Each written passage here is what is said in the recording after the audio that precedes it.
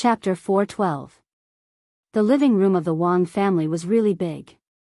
It was twice as big as the living room of her sister's mansion. The elders sat on one side and the younger generation sat on the other. If they didn't talk loudly, they couldn't hear what they were saying.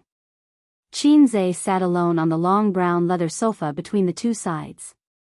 Wang Zijin had a total of 6 brothers and sisters of the same generation. They gathered together to chat about their daily lives. Wang Zining was the youngest and was still in high school. His brothers and sisters were either graduating from university or working.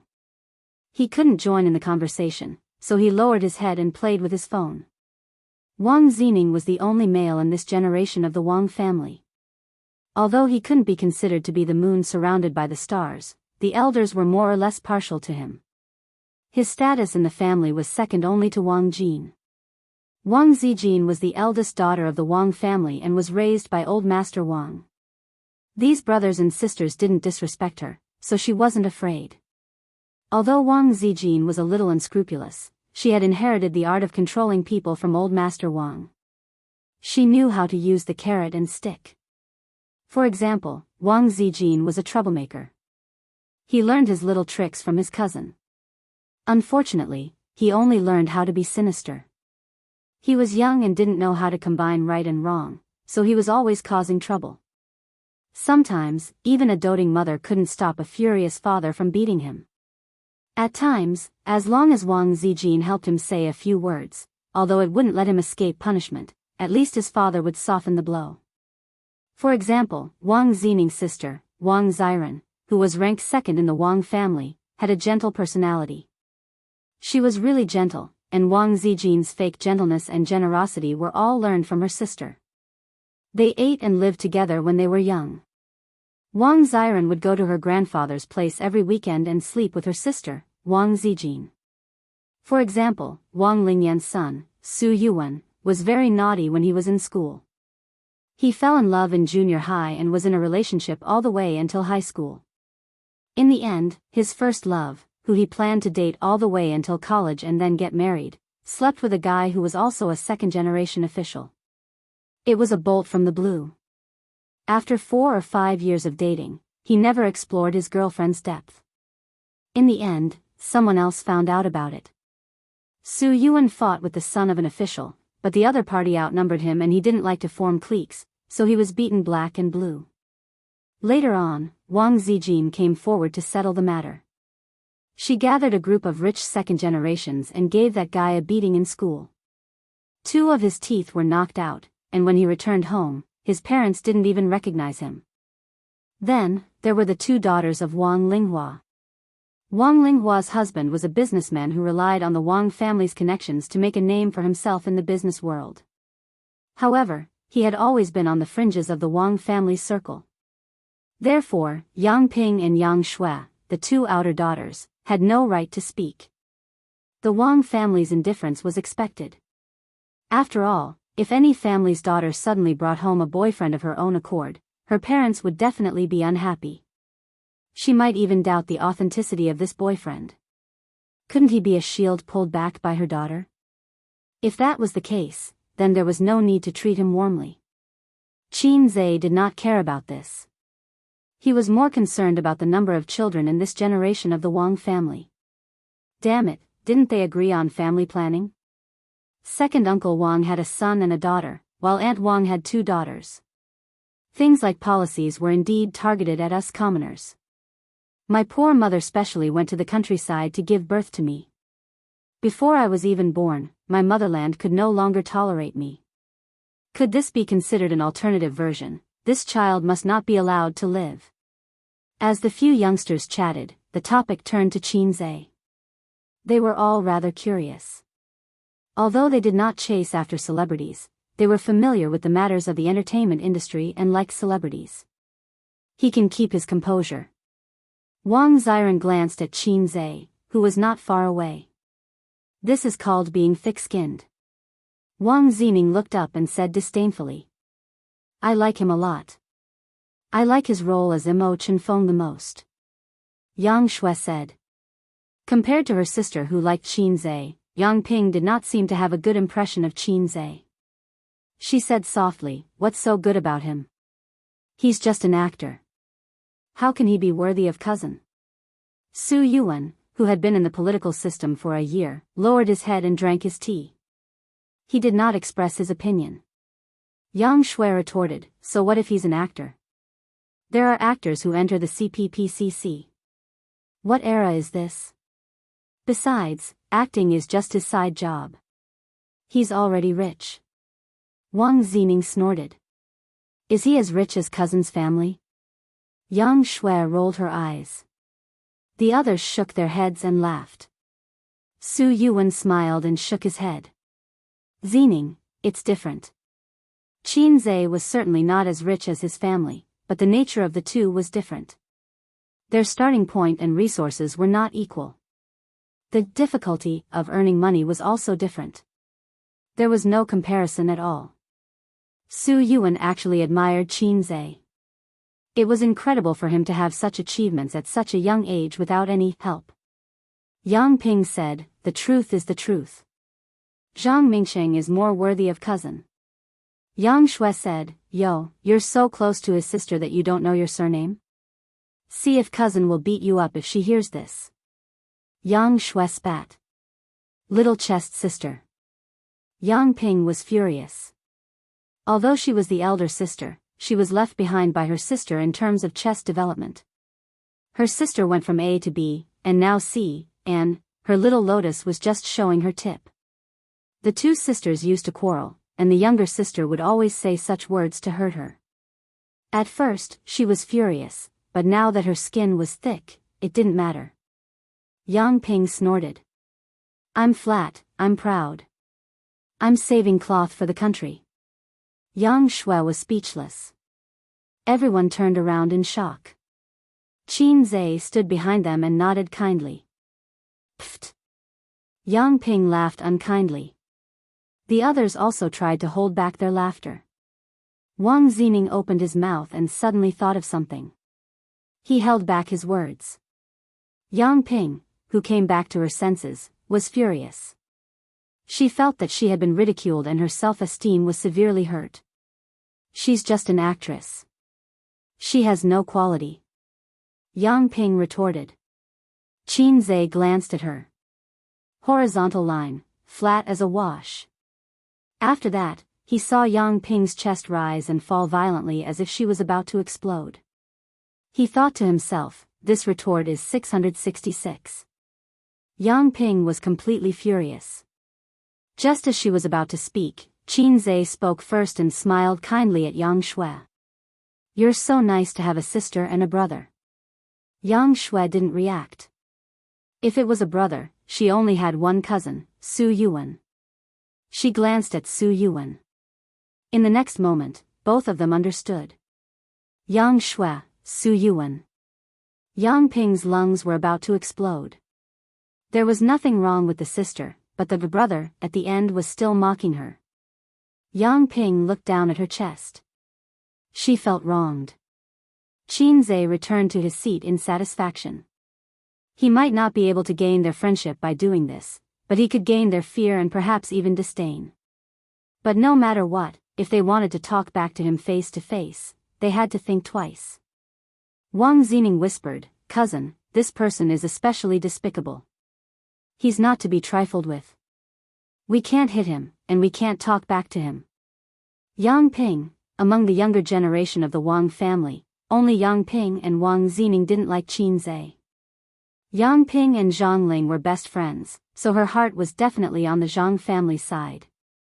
Wang Zining admired Zhang Mingsheng and hoped that brother Mingsheng could be his brother-in-law. The others didn't like or dislike him and remained neutral. Yang Shui was the only one who admired Qin Zhe. On the other side, Uncle Wang smiled and said, "This young man is quite interesting." It was indeed unexpected. Since he was approved by his eldest niece, it was impossible that he didn't know about the Wang family's background. But he didn't seem to be reserved at all. He directly insulted his son in the car and even insulted Yang Ping in front of his elders just now. Didn't he care about his image? Wang Lingyan frowned and whispered, "He's too showy.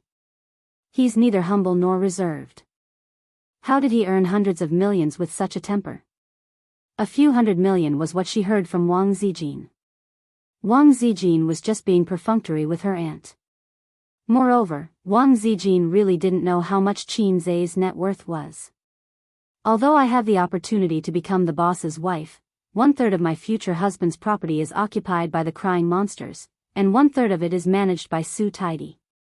At this moment, a voice sounded behind Wang Lingyan, "Aunt, it's 20 billion. Wang Lingyan jumped in fright and turned her head to look. Qin Zai was standing behind her silently. "Wang Lingyan," Qin Zai said again, "I used my hands to achieve my dreams." With that, he went back. Wang Lingyan's face darkened. She could tell that Qin Zai was mocking her. He was mocking her for leaning against a big tree. The elders could tell that there was a hidden meaning in his words. They were speechless. Wang Linghua smiled and said, "Big brother, this young man is quite similar to you. Weren't you like this when you were young? Showing off his ability and not willing to suffer any losses." Uncle Wang nodded. "That's why Big Brother was the one who was beaten the most when he was young." Wang Lingyan said, "He's the most like Dad. But I still prefer humble children like Mingcheng. He's polite, capable, and responsible. This Qin Zai is still lacking in both ability and self-restraint." Besides, Mingcheng and Zijin were childhood sweethearts. They studied together from primary school to university. They know each other well and have a good relationship. "Big brother, don't you think so?" Wang Qingfu smiled. Zhang Mingcheng was the most promising member of the Zhang family in this generation. He graduated from Peking University with a doctorate. Of course, he had a good character. Otherwise, he wouldn't have been chosen by the Wang family. Currently, he was a smooth and slick junior who didn't lose his edge. "Big brother, don't you think so?" Wang Lingyan asked. Wang Qingfu nodded. At this moment, Wang Zijin walked over with a white-haired old man. Wang Qingfu's brothers and sisters stood up one after another, and the juniors even straightened their backs. Qin Zai followed the crowd and stood up. Chapter 413. Old Master Wang was much older than expected. He was 85 years old this year, while Qin Zai's grandmother was only 72 years old. On the plane, Qin Zai joked that Old Master Wang was born late. Wang Zijin said that Old Master Wang got married when he was 18 years old, but not long after, he went to North Korea with the army to fight the Eagles. The fight lasted for 8 years, and his new wife was with another man. After that, he went to Vietnam and married Wang Zijin's grandmother when he was 30 years old. Old Master Wang had been in the military all his life and had experienced many vicissitudes. Wang Qingfu's siblings were very reserved in front of Old Master Wang, not to mention the younger generation. Even Wang Zining, the only male in the Wang family, didn't dare to be arrogant when he was praised for being smart. He didn't dare to be alone with Old Master Wang. However, Old Master Wang himself didn't have any imposing aura. He was just an ordinary old man with silver hair and wrinkles, but his eyes were clear and not cloudy. Qin Zai, who was proficient in basic Chinese medicine, judged that he didn't have cataracts. Old Master Wang was in good spirits. In the entire Wang family, Wang Zijin was probably the most doted on, and she was the least afraid of old people. Her identity as the eldest granddaughter of the eldest son was definitely a plus. She was also brought up by Old Master Wang. Why did Wang Zijin grow up with Old Master Wang? It was because when she was in kindergarten, her mother wanted another child, but her father didn't agree.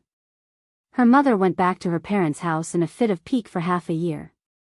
Wang Qingfu was also an official in a foreign country, and it wasn't good for him to bring his daughter who had just reached his knees. So, she lived with her grandparents. Later, her mother came back and wanted to bring Wang Zijin to live with her, but was sent away by Old Master Wang. Hence, Wang Zijin's mother was also quite afraid of Old Master Wang. Wang Zijin told Qin Zai all these things, no matter how big or small. Apart from some of her dark history, such as purposely taking off her fat CI and slandering Zhao Taizhu, the incident was very serious. Zhao Tieju's father was beaten up by Old Master Wang. Although Tieju's father's military rank wasn't low, he still had to stand at attention. After school, Taiju had fun outside, and even more so when he came home, he was hung up and beaten until midnight. Brother Tieju's negative emotions flowed like a river. I don't even know why, but I've taught him a lesson to the point of doubting life. Later on, when he found out the truth, he was dumbfounded. It was the 4th grade of primary school. At that time, the children were very simple-minded. He had never seen anyone play like that. In Brother Taiju's pure and innocent years, a black-hearted one sneaked in. Everyone in the house called him Dad, Grandpa, and Grandpa. Qinze felt a bit of a headache. What was he supposed to call Grandpa? Grandpa? Lord Wang? Lao Wang? Actually, there was no need for him to shout, because the old man only glanced at him indifferently and then retracted his gaze, no longer paying attention to him. Qinze thought to himself, both father and son are like this. Wang Zijin's father ignored me, and Wang Zijin's grandfather also ignored me. The nanny brought the dishes to the table, and the whole family sat at the long dining table, eating in silence, occasionally whispering to each other. Qinze was like a mascot at the dining table, attracting the attention of the elders and juniors. The old man's meal was different from others. It was bland, with little meat and fish. Wang Zijin occasionally picked up some meat and put it in the old man's bowl. Wang Qingfu tried to hold it in but failed. Zijin, your grandpa should eat less meat. Wang Zijin said indifferently, it's not like he won't eat less. Wang Qingfu said angrily, you've already eaten 3 times. Wang Zijin's tone was still indifferent. 3 times is enough. Wang Qingfu's mouth twitched, but there was nothing he could do. The old man laughed. Zijin, you're more promising than your father. Wang Zijin smiled sweetly. Yes. Otherwise, wouldn't I be worse with each generation? The old man laughed even louder. That's true. Wang Qingfu, Qinze thought to himself, if even the old man is like this, then what I said just now was not too much. The old man said, now that you're back, don't go to Shanghai. Grandpa is old, and his days are numbered. You should stay at home and accompany Grandpa. Wang Zijin pouted. Then I'll bring Grandpa to Shanghai. Wang Zijin's mother said angrily, nonsense. How is it nonsense? It's only right to support your parents. The old man seemed to be hinting at something. It's also right to have children. Mr. and Mrs. Wang lowered their heads and ate. The old man's words implied that the two of them did not have a good relationship. For example, when Mrs. Wang abandoned her daughter for half a year. For example, Mr. Wang refused to have a son no matter what. The old man patted the back of his granddaughter's hand and said kindly, Grandpa only likes you in this generation. The others are not promising. Grandpa thinks that you shouldn't get married. Find a son-in-law who lives with your family. The Wang family is counting on you after your father. Wang Zijin lowered her head and did not say anything. Qinze swallowed his food and said seriously, old man, that won't do. I'm the only male in my family. The task of carrying on the Qin family's bloodline is on me. I can't be the son-in-law of the Wang family. The air suddenly went silent. The elders had strange expressions. Wang Qingfu even looked at Qinze with a rare look of admiration. He did not know if the other siblings understood his father's meaning, but he did. This sentence was directed at Qinze. If Qinze agreed, the Wang family would most likely accept him as their son-in-law. Qinze understood, but he didn't agree. The old man smiled at Qinze. Among the younger generation, Su Yuan understood but not the others. Wang Zining, on the other hand, had a whole new level of respect for Qinze. He dared to talk back to his grandfather. Indeed, he had guts. No wonder he could woo his cousin.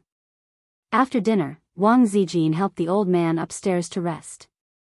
Wang Zining returned to his room to play games, Su Yuan watched the news, and Yang Ping, Yang Shui, and Wang Ziren chatted.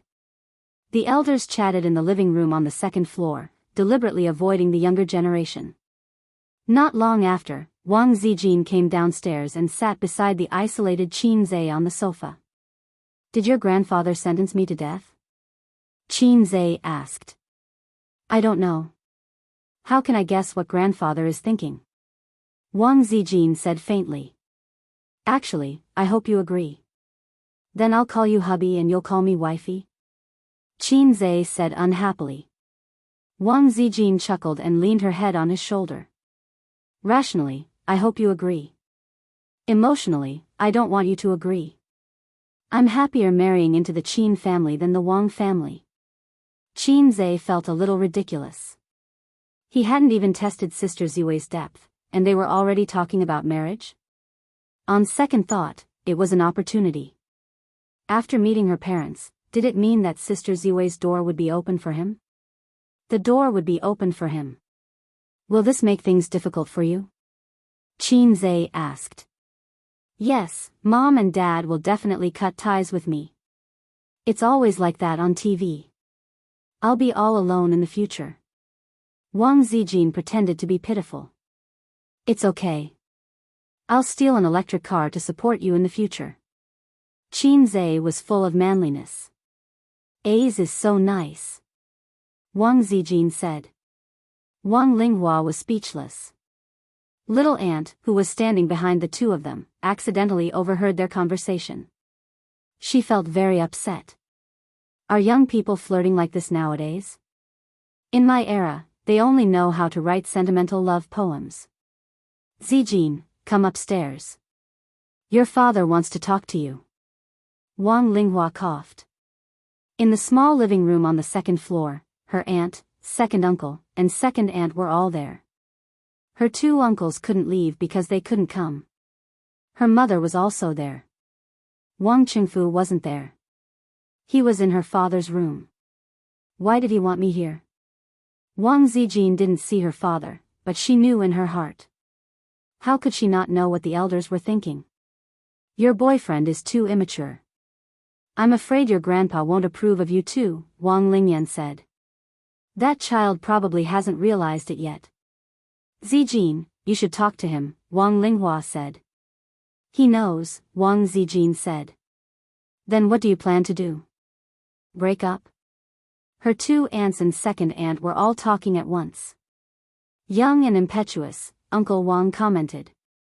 The elders didn't have any opinions before, but now they didn't think highly of Qin Zhe. However, their attitudes were different. Uncle Wang and Aunt stood from the perspective of the elders and expressed their opinions. That was all. Second Aunt Wang Lingyan was different. Her husband was in the organization, and the Zhang family was in charge. Mom, what do you think of A's? Wang Zijin asked. Pretty good. Mother Wang smiled. But I don't have the final say in your marriage. It depends on what your father and grandpa say. All these years, Mother Wang had lived a carefree life in the Wang family. It felt like she had become a monk. Her long-term lack of security made her choose to ignore everything. The only thing she cared about was her daughter. But her daughter's surname was Wang. Her marriage was still decided by her husband and the pillar of the Wang family. But Wang Zijin didn't agree. She felt that her parents' opinions could only be used as a reference. There was no reason for her to marry someone she didn't like just to cater to her parents. Her parents weren't forcing her to marry. For example, her father once said that it didn't have to be Zhang Mingcheng. She could find someone of equal status, or a live-in son-in-law. In fact, Wang Zijin knew that it was her grandpa's idea to have a live-in son-in-law. But now, it seemed that neither of them was possible. Grandpa and Dad don't have the final say. I still have to decide who I want to marry. Wang Zijin was still strong even in front of her elders. Is that Qin Zhe that good? Wang Lingyan asked gloomily. Yes, very good. What do you mean? Second aunt was actually on second aunt's side. It wasn't because of benefits, but because she was more conservative. She felt that having an equal status was the most important thing. Will Zhang Mingxing wash my clothes? Will he cook for me every day? Will he drive me to and from work? Can he write songs? Can he play the piano? Can he make movies? Can he talk? Wang Zijin listed Qin Zai's strengths in one breath. Talking is a strength? Second aunt couldn't understand. But after all, she was an experienced woman. After thinking for a while, she understood.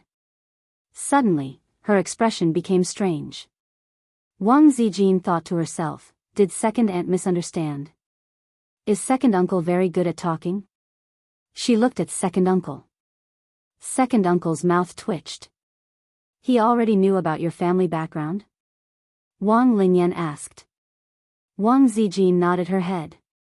Wang Lingyan clapped her hands. It's most likely because of our family's power. The elders didn't rule out this idea. Just like how women liked rich men, men were saints. Who the hell would choose an ordinary woman when there was a woman from such a good family background who could save him half a lifetime of hard work? Wang Zijin said with conviction, then why doesn't he like other people's power? Isn't it because he likes me? Wang Lingyan, second uncle, second aunt, she felt that, there was nothing wrong with it. Chapter 4:14. It was a large suite that took up almost half of the third floor. The old man's personal secretary was drinking tea in the living room. The door to the room was closed, and the Wang father and son were talking inside. On the balcony, the old man was lying on a recliner, bathing in the warm spring sun. Half a meter away, Wang Qingfu was sitting upright with his hands on his knees. Even though the father and son were alone, he was still meticulous in his actions and expression. That kid's information should be very detailed on your desk, right? I'm too lazy to look at it. Tell me about it, grandfather Wang said. Wang Qingfu nodded. After hearing that his daughter had found a boyfriend, he checked Qin Zai's background and family background. With Wang Qingfu's status, it was easy to find out. For a government agency, as long as the person was not an illegal resident, it was easy to check on anyone. Wang Qingfu spoke tirelessly. From his family background to his school record, Qin Zai's 24 years of life could be summarized in a few dozen words. But since July of last year, this unknown young man suddenly changed. He began to become overflowing with talent. Fine songs were like free street stalls. One by one, he released them to the public. He made his sister Qin Bao Bao famous, and he also made himself famous. Then, he stood out in the increasingly popular stock market. He was jokingly called the stock god on the internet, but in the end, he was wholeheartedly acknowledged as the stock god. He made a lot of money in the stock market. Then, he withdrew from the collapsing stock market. At that time, he was already worth more than 10 billion yuan. In addition, he had a thriving entertainment company. There were many industries that made money faster than money printing machines. Entertainment companies could barely be considered one of them. Of course, the premise was that he could manage it well. Like Sister Man, who was struggling at death's door, it was impossible. Then there was the ransomware incident a while ago. Even Wang Qingfu had heard about it. Compared to the entertainment industry, the birth of Golden Shield antivirus was another way to benefit society and save the people's property. Throughout the whole process, grandfather Wang closed his eyes and listened quietly. His fingers gently tapped on the armrest. He's quite interesting. His new company is called Amethyst. Zijin called her mother and said that she was managing the company. It seems like the company was given to her. But in the registration of the company, neither the legal person nor the shareholder is Zijin. Wang Qingfu smiled. If the legal shareholder was Wang Zijin, he would have some objections. No one in the Wang family wanted Wang Zijin to do business. How was she going to enter the system in the future? Which family's money tree is this? Finally, Grandpa Wang spoke. I thought so too at first, but later I realized that it wasn't the case. Wang Qingfu said, but he is very close to the sister-in-law of the Li family in Shanghai. However, they are only business partners, not dependent. Old Master Wang frowned and muttered to himself. This time, Wang Qingfu guessed what his father was thinking. He had the same question before, but he still hadn't gotten an answer. How did Qin Zai do it? It had only been a year or so since this person had suddenly risen to the top and earned a net worth of 10 billion. This was a terrifying figure. This was not the era of reform and opening up. Some people said that even a pig could fly at the head of the tide. That was an era where current events created heroes. Many people's success and sudden riches were due to the spring breeze of reform and seizing the opportunity. There was a certain degree of coincidence. However, in the current era, if you wanted to become a billionaire from scratch, you needed to accumulate an unimaginable foundation, life experience, social experience, knowledge, and so on. None of these could be missing. A young person who could reach this step was very scary. Qin Zhe, who could walk the path of half a lifetime or even a lifetime in half a year, was even scarier. What do you think? Grandpa Wang opened his eyes. Very good, I'm very satisfied. Wang Qingfu nodded. I'm even more satisfied than Zhang Mingsheng. Previously downstairs, Wang Lingyan asked him if he agreed with her. She said that Qin Zhe was inferior to Zhang Mingsheng in terms of ability, accomplishment, and talent. Wang Qingfu didn't say anything the first time. He nodded the second time because he didn't want his second sister to continue this topic because it was embarrassing. Family members could say anything behind closed doors, but with Qin Zhe beside them, wasn't it embarrassing to say such things? However, his second sister didn't know much about Qin Zhe, so it was normal for her to have such thoughts. Zijin still doesn't know that I'm the one who wants to marry into the Zhang family, not you. Do you have any resentment in your heart for letting you be the bad guy? Grandpa Wang laughed self-deprecatingly. I've been strong for most of my life, but when it comes to thinking about the future generation, I still admit defeat. I'm enough for the Wang family. Wang Qingfu said in a deep voice. Grandpa Wang glanced at him. What about you? Wang Qingfu, just as you said, Zijin is smart, scheming, and resourceful. What's rare is that she has the perfect combination. How far she can go in the future is up to her. It doesn't matter whether the Zhang family marries into the Zhang family or not. Grandpa Wang nodded and didn't say anything. After a while, Grandpa Wang said calmly, I didn't bring this up because I wanted you to force Zijin to marry into the Zhang family, but you didn't allow her to refuse and caused her to leave home in a fit of anger. Wang Qingfu was silent. The father and son were silent. After a while, Grandpa Wang sneered. You want to use this method to provoke her and make her slap my face, right? Am I a failure as a father?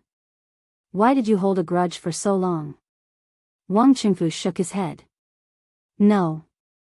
Grandpa Wang said softly, you're just like this, stubborn.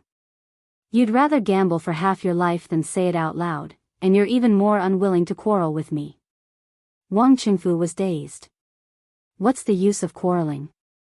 Grandpa Wang said faintly, I'm used to being strong all my life. This is a habit that I developed when I was in the army. Whether it's managing the army or fighting a war, I can't tolerate any weakness.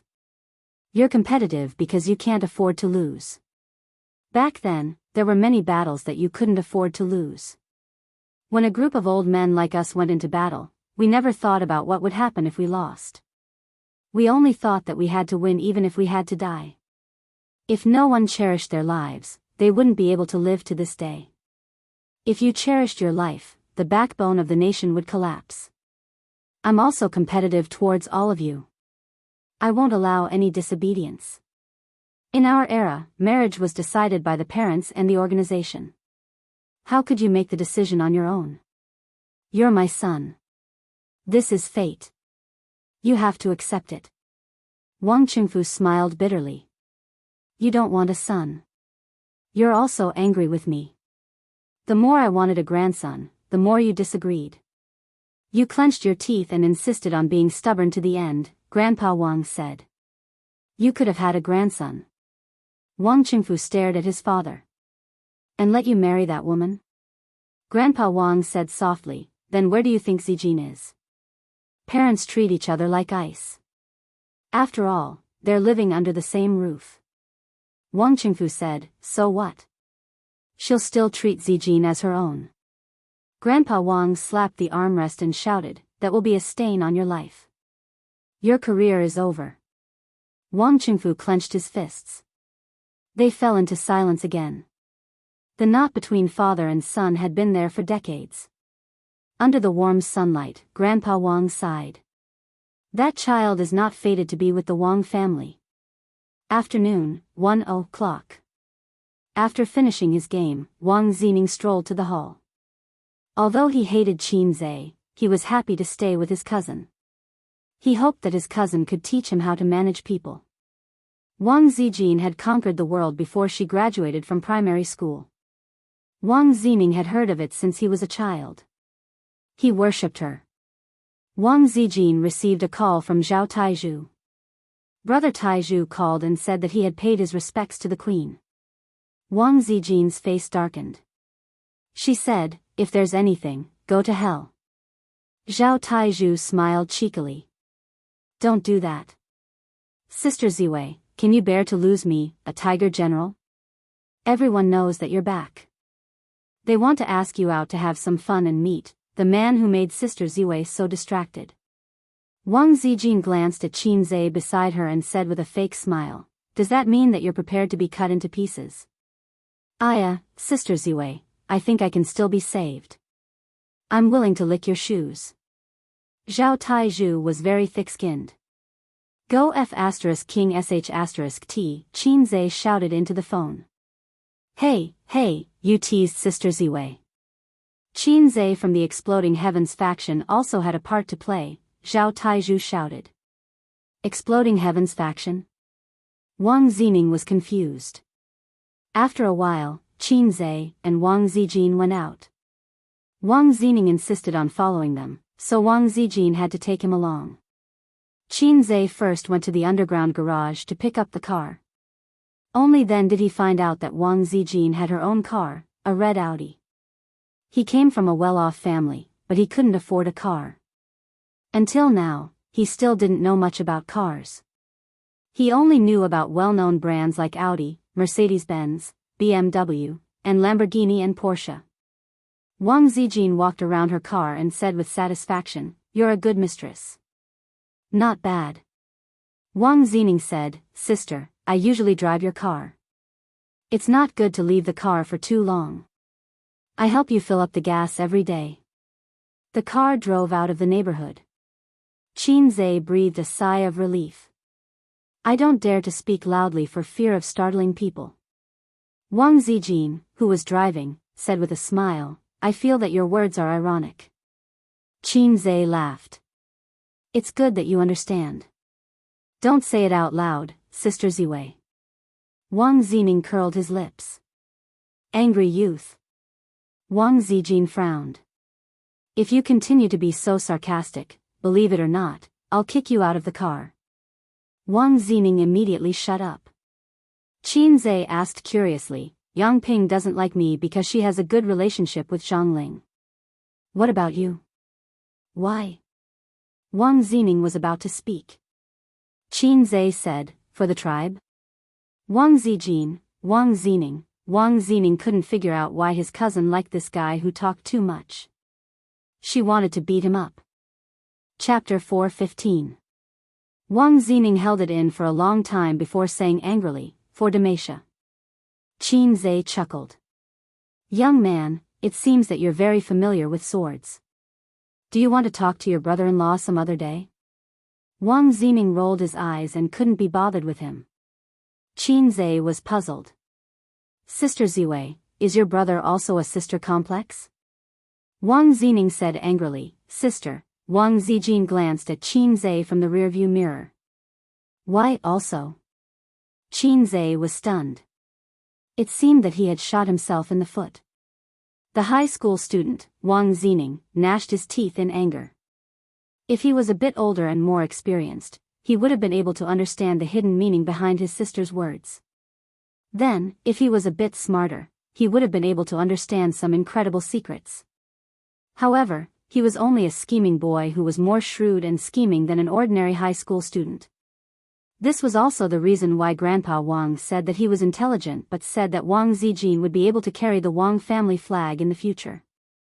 His cousin's methods and scheming were already outstanding in elementary school, but he only revealed them in high school. The difference between the two was like heaven and earth. Qin Zhe was satisfied with this trip to Beijing. He was originally prepared to be ridiculed by the Wang family, but he didn't expect that he would only receive a cold reception. Although the Wang family didn't pay much attention to him, he firmly believed that his tall figure had already been firmly imprinted in their hearts. His entire body exuded the message of, "I'm your daughter's man." There were many people who didn't have a good relationship with his wife's family, such as his old comrade Qin Zhe. However, Qin Zhe probably wouldn't have the chance to show off in front of his father-in-law. The appointed place was a bit far away. It was a leisure club in the suburbs that looked like a resort. If one looked down from the sky, the layout of Beijing was square, with 6 rings around 5 rings, 5 rings around 4 rings, 4 rings around 3 rings, and 3 rings around 2 rings. The inconspicuous Audi drove into the club. After parking, the 3 of them opened the door and got out. Wang Zijin said, "This place has a complete range of tea leaves. They have all the famous brands outside. They even make their own flower tea that tastes good." Usually, he would come here on weekends to drink tea and exercise. It was more leisurely. There's also a swimming pool, but I've never been in the water before. I'm not used to wearing a swimsuit. In this aspect, she was very similar to her elder sister. As a woman, she was beautiful and did not have a strong sense of vanity. She did not like to show off in public.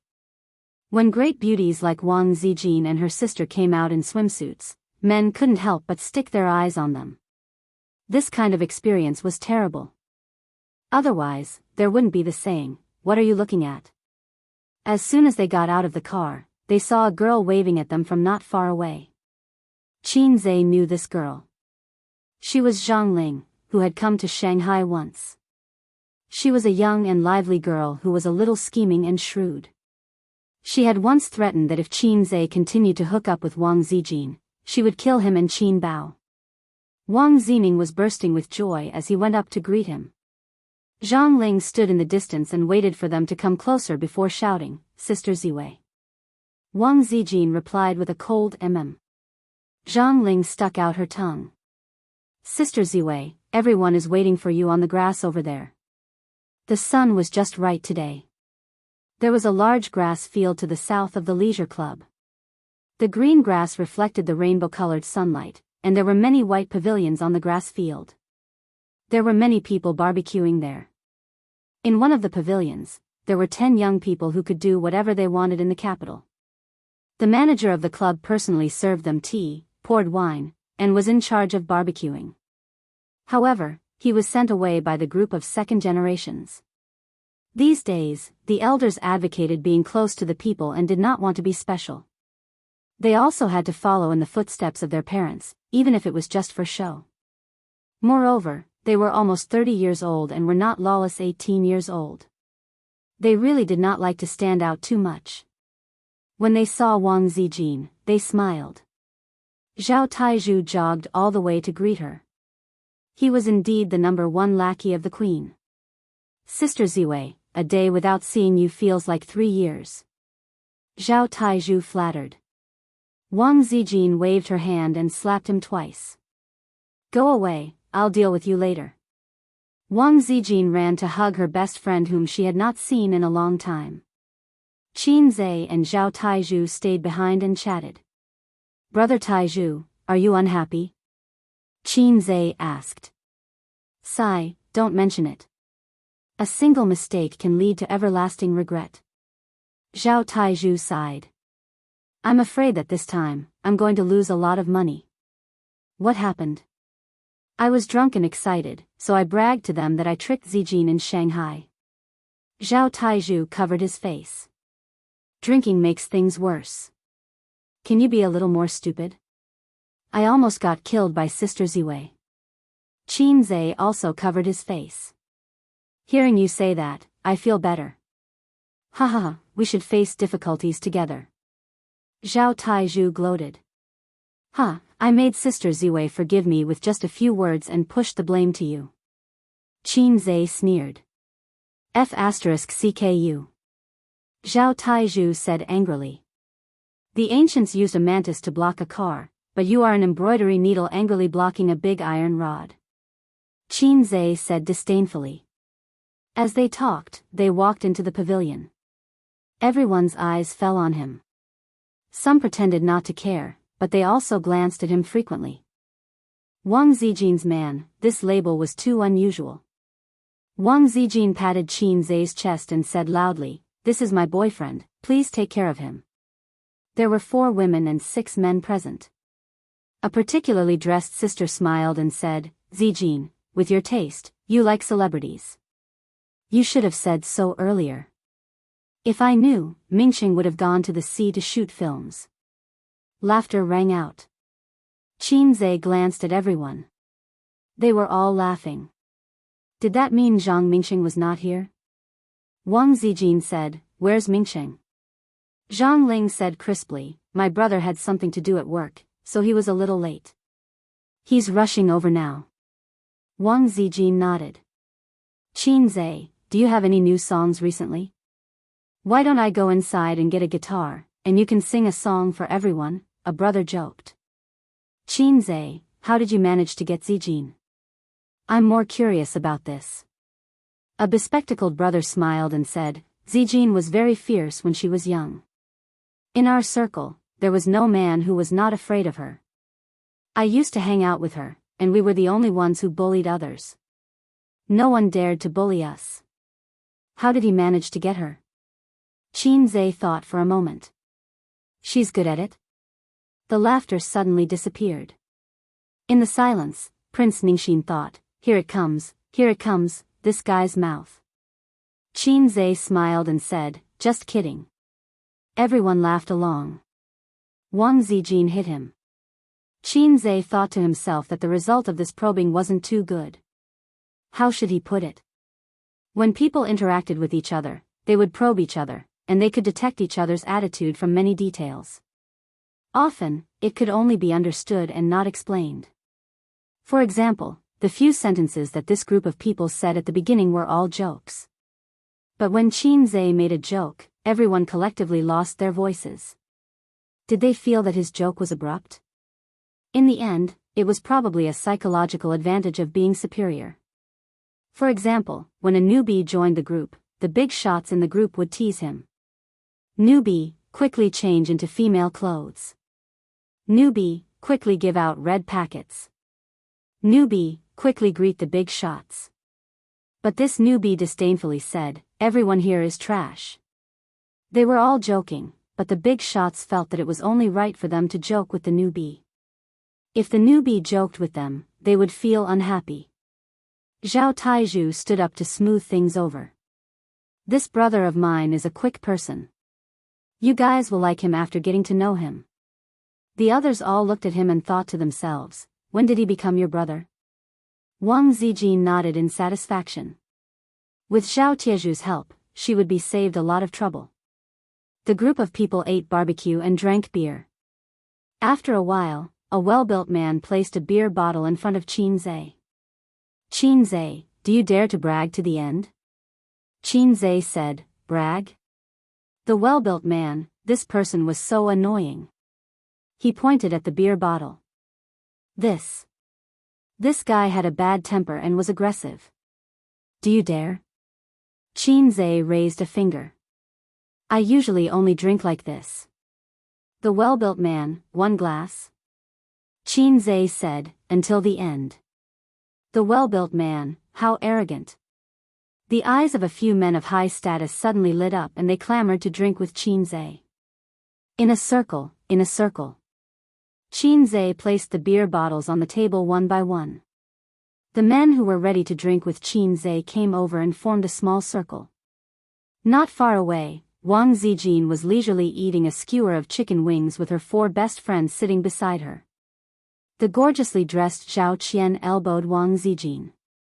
"Why are you so calm? Don't tell me he's your boyfriend." Wang Zijin nodded. "Yes, it's only 998 yuan. It's cheap and affordable." Zhao Qian had a strange expression. "Really? Zhao Qian, you're still so brainless." The apple-faced Yang Ying snorted. If Sister Ziwei wanted to find a fake boyfriend, would she have to go to Shanghai? In Beijing, there are too many men who would be willing to block arrows for her. Zhao Taizhu walked over while gnawing on a skewer of kidney. Wang Zijin glanced at Zhao Qian. Are you happy that I found a fake boyfriend? Chapter 4:16. Actually, I still hope that you and Mingxing can be together. After more than 10 years of friendship, I will definitely stand on Mingxing's side. Zhao Qian pointed at the men surrounding Qin Zhe and said, they are the same. They all hope that the two of you can get married. We grew up together, so it's best to digest the beauties in our own circle. Don't let the goodies flow into other people's fields. Look at them, bullying their boyfriends. Don't feel bad when your boyfriend is drunk later. The apple-faced Yang Ying laughed and said, of course, he dares to steal our sister Ziwei. Who else can we bully if not him? Taizhu. Zhao Taizhu pursed his lips. Forget it. If it wasn't for the fact that I didn't control my pants well back then and married another woman, Sister Zian would be mine now. Zhang Mingxing wouldn't have a chance. Wang Zijin kicked him and said, what are you doing here? Go and block the alcohol. Zhao Taizhu sighed and said, my wife and I are planning to have a child this year, so I quit smoking and drinking. Sister Ziwei, please be magnanimous and let me go. Wang Zijin pouted at Qin Zhe and said, you know. Zhao Taizhu immediately said, don't worry, Qin Zhe's business is my business in the future. Taizhu thought that Sister Ziwei had really changed. If it was in the past, he would have to promise countless benefits and pay a lot of money to beg for her forgiveness. There was no other way. Sister Ziwei had a lot of information that could be used against him. Now, Sister Ziwei was much more restrained. For a woman, the best way to please her was to please the person she liked. Zhang Ling walked over with her phone and said, I called the club to bring some hangover medicine, Sister Ziwei. Ling is still so obedient. Zhao Qian pushed the hangover medicine in front of Wang Zijin and joked, remember to feed it to your man later. The big sisters laughed out loud. About half an hour later, the smiles of the sisters gradually disappeared. The guy who had threatened to drink beer with Qin Zhe was the first to fall. His record was 6 bottles of beer, and he had vomited twice in between. At this time, he was lying on the grass, gasping for breath. He was not drunk, but his stomach could not hold any more. Moreover, the alcohol would gradually get to his head. Then the second, the third. After 5 of them died, no one dared to drink with Qin Zhe anymore. Qin Zhe's eyes were bloodshot and his face was flushed red. However, he still had some strength left. It wouldn't be a problem for him to drink 1 or 2 more. Again? Qin Zhe looked around at the crowd. Those who weren't completely drunk had actually drunk quite a bit. They were burping and drunk and didn't dare to fight. Wang Zining watched the entire process of Qin Zhe drinking everyone to the ground. His heart was filled with admiration. Wang Zijin threw the hangover medicine back to Zhang Ling with a smile. Here, go and give your brothers some hangover medicine. Wake them up so that they can continue playing later. Zhang Ling opened her mouth and ran over with her tail between her legs. The 4 sisters were stunned. Zhao Qian said in surprise, not bad, your little boyfriend can drink quite well. Yang Ying nodded. Wei Hu's alcohol tolerance is the best among us. He's already passed out. Zhao Taizhu curled his lips. He didn't pass out. He didn't get drunk that quickly. He just drank too quickly and his stomach couldn't take it. Qin Zhe's body is really good. Sister Ziwei, you're not bragging, are you? Wang Zijin squinted. You're getting carried away again? Zhao Taizhu waved his hand. I'm just joking, just joking. Wang Zijin said, I think he's almost done drinking. I'll help him to the toilet to vomit. Wang Zijin went to help Qin Zhe. Qin Zhe shouted, help me up, I can still have 1 more round. Wang Zijin thought to herself, this little punk is really a punk. Just a little alcohol and he's already showing his true colors. If I let him continue, he'll spit out all kinds of nonsense. Be good, don't mess around. I'll help you to vomit. There's no need to vomit. My kidneys are teddy bears. I'm not afraid. Wang Zijin was speechless. What does drinking have to do with kidneys? Shouldn't it be the liver? Because when you're forcing the system, if you continue to train, the times are calling, your kidneys will be comparable to teddy bears. Qin Zhe was 182 meters tall and weighed 150 pounds. In the past, he only weighed 130 pounds. After continuous training, his weight increased to 20 pounds. His body was even more well-proportioned. Wang Zijin had a hard time supporting him. There was no one in the men's toilet. Wang Zijin helped him in. Qin Zhe leaned over the toilet and vomited. After vomiting, he felt much better. Previously, his stomach was overturned and he felt uncomfortably bloated. However, even if he lost, he couldn't lose. Those guys were obviously targeting him and trying to get him drunk. Qin Zhe couldn't back down. A bunch of cowards. I can still drink one more box. Qin Zhe bragged. Yes, yes, yes. You're the best.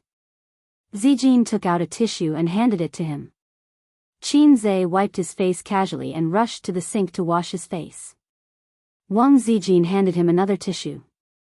Qin Zhe raised his wet face. Sister, help me wipe it. Wang Zijin glared at him. She raised her head and carefully wiped his face. Qin Zhe hugged her and smiled. Sister is the best. Wang Zijin's heart skipped a beat. Which sister? Qin Zhe said, Sister Ziwei. After all, he wasn't drunk to the point of losing consciousness. He was just a little excited. Not only was his body floating, but his emotions were also floating. However, Wang Zijin's words had a hidden meaning. His brain froze for a few seconds before he reacted. Wang Zijin snorted. Good boy. Qin Zhe buried his face in her neck and kissed her. Sister Ziwei is the best. I'll leave a mark for you. Don't mess around. Wang Zijin pushed him. It'll be embarrassing if our family sees this. Just leave a mark. Qin Zhe sucked hard. At this moment, he felt that there seemed to be someone standing at the door. He looked up and saw a handsome man standing at the door in a daze. Qin Zhe quickly moved his face away from Wang Zijin's neck. It wasn't good to show off their affection in the men's washroom. It was fine if there was no one around, but it would be awkward if there was someone around. Wang Zijin turned her head and was stunned. She squeezed out a smile. Mingsheng, you're here. Zhang Mingsheng was in the state of having his primordial spirit out of his body. He was in a daze, and his eyes were empty. So he was Zhang Mingsheng. Qin Zhe looked at him with pity. Mingsheng? Wang Zijin called again. Zhang Mingsheng forced a smile. You're back. Yes, I'm back. Wang Zijin's signature dignified smile was on her face. Hey, buddy, how are you? Qin Zhe greeted him. Buddy, did it hurt your heart? Zhang Mingsheng nodded and remained silent. We'll go out first. Wang Zijin let Qin Zhe put his arm around her and walked past him. When they walked past each other, Zhang Mingsheng heard that guy humming a song. My heart is in a mess, it's blank. God, are you here? I forgot to arrange it for me. Zhang Mingsheng's mouth twitched. After they walked for some distance, Wang Zijin said, You're so bad. Qin Zhe said, Hey, you feel sorry for your childhood sweetheart? Wang Zijin pecked his head, her eyes sparkling. Yes, I feel sorry for him. Qin Zhe's face darkened. Then I'll beat him to death today. Wang Zijin laughed heartily, overjoyed. Aze, I like to see you jealous, she said. Shallow, Qin Zhe said. I like to see you naked. Bah, you're the shallow one, Wang Zijin said. While the two were flirting, Zhang Mingsheng touched his chest in the men's washroom. It hurt. When he returned to the barbecue pavilion, Zhang Ling jumped over. Sister Ziwei, did you see my brother? He's here. Wang Zijin said, I saw him. Qin Zhe, want to drink again? The guys who were still drunk came up to him excitedly. They were intimidated by his aura and thought that his alcohol tolerance was really high. But when they saw Wang Zijin help him to the washroom to vomit, they realized that he was almost there. Wang Zijin shouted, Taizhu. Coming. Zhao Taizhu nibbled on his kidney and ran over. Drinking, right? Come, I'll break my vow today. Zhao Taizhu slammed the table. Their faces darkened. Whose side are you on? Of course, I'm Sister Ziwei's trusted subordinate, Zhao Taizhu said. Zhang Mingqing adjusted his state of mind. When he returned to the barbecue pavilion, Zhao Taizhu had already replaced Qin Zhe to fight with the crowd. Qin Zhe sat on a chair and basked in the sun. Wang Zijin was a good wife and mother. She grilled chicken wings for him and roasted kidney with eggplant. Damn, the kidney was almost finished by Zhao Taizhu. Zhang Mingqing didn't join in the fun. He had always been a very self-disciplined man. He didn't smoke or drink. He was handsome and gentle. There were a lot of girls in the unit who were chasing after him. Some liked his family background, some liked his appearance, and some liked his temperament. But in the eyes of women, the abstinent Prince Charming never showed any interest in flirtatious women. Even in Zhang Mingqing's small circle, there were many girls who had been secretly in love with him for many years. It was just that everyone had played together since they were young and knew him very well. They knew that he was deeply in love with Wang Zijin, so the girls did not have the confidence to snatch the man from the big sister. Brother, what do you want to eat? I'll grill it for you, Zhang Ling said. Zhang Mingqing looked at Wang Zijin. With a serious expression, he pretended to be casual. Zijin, can you grill chicken wings for me? The four girls all looked at Wang Zijin. Qin Zhe opened his eyes and squinted at Zhang Mingqing. Chapter 4:17. The sun was shining brightly, and the spring breeze was warm. Qin Zhe squinted his eyes and thought to himself, damn it, if my system wasn't so low, I would have made you doubt your life. Alright, it wasn't the system's fault. According to the mission trigger conditions, there should have been a mission to kill Zhang Mingyu, but there wasn't. That was because he didn't have the psychological desire to do so. After all, he was the winner, and the winner only needed to look at the loser with contempt. Just think about it. His childhood sweetheart, a beautiful girl, was snatched away by this Qing Yao Jin who appeared out of nowhere. How much hatred would he feel? Ha ha ha. Oh no, isn't this the template of a main character? Looking at it from another perspective, if Zhang Mingqing had the system, the one who would have been beaten to a pulp today would have been him, salted fish say. I'm busy. Why don't you ask Zhang Ling to grill it for you? Or I'll grill it for you after I feed my A's, Wang Zijin said with a smile. Wang Zijin thought to herself, I'm not grilling it, get lost. Sister Zijin's barbecued meat can never fill my stomach for the rest of my life. Qin Zhe said, Sister Zijin, let me try your abalone. Do you want it spicy? It's definitely spicy. Wang Zijin placed the spicy abalone skewers in front of Qin Zhe, and the two of them started to show off their love. Zhang Mingqing's expression darkened. Zhang Ling's pretty face was filled with anger. She wanted to say something, but Zhang Mingqing shook his head at her. She held it in and gave Wang Zining a look, then stood up and walked to the side. Wang Zining followed her obediently. Seeing this, Qin Zhe suddenly understood why Wang Zining hated him so much. It was to please his little lover. The apple-faced Yang Ying tried to smooth things over. She picked up a chicken wing skewer and said, Mingqing, I'll grill it for you. Zhang Mingqing thanked her with a smile and looked at Wang Zijin. They were still showing off their love. Qin Zhe ate half of the abalone and passed it to Wang Zijin. They took a bite. Zhang Mingqing's heart was pierced. Qin Zhe did it on purpose. He wanted to show off to Zhang Mingqing. It would be best if Zhang Mingqing could give up and stop thinking about his girlfriend. Sister Ziwei was so cooperative. They must be thinking the same thing. I clearly know that you're coveting my girlfriend, and I'm still being polite to you. A man's magnanimity should not be used in such a place. If he was too magnanimous in this aspect, he might just wear a hat one day. Zhang Mingxing felt very uncomfortable. All these years, Wang Zijin treated him more and more coldly. She could laugh and curse with Xiao Taizhu, but she was reserved and polite to him and kept a distance. Zhang Mingxing would rather Wang Zijin do everything she could to trick him. He felt pain and happiness at the same time. There was nothing more heart-wrenching than the woman you like deliberately keeping a distance from you. True non-love is turning a blind eye. On the other side, Wang Zining was whispering to Zhang Ling, "How's your family?" "Nothing." Zhang Ling frowned. "What do you mean nothing? Isn't your family trying to matchmake my brother and your sister?" Wang Zining said helplessly, "So what?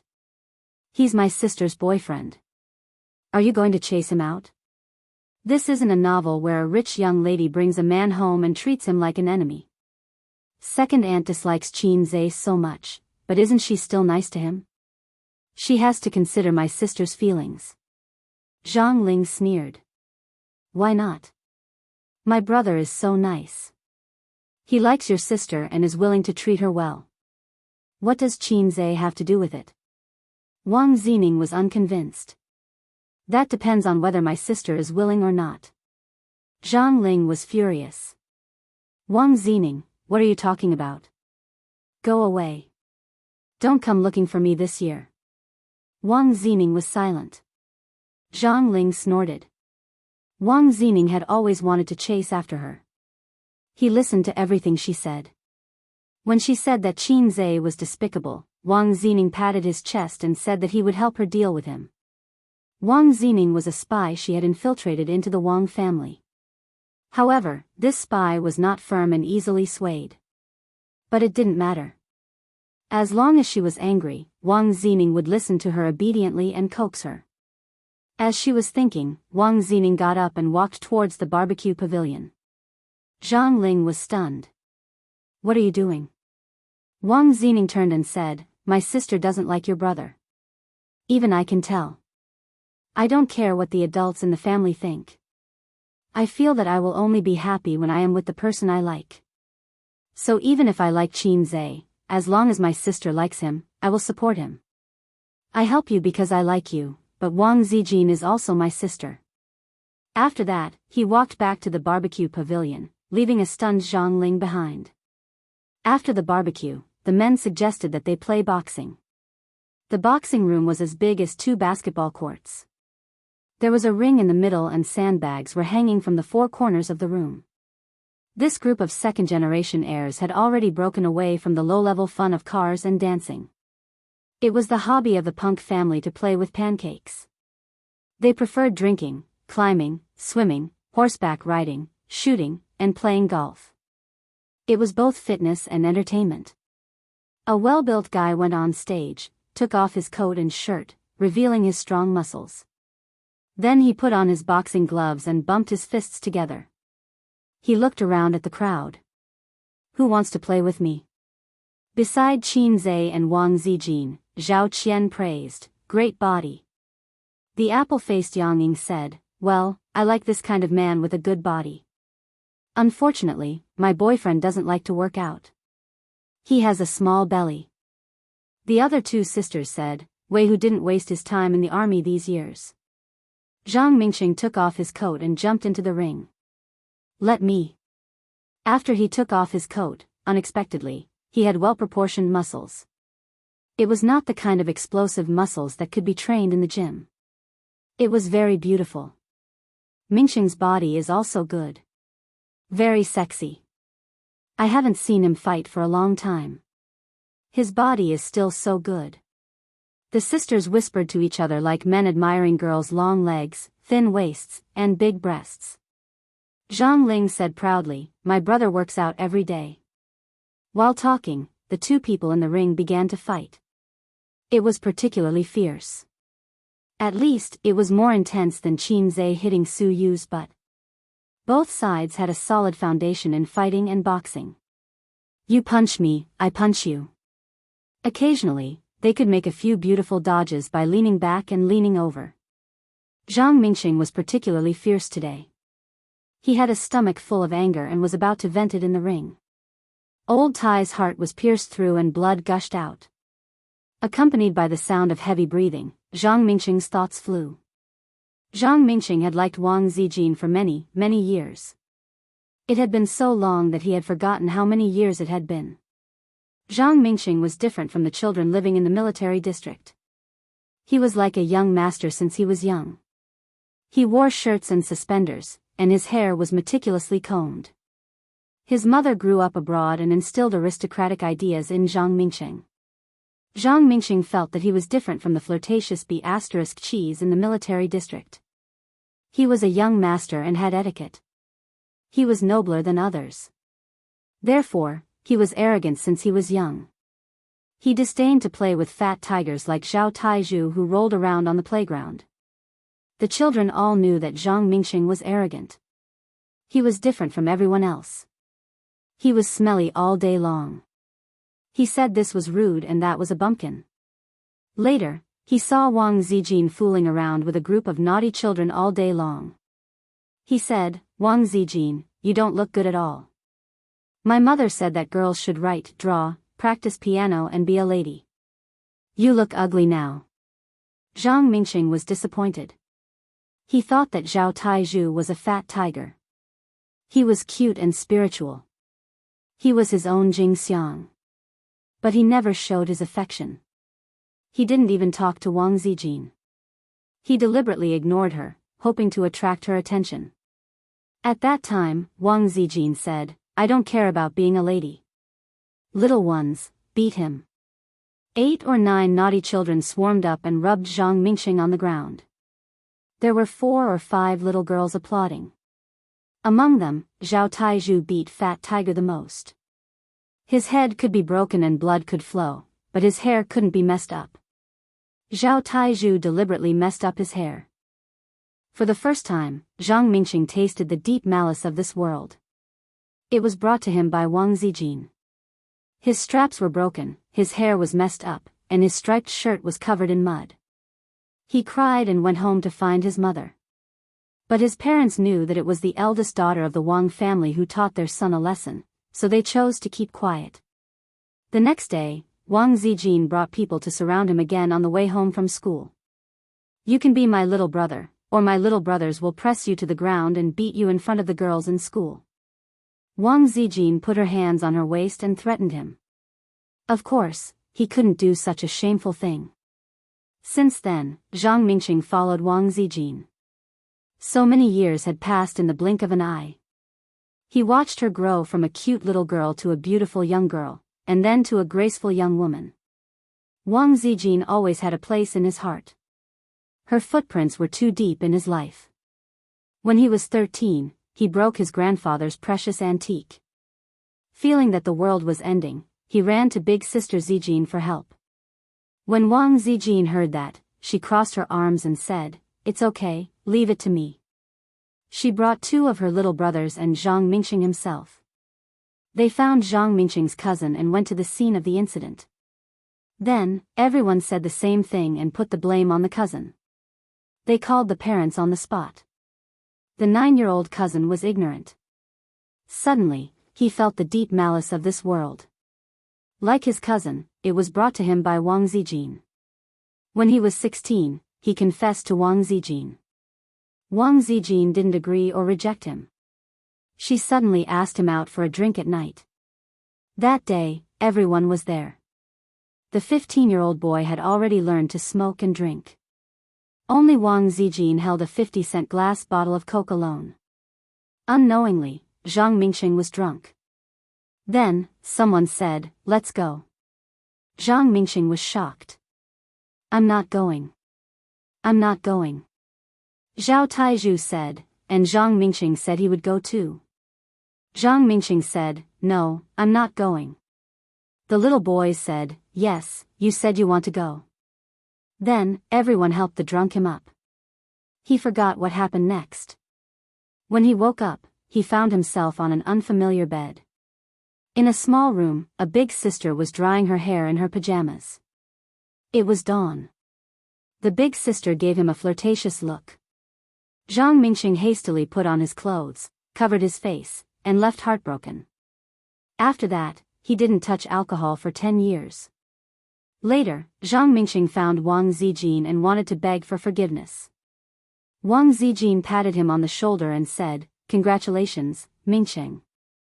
You've graduated." Zhang Mingxing was surprised. "You don't care?" Wang Zijin said, "No, if my man is a big sword, I'll break his legs." Zhang Mingxing's heart was broken. For a long time, Zhang Mingxing, who felt that he was tainted and impure, didn't dare to say that he liked her. "Look, we're childhood sweethearts. Look, I've loved her for so many years. After so many years, I should have feelings for a dog. If I could, I wish I was a dog." It didn't matter that Wang Zijin didn't like him. He felt that he would have a chance.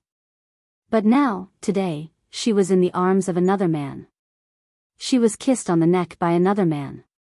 They were showing off their love in a frenzy. Zhang Mingxing roared and knocked down his opponent with a punch. He turned around and shouted at Qin Zhe, "If you're a man, come and fight me. Qin Zhe, I'm going to beat you up until you doubt your life." Chapter 418. With Zhang Mingxing's status, he had many ways to deal with Qin Zhe. Don't be jealous. In this day and age, one's future was mostly determined by one's family background. Unlike Zhang Ling's bravado, the resources and power that Zhang Mingxing could mobilize were far beyond Qin Zhe's. Of course, if they really fought, the Wang family would most likely help Qin Zhe. Wang Zijin's attitude was definitely the Wang family stance. In Shanghai, Nan Man Pei was determined to help Qin Zhe, and the Li family would most likely help too. It would be a fight between the gods. However, Zhang Mingxing disdained to use such methods. If he had to resort to schemes for love, then he would be too pathetic. Moreover, if he did that, he would lose Wang Zijin completely. That was why he preferred to fight like a warrior for the girl he loved. Hot-blooded, simple, and hardy. He hated Qin Zhe to the core. How many unforgettable girls could a man meet in his life? Even now, he had not thought of giving up. As long as he worked hard enough to grind an iron rod into a needle, Wang Zijin would not agree to his pursuit. Perhaps he did not put enough effort into it, or perhaps Wang Zijin was too thick and could not be ground into a fine iron rod for the time being. In the spacious boxing room, Zhang Mingxing's roar echoed. He was sweating profusely, his muscles were bulging, and his expression was crazed. Those who were familiar with him knew that Zhang Mingxing was serious. Zhang Mingxing was a very proud person. He did not want to fall behind others in any aspect and wanted to be number one in everything. He had trained hard in boxing and had always been the famous boxing kangaroo in the circle. To put it in a more pretentious way, I, Zhang Mingxing, have never been weaker than anyone. Even Wang Zijin could not make him bow down to her willingly. Therefore, Zhang Mingxing had always wanted to be the man of the big sister. At the side of the ring, Qin Zhe, who was whispering to Wang Zijin, was dumbfounded. He did not know why he was called out. Looking at Zhang Mingxing, who was bursting with anger, there was a message all over his body: "You can't control our fury. Qin Zhe, do you dare to go up?" A guy on the side jeered. "Let me tell you, Mingxing has liked Zijin for many years. If you want to be with her, you have to go through him first." Another person said. "You can even tolerate this? If it were me, I definitely wouldn't be able to bear it." The bespectacled guy was also perverted. "Go on, if you're a man then draw your sword," the short and skinny guy said. The group of second-generation heirs who didn't mind watching the show cheered excitedly, fanning the flames. In comparison, women were always kind and honest people. Maybe it was because of Qin Zhe's celebrity aura that increased their favorable impression of him. Zhao Qian frowned and said, "I don't think that's a good idea." If Mingxing doesn't control his strength, the apple-faced Yang Ying nodded. "You might accidentally break the bridge of your nose or your teeth." As she spoke, she poked Wang Zijin's waist and said, "Don't be in a daze. Go and tell Mingxing that it's best if he doesn't hit him. If he does, he should hold back a little. The other two sisters also tried to persuade them. They were on Zhang Mingxing's side. After all, they had been friends for decades. However, if Qin Zhe was beaten up too badly, it wouldn't look good for everyone. Zhang Ling walked over lightly and looked at Qin Zhe as if she was announcing something big. My brother is angry. You know the consequences. Qin Zhe grunted. This is the legendary anger of a single dog. Zhang Ling glared at him angrily. Wang Zining was right. This person was despicable, and his mouth was even more despicable. Everyone was speechless. The sisters rolled their eyes. They were all thinking of how to persuade him, but he was still fanning the flames. Was he happy to be beaten up for no reason? Or did he think that he had a chance of winning? Zhang Mingxing's muscles were not just for show. He was proficient in boxing and taekwondo. One punch from him would be the end of the match. Those who were more flexible would think that it was probably because Wang Zijin was present that Qin Zhe wasn't afraid. Men didn't want to appear too cowardly in front of the woman they liked. Wang Zijin glanced at Qin Zhe. Did you hear that? Hold back a little. Qin Zhe nodded and vowed, I'll end it quickly. I won't make things difficult for you. Wang Zijin nodded in satisfaction. Towards Zhang Mingxing, she could only express her apologies. Big sister Zijin had a feeling of helplessness that it was the hardest to accept the grace of a beauty. She confessed her feelings, but Zhang Mingxing's unwavering determination made big sister Zijin's heart ache. She could only deliberately keep a distance. Zhang Mingxing liked her. She knew that Zhang Mingxing couldn't wait to kneel down and propose to her. He would say, Zijin, you're lightning, you're light, you're the only legend. I only love you. I don't know how to speak English later, I forgot, she still knew. However, when it came to relationships, it wasn't about giving and receiving. If you didn't like me, you didn't like me. Did I have to marry you and bear your children for the rest of my life just because you were faithful to me? Wang Zijin didn't want to bear children. If she wanted to, she wanted a bunch of salted fishes. Zhang Mingxing was indeed outstanding. However, Qin Zhe wasn't bad either. In fact, he was even more outstanding. Moreover, she was happy to be with Qin Zhe. However, if she were to marry Zhang Mingxing, she would feel that she was ked by her brother. Every time Wang Zijin thought about it, she would slowly shiver. Zhao Taizhu shouted happily, wait, let's open a banker. I'll be the banker. If we're talking about the odds, Qin Zhe and Zhang Mingxing will be 50-50. He glanced at his childhood friends and then at the women. Do you guys want to play? Zhang Ling was the first to raise her hand. I'll play. I'll bet 50,000 on my brother. Yo, where did you get so much money from? Zhao Taizhu looked at her from the corner of his eyes. Why do you care? You won't be left out, Zhang Ling said. Zhang Ling had 200,000 yuan in her savings. The elders in her family gave her a lot of pocket money. Her expenses were huge. Every month, she used up half a year's salary of an ordinary white-collar worker. Don't go back on your words if you lose, Zhao Taizhu said. Someone is so eager to give me money. Why don't I play? Zhang Ling looked at him disdainfully. Hey, what about you guys? Zhao Taizhu asked his childhood friends. Qin Zhe, have you ever trained in fighting? Out of caution, one of his childhood friends asked. Do you think this is a wuxia novel where you can find someone to practice martial arts? That doesn't exist. Zhao Taizhu waved his hand. Then why 50-50? His childhood friends asked. Zhao Taizhu had always been rough on the outside. Why would he do a losing deal? Because we're brothers on the surface.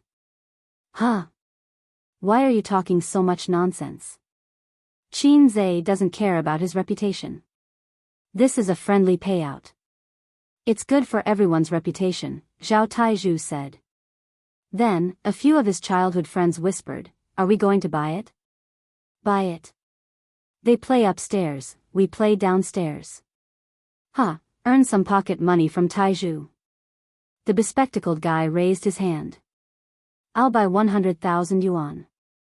Zhao Taiju rolled his eyes. Are you crazy? 20,000 yuan at most. It's just for fun. The bespectacled guy asked, then why did Zhang Ling buy 50,000 yuan? Zhao Taiju said casually, Aya, she's a little girl. I have to take care of her. He thought to himself, this girl's words are harsh and unlikable. Of course I have to cheat her. The bespectacled guy was relieved and said, looks like it's not a trap. Otherwise, he would be more than happy to cheat us. That's right. Let's buy it. Then, everyone raised their hands. I'll buy 10,000 yuan, Mingcheng. I'll buy 20,000 yuan, Mingcheng. I'll buy 5,000 yuan, Mingcheng. I'll buy 20,000 yuan, Mingcheng. After a round of bidding, 2 of the 12 or 13 friends bought 2,000 yuan for Qin Zhe and 20,000 yuan for Zhang Mingcheng. The others only bought Zhang Mingcheng. The sisters all bought Qin Zhe, but then bought Zhang Mingcheng. Obviously, buying Qin Zhe was to save Wang Zijin's face. Zhao Qian asked Wang Zijin, Zijin, you're not buying? Yang Ying said, of course not. Are you going to bet on Zhang Mingcheng? That'll hurt my boyfriend more.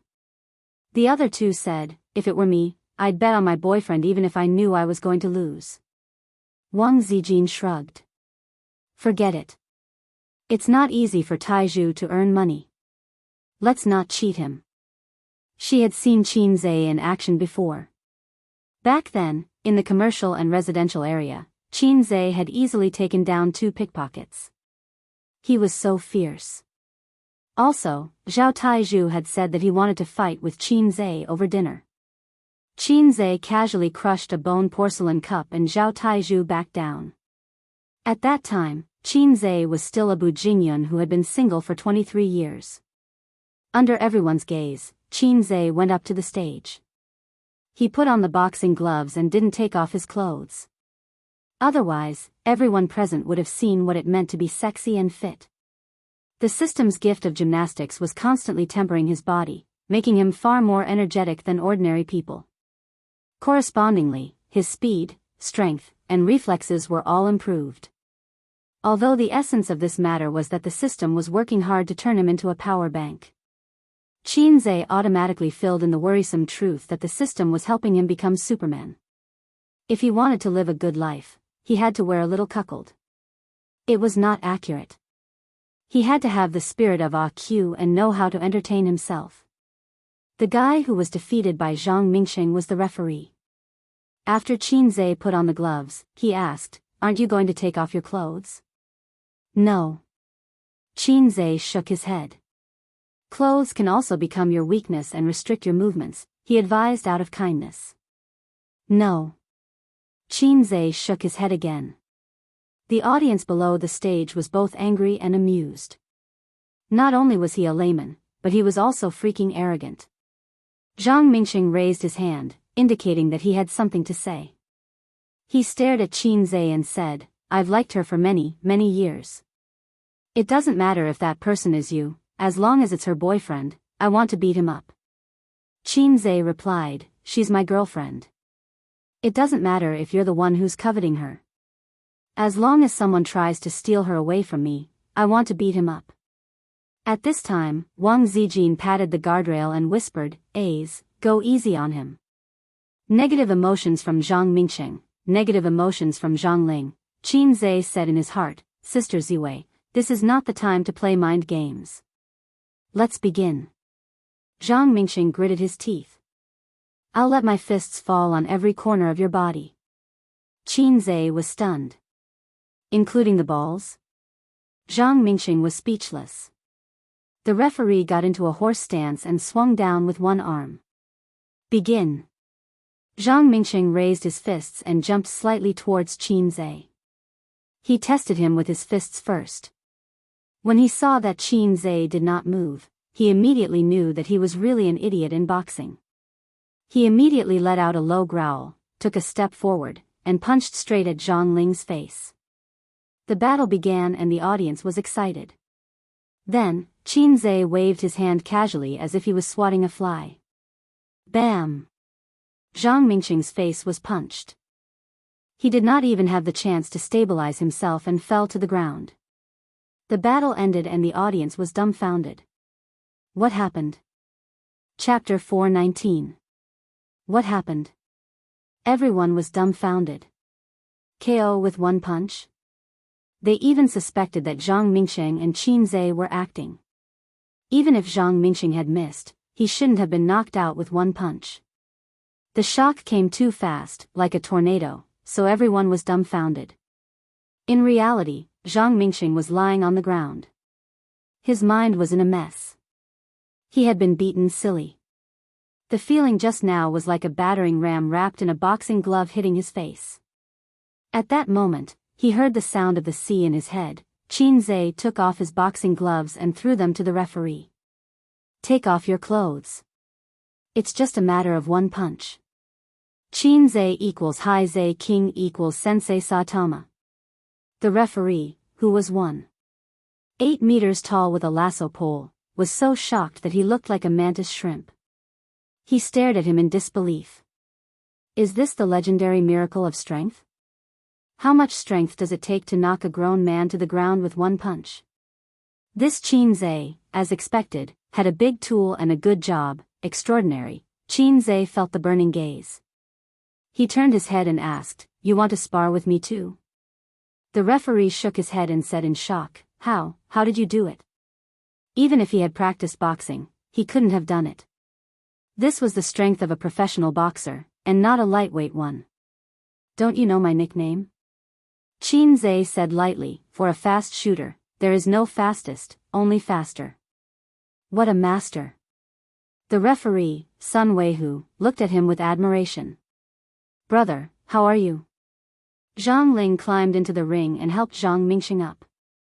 She glared at Qin Zhe.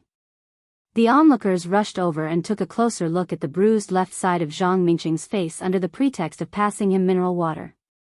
Well, it's a real injury, not an act. No wonder he's big sister's man. Everyone looked at Qin Zhe differently. "You hit him too hard," Wang Zijin whispered beside the ring. "I'm already very careful." Qin Zhe shrugged. His grip was strong enough to crack a porcelain cup. He had only used 40% of his strength in this punch. "Qin Zhe, do you know Kung Fu?" Sun Weihu's eyes were burning. "Sort of." Qin Zhe nodded. Is he practicing the internal martial arts?" Sun Weihu asked with a burning gaze. "If you are referring to the inner force, then yes." Qin Zhe thought for a while and nodded. Qi was also considered inner force, right? Actually, he didn't understand either. The purpose of qi was to nourish the 5 viscera, tendons, and bones. It was not something that could be used for external release of qi. If the internal martial arts in Chinese martial arts wasn't a lie, then its effect should be the same as the system's gift of gymnastics, using the temperature to nourish the body. Not only could it strengthen one's body, but it could also increase one's stamina and strength. So there really was such a thing. Sun Weihu was excited and asked, What kind of internal martial art do you practice?" "Tai Chi." Qin Zhe shook his head. "Xing Yi." Qin Zhe shook his head. "Gossip?" Qin Zhe shook his head again. Sun Weihu was curious and puzzled. "What's that?" Qin Zhe's face turned red. "The times are calling." Sun Weihu dug his ears. "What?" Qin Zhe explained, "The second set of radio gymnastics for elementary school students, the times are calling." Sun Weihu was speechless. He said with a disheartened look, "If you don't want to say it, then forget it. I know you have rules and have to keep it a secret, right?" Comrade Sun sighed and turned around sadly. He still wanted to ask Qin Zhe for some guidance, but he thought too much. If he didn't want to teach, he could have said it.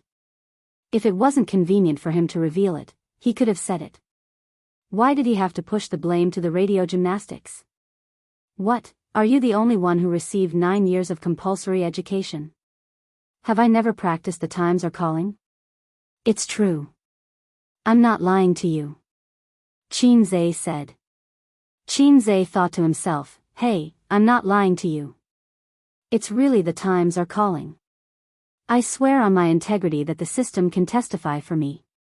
Sun Weihu turned around and said angrily, the times are calling is not the second set of radio gymnastics for elementary school students. It's the second set of radio gymnastics for middle school students. With that, he left in a huff.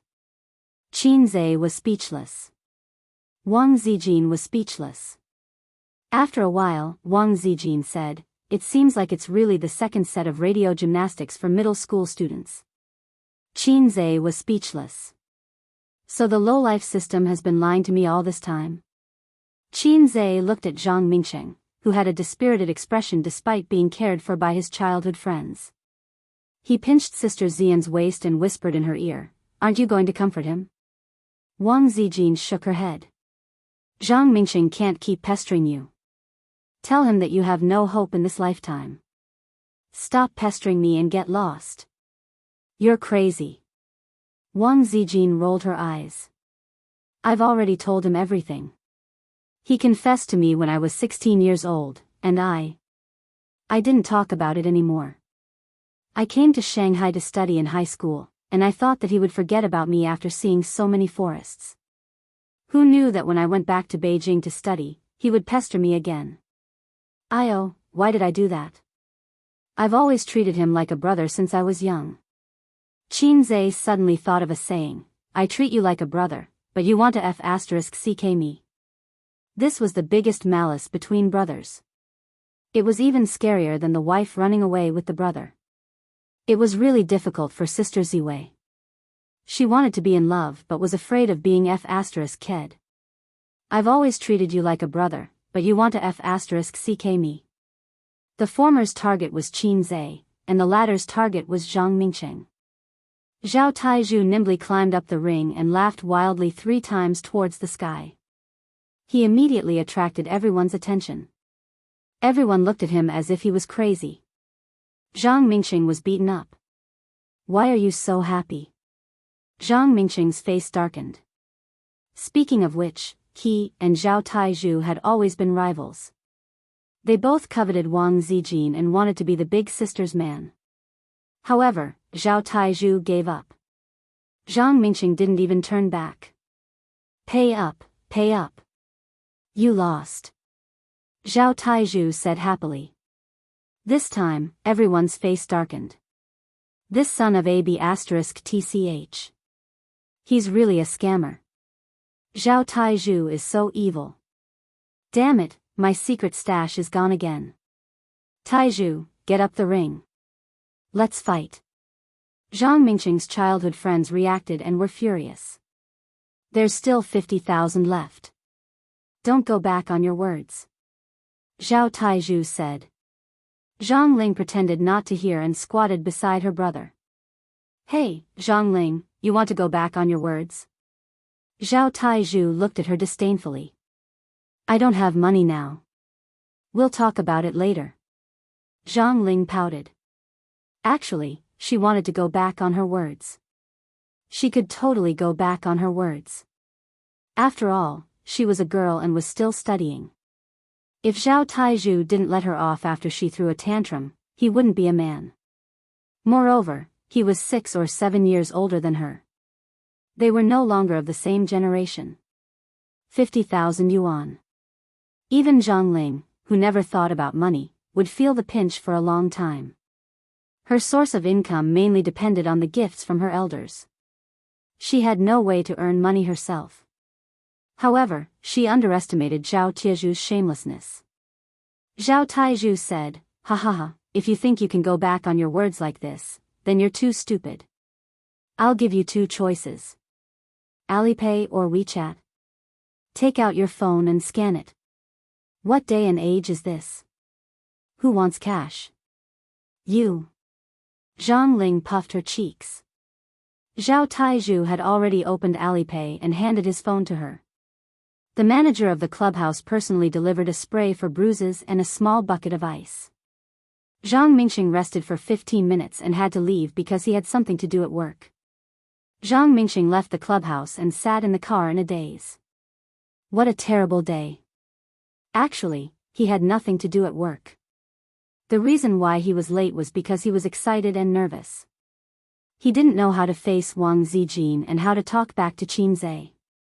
When Zhang Ling came back from Shanghai last time, she said that her future sister-in-law had been seduced by a wild man. Zhang Mingxing didn't think much of it. Wang Zijin was such an outstanding woman. How could she be seduced by an ordinary man? Later, Zhao Taizhu said that Wang Zijin was heartlessly forgetting her love for a man in Shanghai. She cried and begged him to like her. At that time, he was shocked. For the first time, he looked up Qin Zhe's information seriously. After reading the information, Zhang Mingxing was shocked again. He roared in his heart. How could there be such an outstanding man in the world? How could there be such an outstanding man? He shouldn't be called Qin Zhe. He should be called Long Outyan. He had been holding back his anger until today. When he heard that Wang Zijin had brought her boyfriend home to meet her parents, Zhang Mingxing was sad and depressed. At the same time, he was full of fighting spirit. He couldn't wait to see Qin Zhe. He wanted to compete with him to see who was the most flirtatious peacock. Recalling everything that happened at the clubhouse, he suddenly felt like crying. At this time, Zhang Mingxing saw two people walking out of the clubhouse. The man was handsome and the woman was beautiful. It was Wang Zijin, whom he had been thinking about day and night, and Qin Zhe, who should be called Long Outyan. For some reason, Wang Zijin didn't follow them. They walked to the car. Wang Zijin took out the car key to unlock the door. Just as she was about to open the door and enter the car, Qin Zhe looked around. When he saw that there was no one around, he suddenly hugged Wang Zijin from behind. Wang Zijin was stunned. She didn't even resist and went limp in his arms. They kissed passionately as if there was no one else around. They showered Zhang Mingxing with affection. Every bit of affection was like an arrow that pierced through Zhang Mingxing's heart. I can't take this anymore. I'm not Sha Wujing. Sha Wujing only has to endure one heart-piercing arrow every day.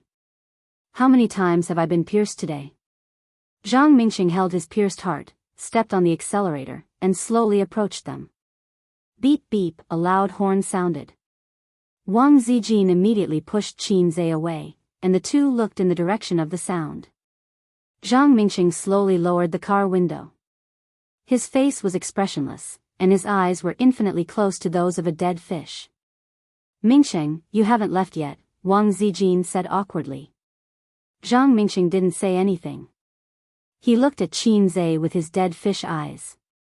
Qin Zhe thought to himself, what are you looking at? Do you think you're Secretary Dakang? The two sides were in a stalemate for a moment. Zhang Mingxing vented his anger on these two guys. Hey, old Tai, we're leaving first.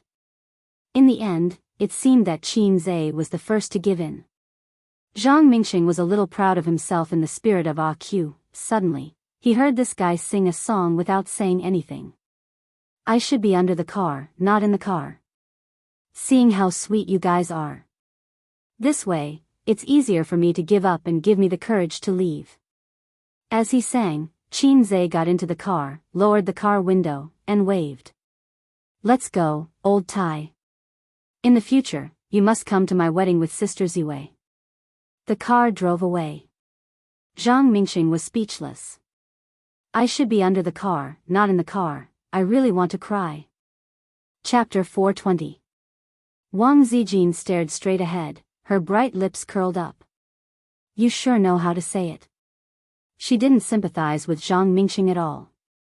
Perhaps in Sister Ziwei's opinion, it was best if Zhang Mingxing was disappointed in her, so that he wouldn't think about her all the time and waste his good years.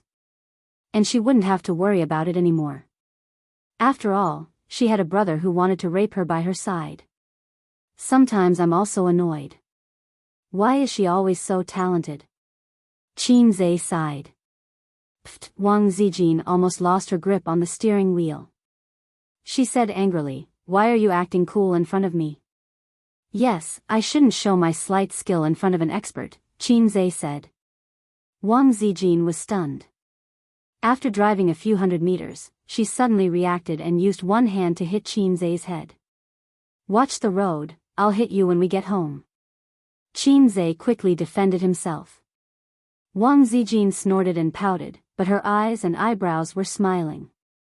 There were many reasons why she liked Qin Zhe, but one of them couldn't be ignored. Qin Zhe was sometimes flirty, but when they were together, they could laugh and play, and they were very happy. The reason was probably that she had enough of her parents' cold and indifferent treatment since childhood, which created a psychological shadow. She hated and even feared the respectful relationship between husband and wife. Zhang Mingsheng was elegant and polite. In other people's eyes, he was impeccable, but in Wang Zijin's eyes, he was a fatal flaw. She would never like such a man. To paraphrase the popular protagonist model a few years ago, the female protagonists all liked bad boys. Wang Zijin didn't like bad boys, and Qin Zhe wasn't a bad boy either. Another reason why she liked Qin Zhe was that Qin Zhe was more lazy. Such a man could be hard or soft. No, he could be a domineering CEO, but he could also be a little boy who relied on his sister.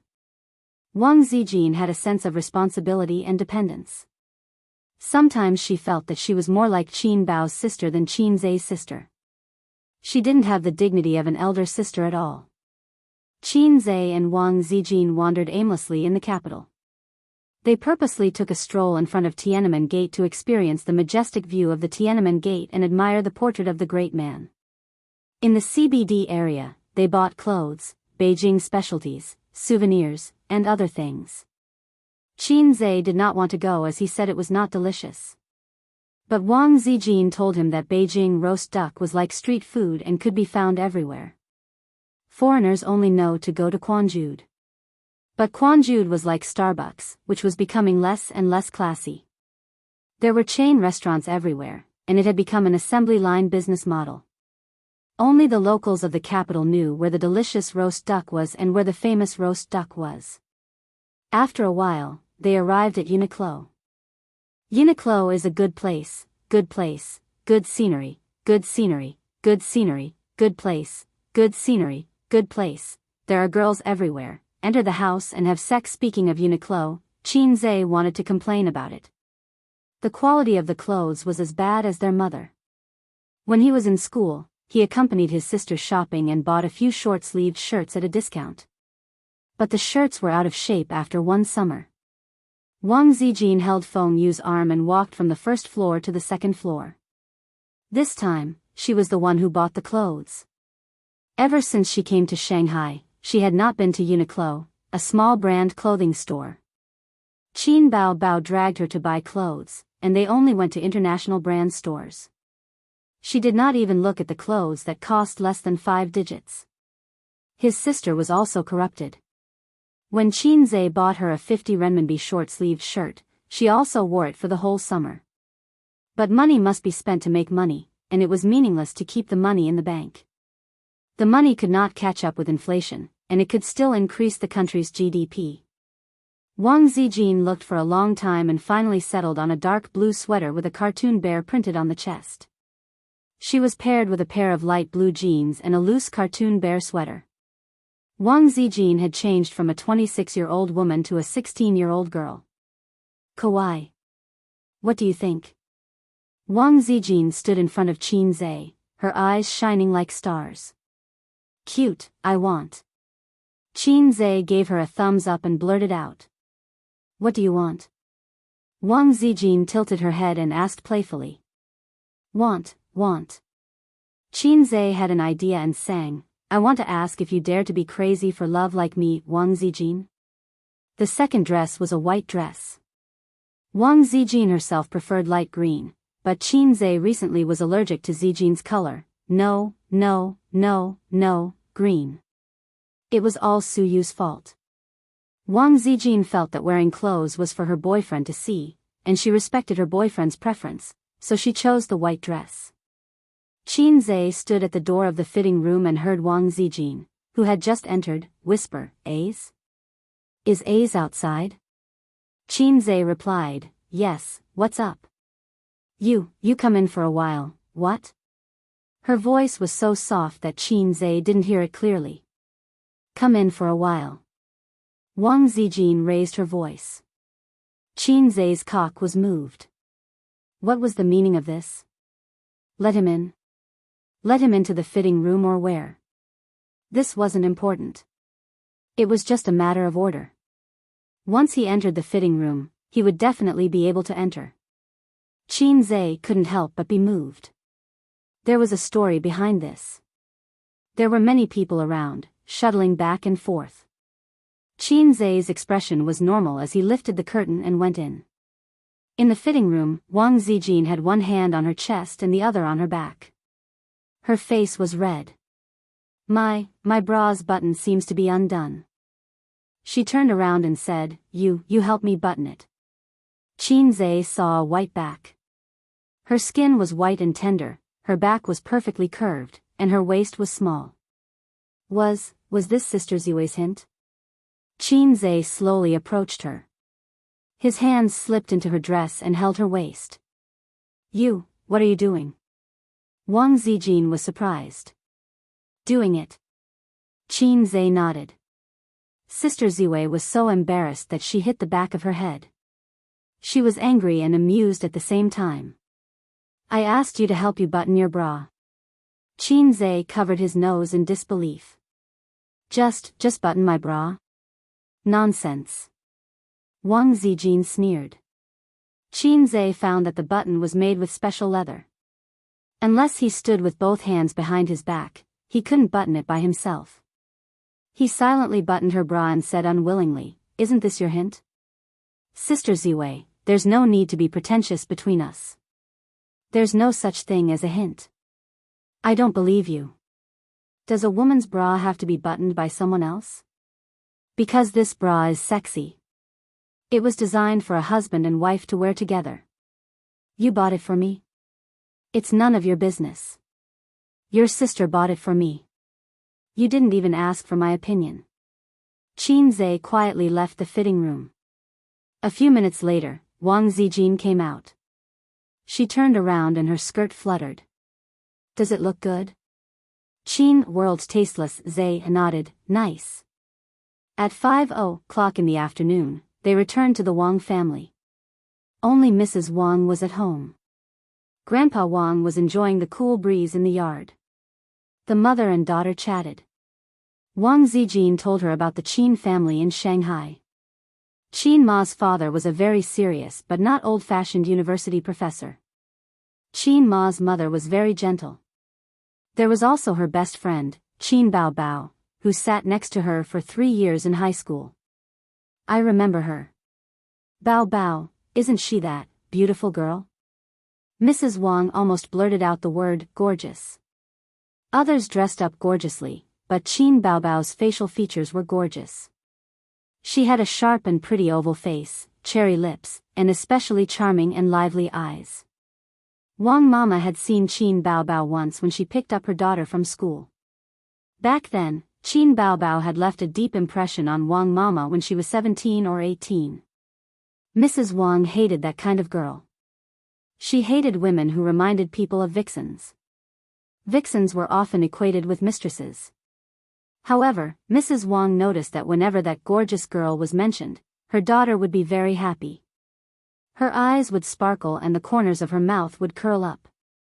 Mrs. Wang thought to herself, that girl has a deep place in her daughter's heart.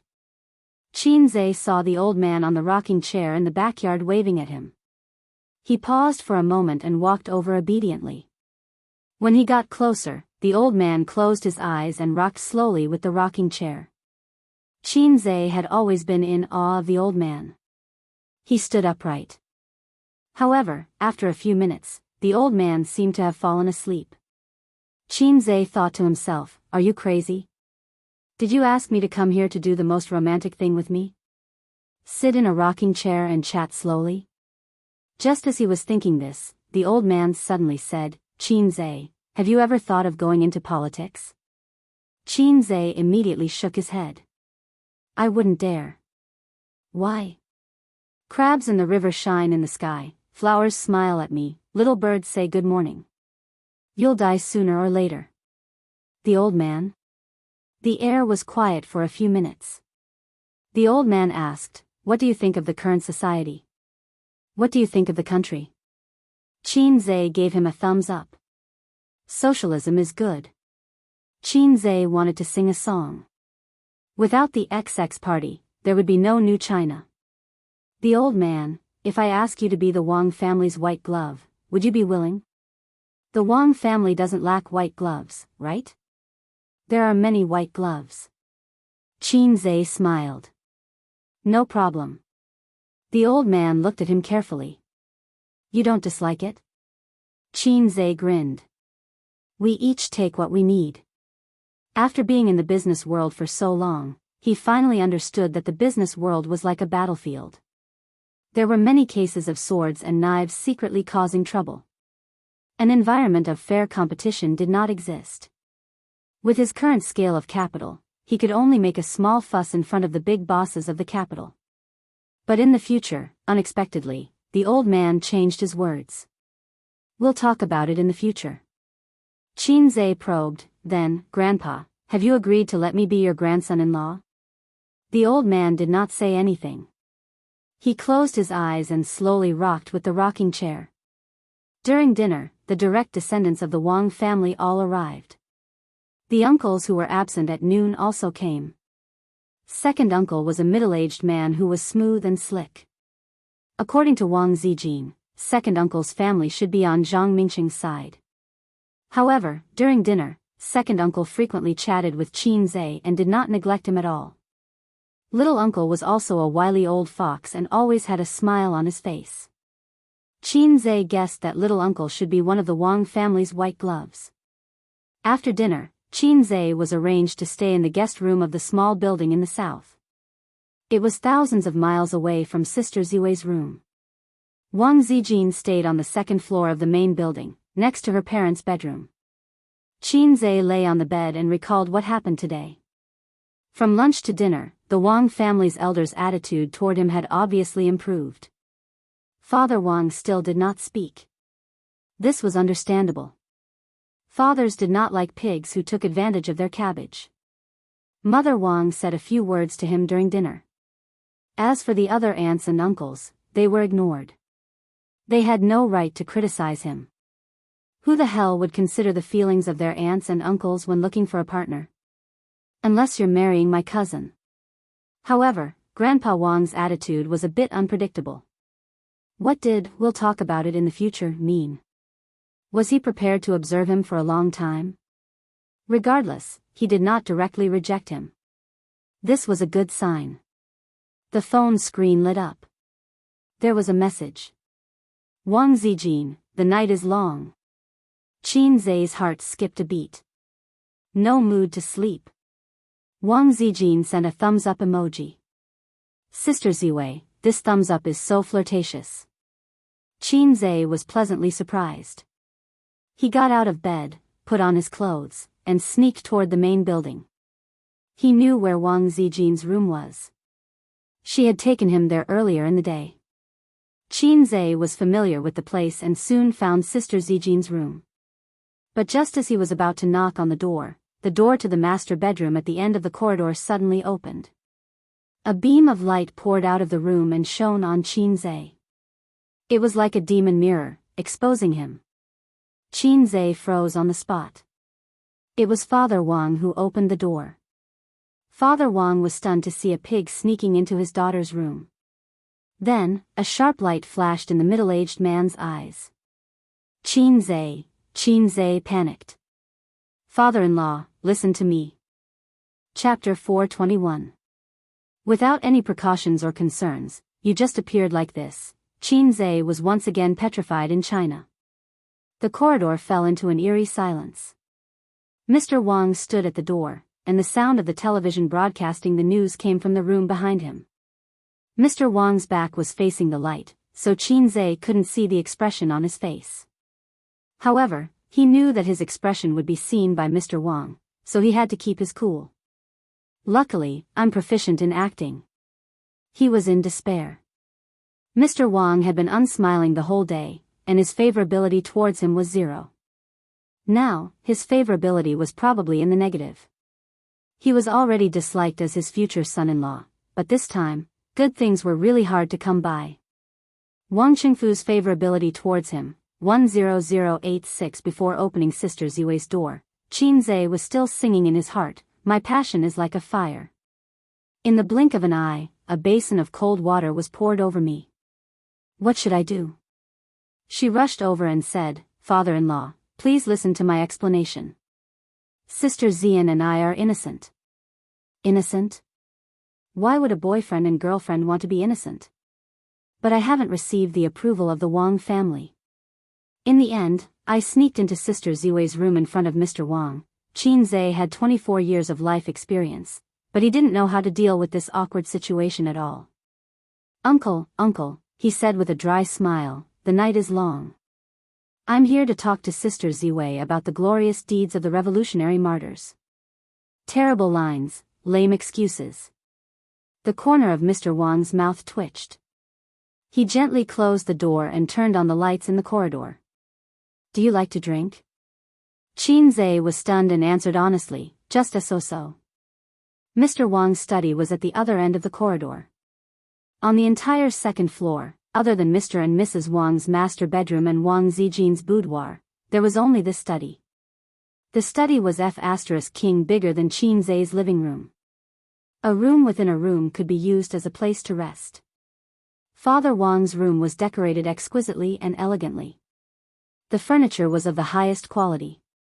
There were also some rare trinkets, such as the brass and gold beasts on the antique shelf, the blue and white porcelain plates, and the sandalwood table by the balcony. The table was covered with rice paper, paperweights, and inkstones were all of good quality. Qin Zhe had known for a long time that those in high positions in novels had simple private residences and simple study furnishings. It was all nonsense. Sitting in the study that many people could only dream of entering, he felt a little flattered. There was a bottle of Mao Tai and a plate of peanuts in front of them. The housekeeper had specially heated up the braised beef for them, cut it and served it to them.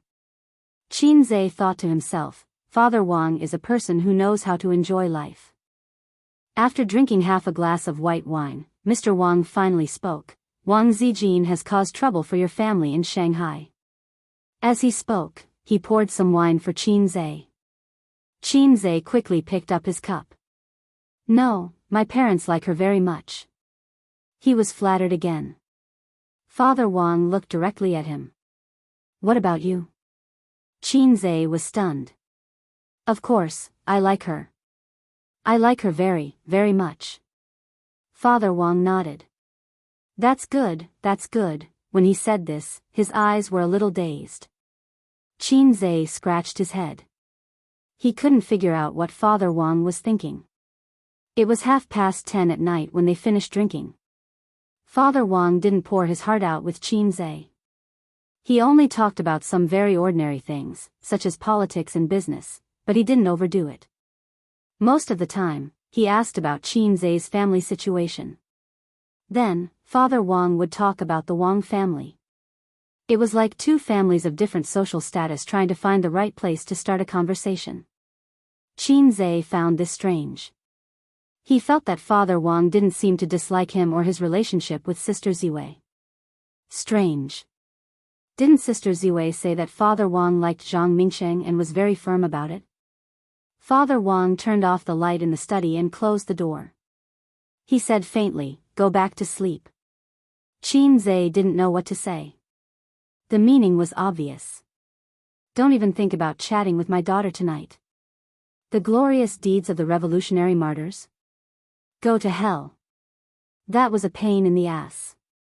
A lot had happened today, especially after the meeting at the club. His relationship with Wang Zijin had obviously improved. Otherwise, Sister Ziwei wouldn't have sent him a message. He also wanted to be intimate with Sister Ziwei. Have you ever seen a man who didn't want to be intimate with his girlfriend? Qin Zhe nodded sullenly and turned to leave. After returning to his room, he turned on his phone and saw that Wang Zijin had sent him several messages. Where are you? Ace, are you asleep? Little bum, if you don't reply, I'm going to get angry. Maybe the room was soundproof, but Sister Ziwei didn't hear the conversation outside the door. Qin Zhe typed a message and replied, Sister Ziwei, I was at your door just now and was caught by your father. Wang Zijin sent him a string of ellipses. Ace, how did you survive? Humph, of course it's because of my strong moral character.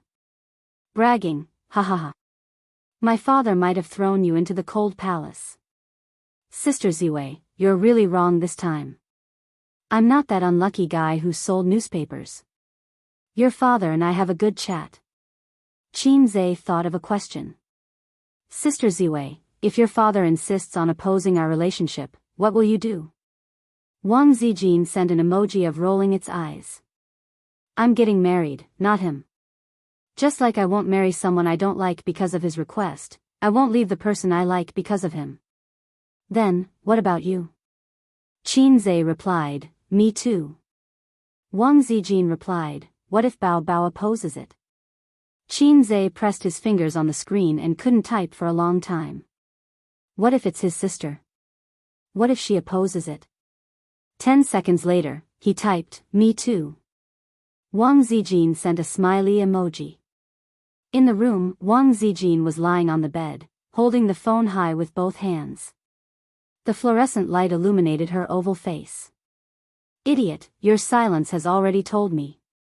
Qin Zhe was about to go to bed when Sister Ziwei sent him another message. Come over. My parents should be asleep. What's wrong with Sister Ziwei today? Did the sheep die? Qin Zhe said happily, I'll be right there. You didn't lock the door, did you? Why do you lock the door at home? Come over, idiot. Wang Zijin sent him a picture of Brother Funny lying on the bed and taking pictures of the empty bed next to him.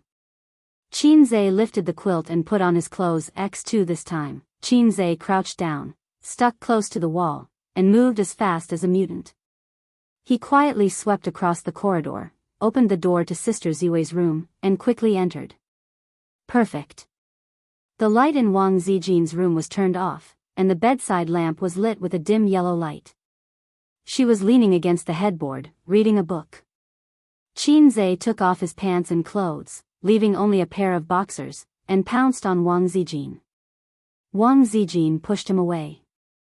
Don't, Qin Zhe pressed Wang Zijin on his body and kissed her passionately. Wang Zijin gasped and tried to respond to his enthusiasm. Sister Ziwei's mouth was also soft, but different from her sister's shy avoidance. She would respond implicitly, giving Qin Zhe a great kissing experience.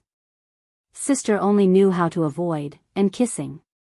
When filming a kissing scene, she would be very nervous, and her two small hands pinched his arms tightly.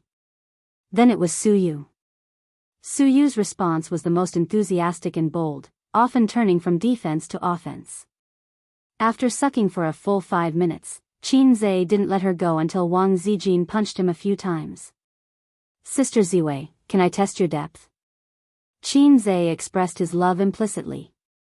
Next, I may have a chance to shoot like a dragon. Non-combatants should evacuate immediately. No, scram. Wang Zijin panted and said angrily. She touched her lips, which were burning. Then I'll touch, Qin Zhe said. Sure enough, Sister Ziwei could accept kisses and touches at most now. It's okay, I'll teach her slowly in the future. No.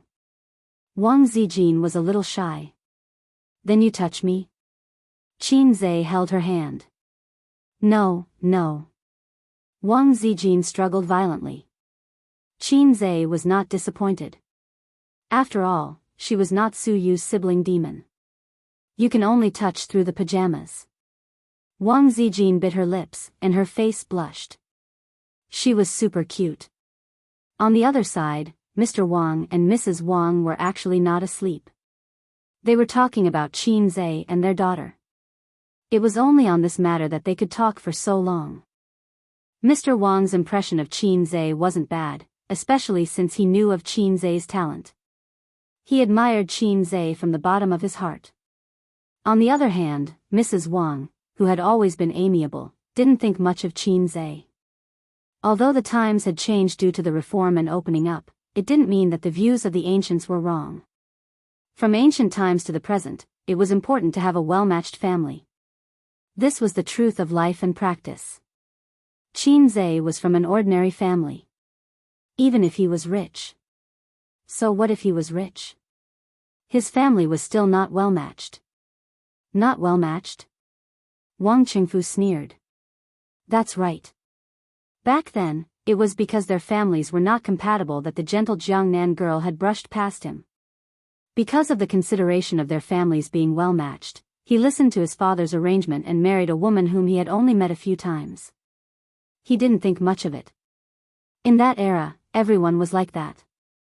Marriage was arranged by the parents and the organization. What did Dad say? Mrs. Wang frowned.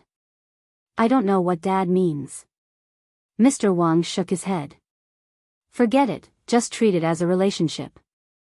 Mrs. Wang said, after a long time, maybe Zijin will realize the distance between the two families and understand. Do you think with Zijin's character, she will give up her man because of the distance? Mr. Wang said. What do you mean? Mrs. Wang raised her eyebrows. When I went out for a drink, I saw that boy trying to enter Zijin's door. Mr. Wang's tone was calm. I sent him away, but they have been living together in Shanghai. His meaning was simple. He felt that his daughter and Qin Zhe lived together before marriage. Impossible. Mrs. Wang said loudly, I asked Zijin during the day, she said no. Mrs. Wang suddenly paused. She felt that she was too lax. How could a girl admit to such a thing? How could she have the face to admit it? Mrs. Wang wanted to say something but stopped. She lifted the blanket and put on her sleeping robe. No, I think I should ask her and make her explain it clearly. As the daughter of a well-educated family, she should resist premarital sex. The Wang family had always been strict. Such things were not allowed. Chapter 422. In the room, Wang Zijin lay limp in his arms, panting heavily. She was a little shy, a little nervous, and a little sweet. The room was filled with the sour smell of love.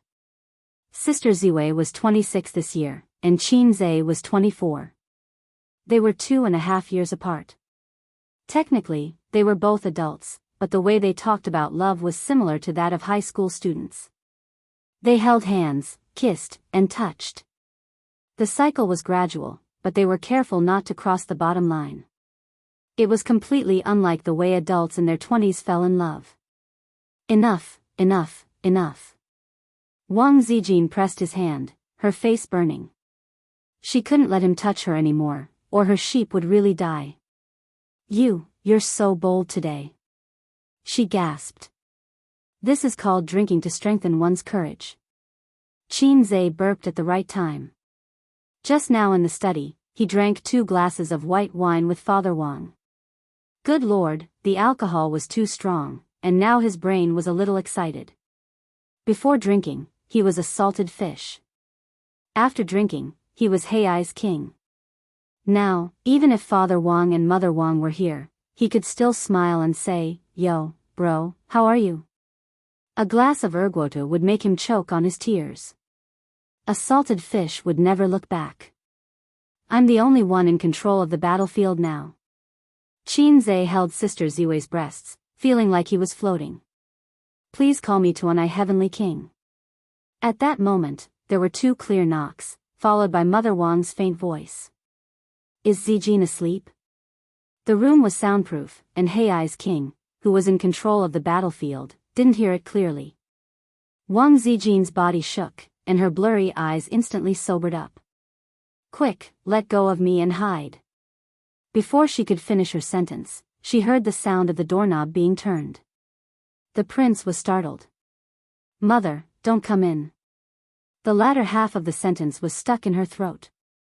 Mother Wang had already opened the door and entered. The moment Mother Wang opened the door and saw the scene in the room, her heart sank. The dim and soft light of the bedside lamp illuminated the young man and woman on the bed.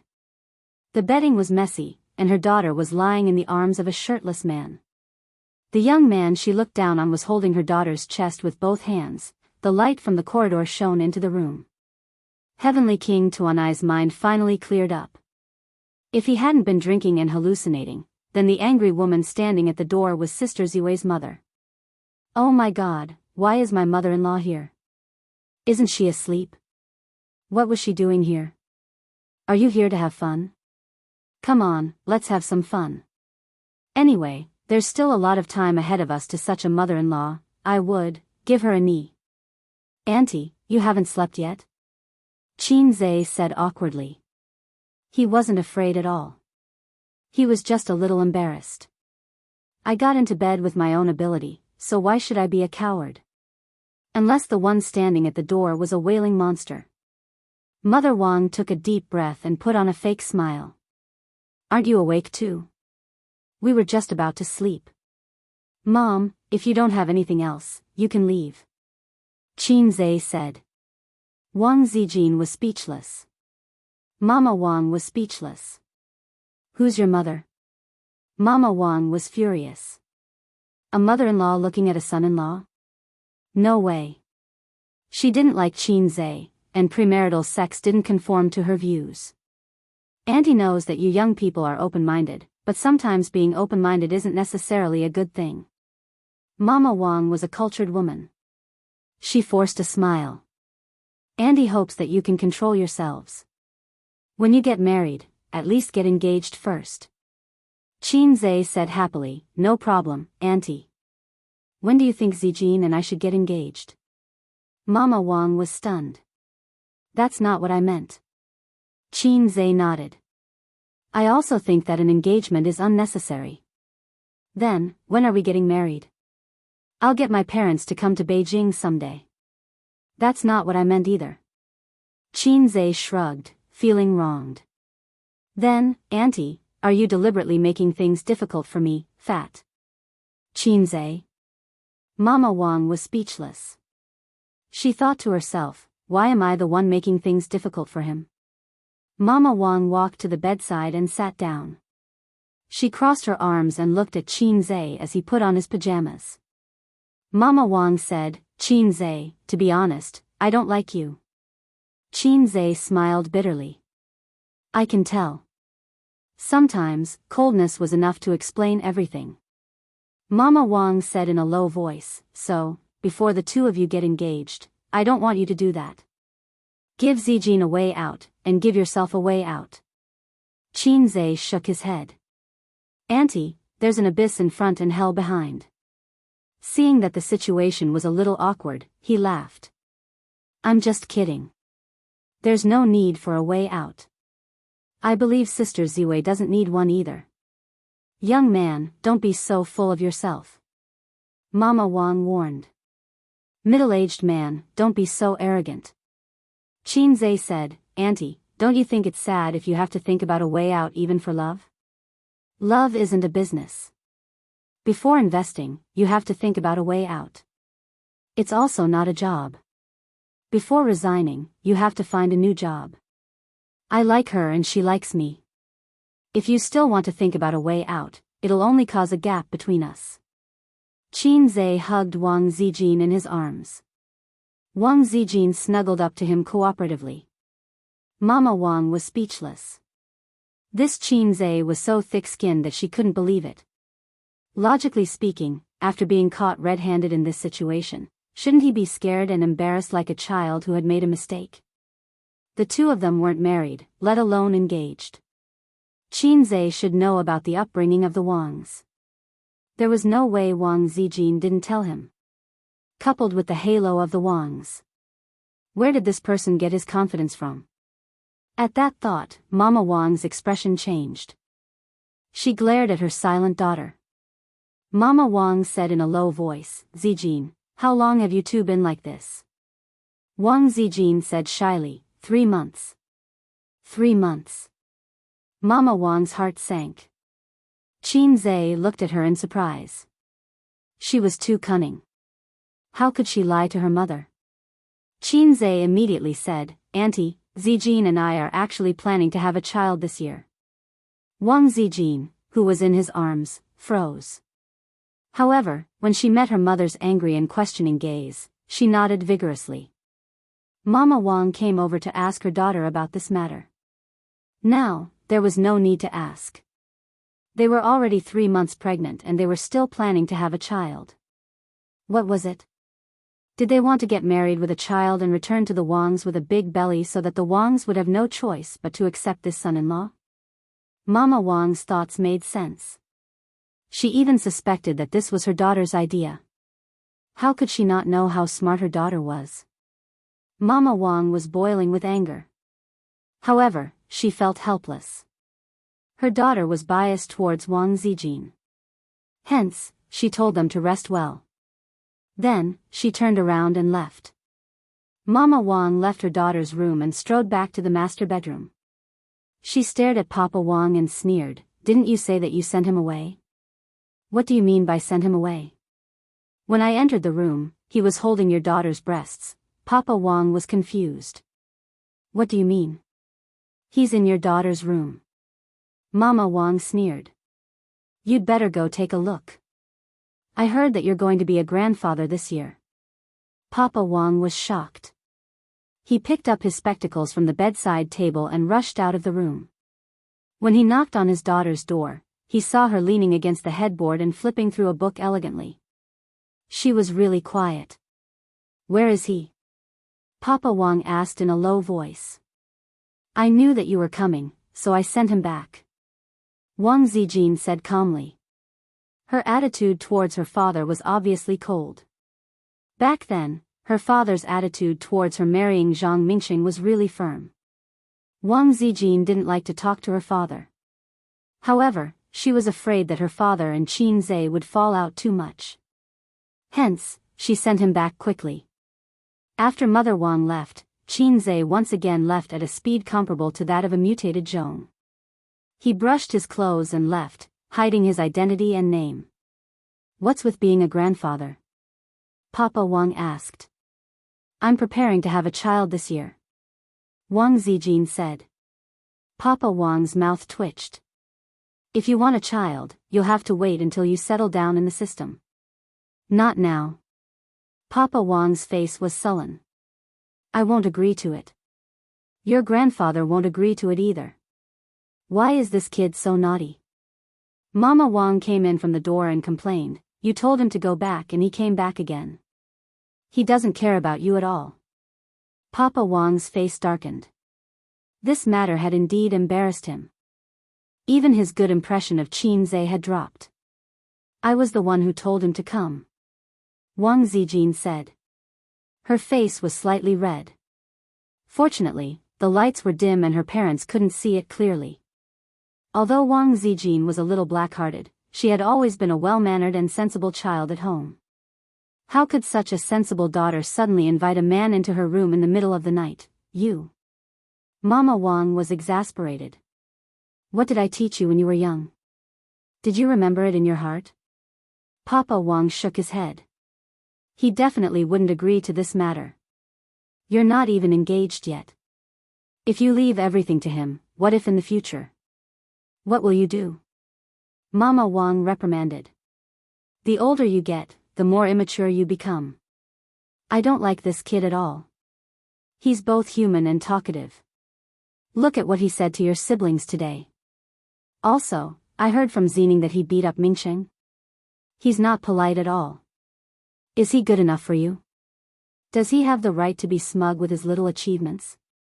Yes, he should be proud of his status at such a young age. But what is our Wang family? Is his little bit of money and achievements good enough for us?" Mama Wang was furious with Qinze just now. And his family. His father is only a teacher. Is his family good enough for our Wang family? Mama Wang blabbered. Some words were inconvenient for her to say when Qinze was around. But now that the family was closed, she could speak freely. These words were a little harsh. Wang Zijin said angrily, "You're so annoying." Mama Wang and Papa Wang were stunned.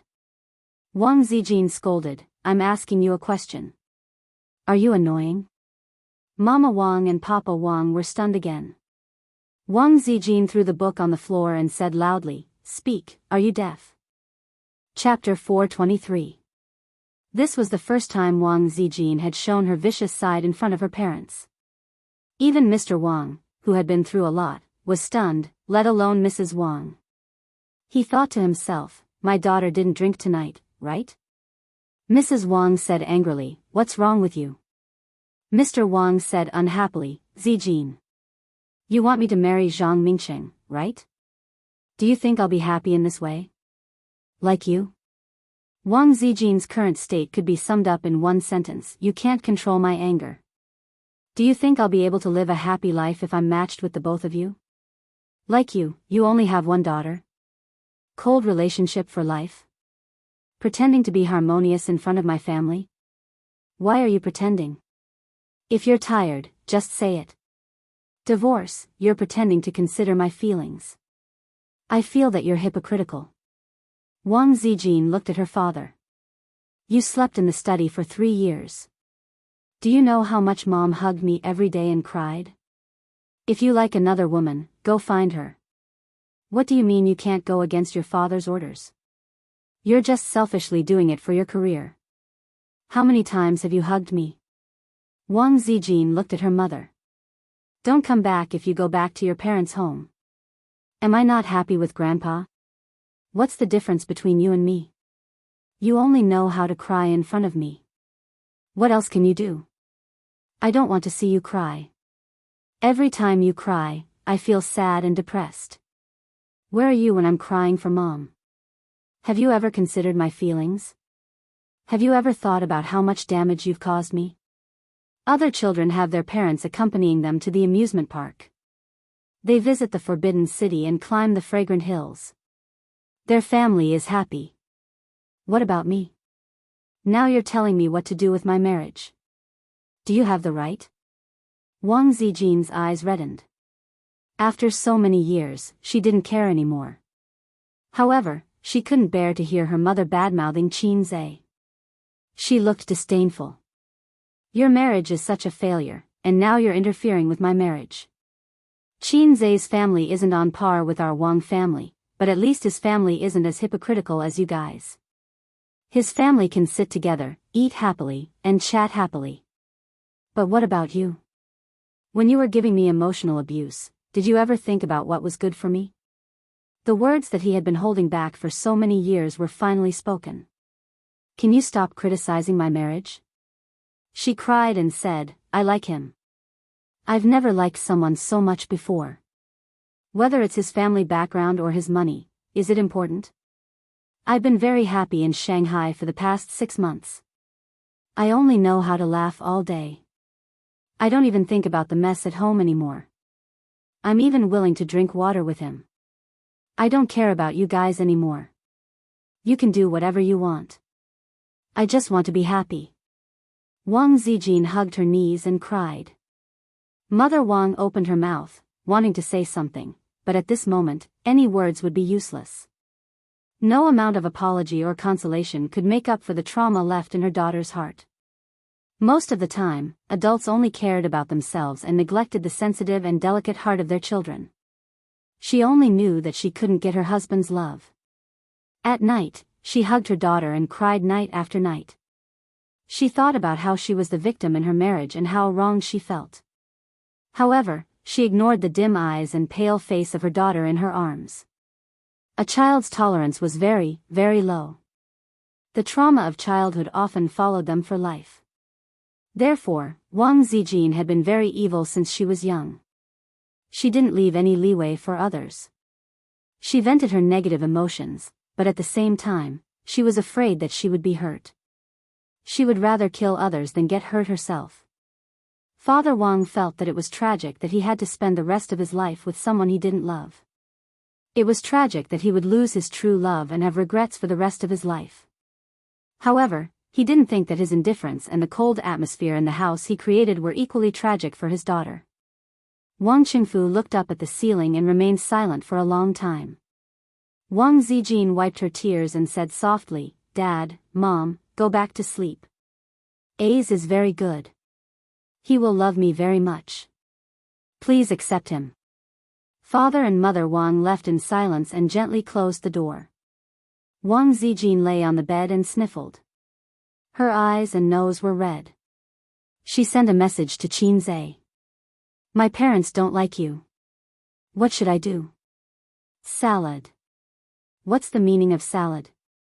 Let them do whatever they want. As long as you like me. What if they force you to give up your sister? Which sister? People are all forced. Who's afraid of who? At most, we can elope. Maybe if you give up on me, you'll have a bright future? Is that so? Then I'll give up on you quickly. Hey, beauty, who are you? Get lost. I think we can consider plan B. What plan? If we can't cause trouble, we'll kill someone. How about it? Get lost. Wang Zijin wiped her tears and couldn't help but laugh. She hugged her phone and fell asleep. The next day, Wang Zijin took Qin Zhe back to Shanghai. She left in a hurry. She only said goodbye to Grandpa Qin and left at dawn. The noon flight arrived in Shanghai at 2:30 p.m. Qin Bao Bao came alone to pick them up. She drove her little red horse and wore a large brimmed hat, a mask, a pair of sunglasses, and a very loose sweater that covered her iconic 36D. However, her pair of long legs that stood out from the crowd, as well as her round and perky butt, still attracted the attention of many male comrades on the second floor. Qin Zhe and Wang Zijin dragged their luggage and walked side by side. Qin Bao Bao waved her hand. Zijin, a day apart feels like 3 years. Qin Bao Bao shouted happily and ran over with open arms. Wang Zijin smiled and threw her luggage aside. She opened her arms to welcome her best friend. But just as the two were about to hug, Qin Bao Bao turned 180 degrees and dribbled the ball. She then dribbled the ball and crashed into Qin Zhe's arms.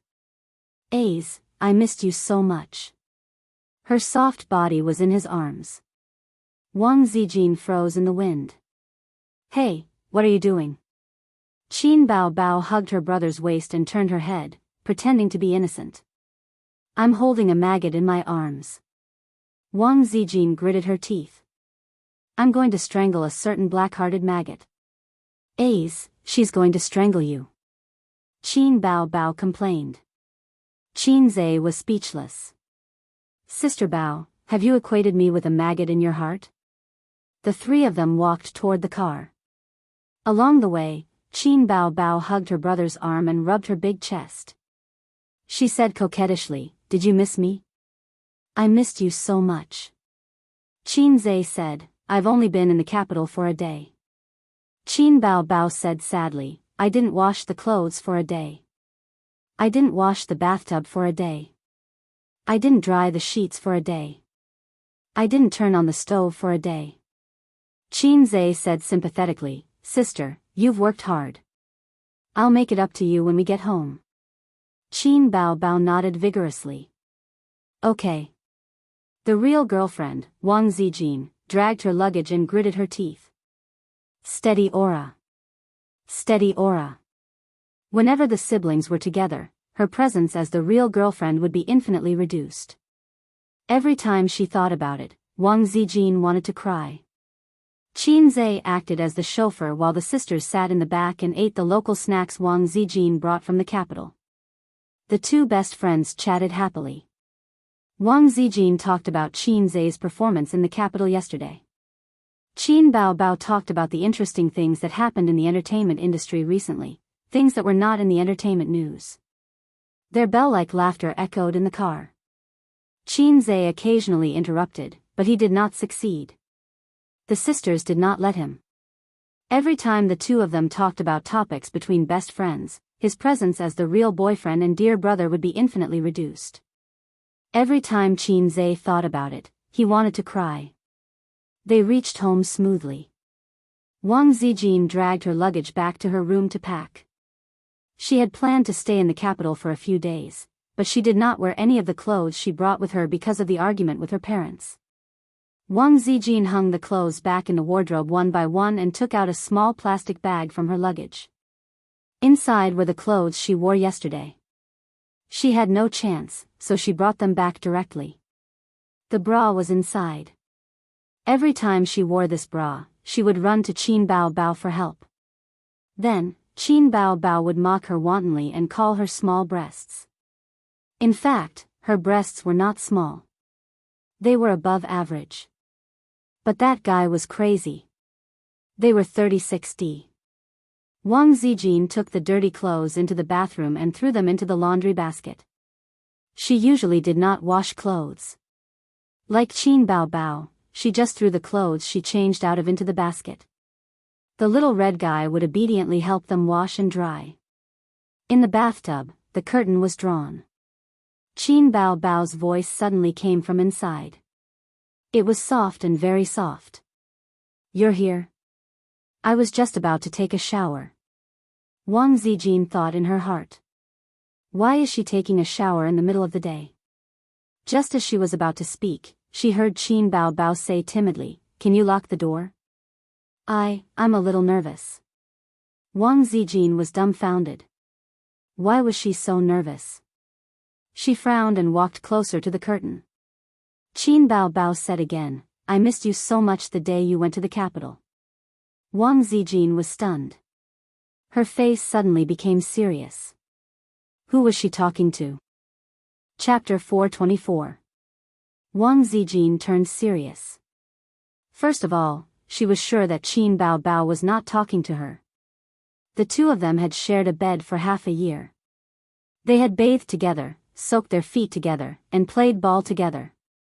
If Qin Bao Bao knew that it was her, she would have lifted the curtains and hooked her finger at her with her 36D. Come on, have fun. Since she was not talking to her, there were only two possibilities.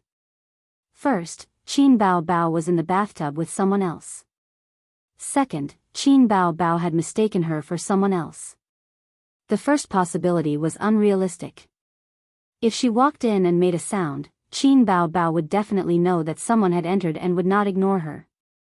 Knowing that someone had entered but not lifting the curtains meant that she was avoiding them. There were only 3 people in the house. Other than her, who else could it be? Wang Zijin frowned.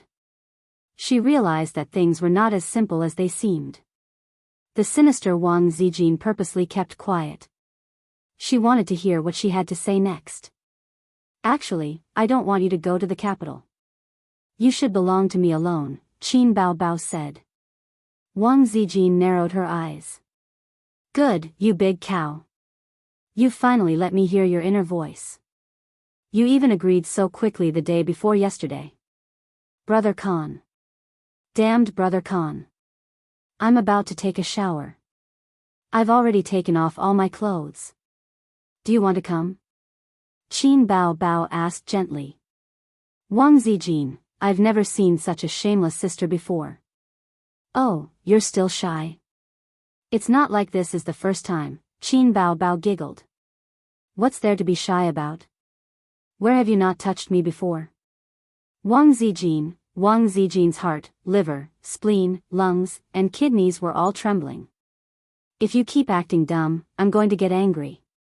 Come on, let's take a shower together. You can do whatever you want."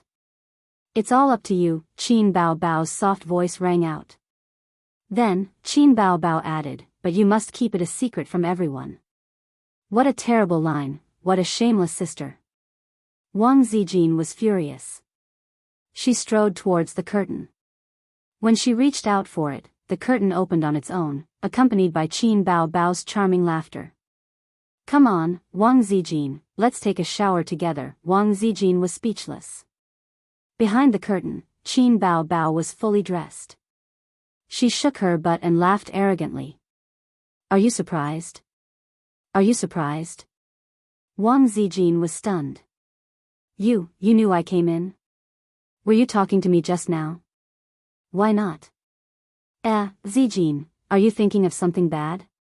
Qin Bao covered her mouth and exclaimed, "Aside from you, there's only A's in the house. Did you think that I wanted to take a bath with A's? Oh, so this is how you are, Zijin? Wang Zijin's mouth twitched. She had just come back, but she had been tricked by Qin Baobao. What was the reason? Wang Zijin was well aware of the palace intrigue. Yesterday, she had gone shopping with Qin Zhe, walked the dog in front of Tiananmen Square, flirted in Uniqlo, sat in a row in a roast duck restaurant, had a drinking competition in the barbecue hall, and fought in the boxing room. Anyway, she had taken pictures of everything. She posted more than 10 messages on her WeChat moments. Drinking in the barbecue pavilion. P.S. These guys are so useless. They wanted to get someone drunk, but they got drunk first. Photo of the boxing room. P.S. Zhe is so skilled. Awesome. Tianfang Gate. P.S. Walking through Tiananmen Square together is like walking through the long years of the revolution. I hope we can still walk hand in hand in the future. Uniqlo fitting room. Wang Zijin was wearing a white dress. She looked dignified, elegant, and beautiful. P.S. A's picked the dress. Beautiful. Taking advantage of her boyfriend, Wang Zijin showed off her PDA in her WeChat moments. She was not afraid that Qin Baobao would find out that there was something fishy going on between them. Anyway, it could be explained by acting, and it could also disgust the big cow. Yes, that was what Wang Zijin thought at that time. The big cow's jealousy was stronger than expected. First, she gave her a warning when she picked her up at the airport. Then, she teased her in the washroom. But Wang Zijin touched her chin and pondered. Was she teasing her or secretly declaring her sovereignty over the salted fish? Didn't you say you were going to take a shower? Why didn't you take off your clothes? Wang Zijin rolled her eyes. Oh, you can't wait to take a shower with me? Qin Baobao retorted. I'm not taking a shower. You take a shower yourself. I'm going out to watch TV.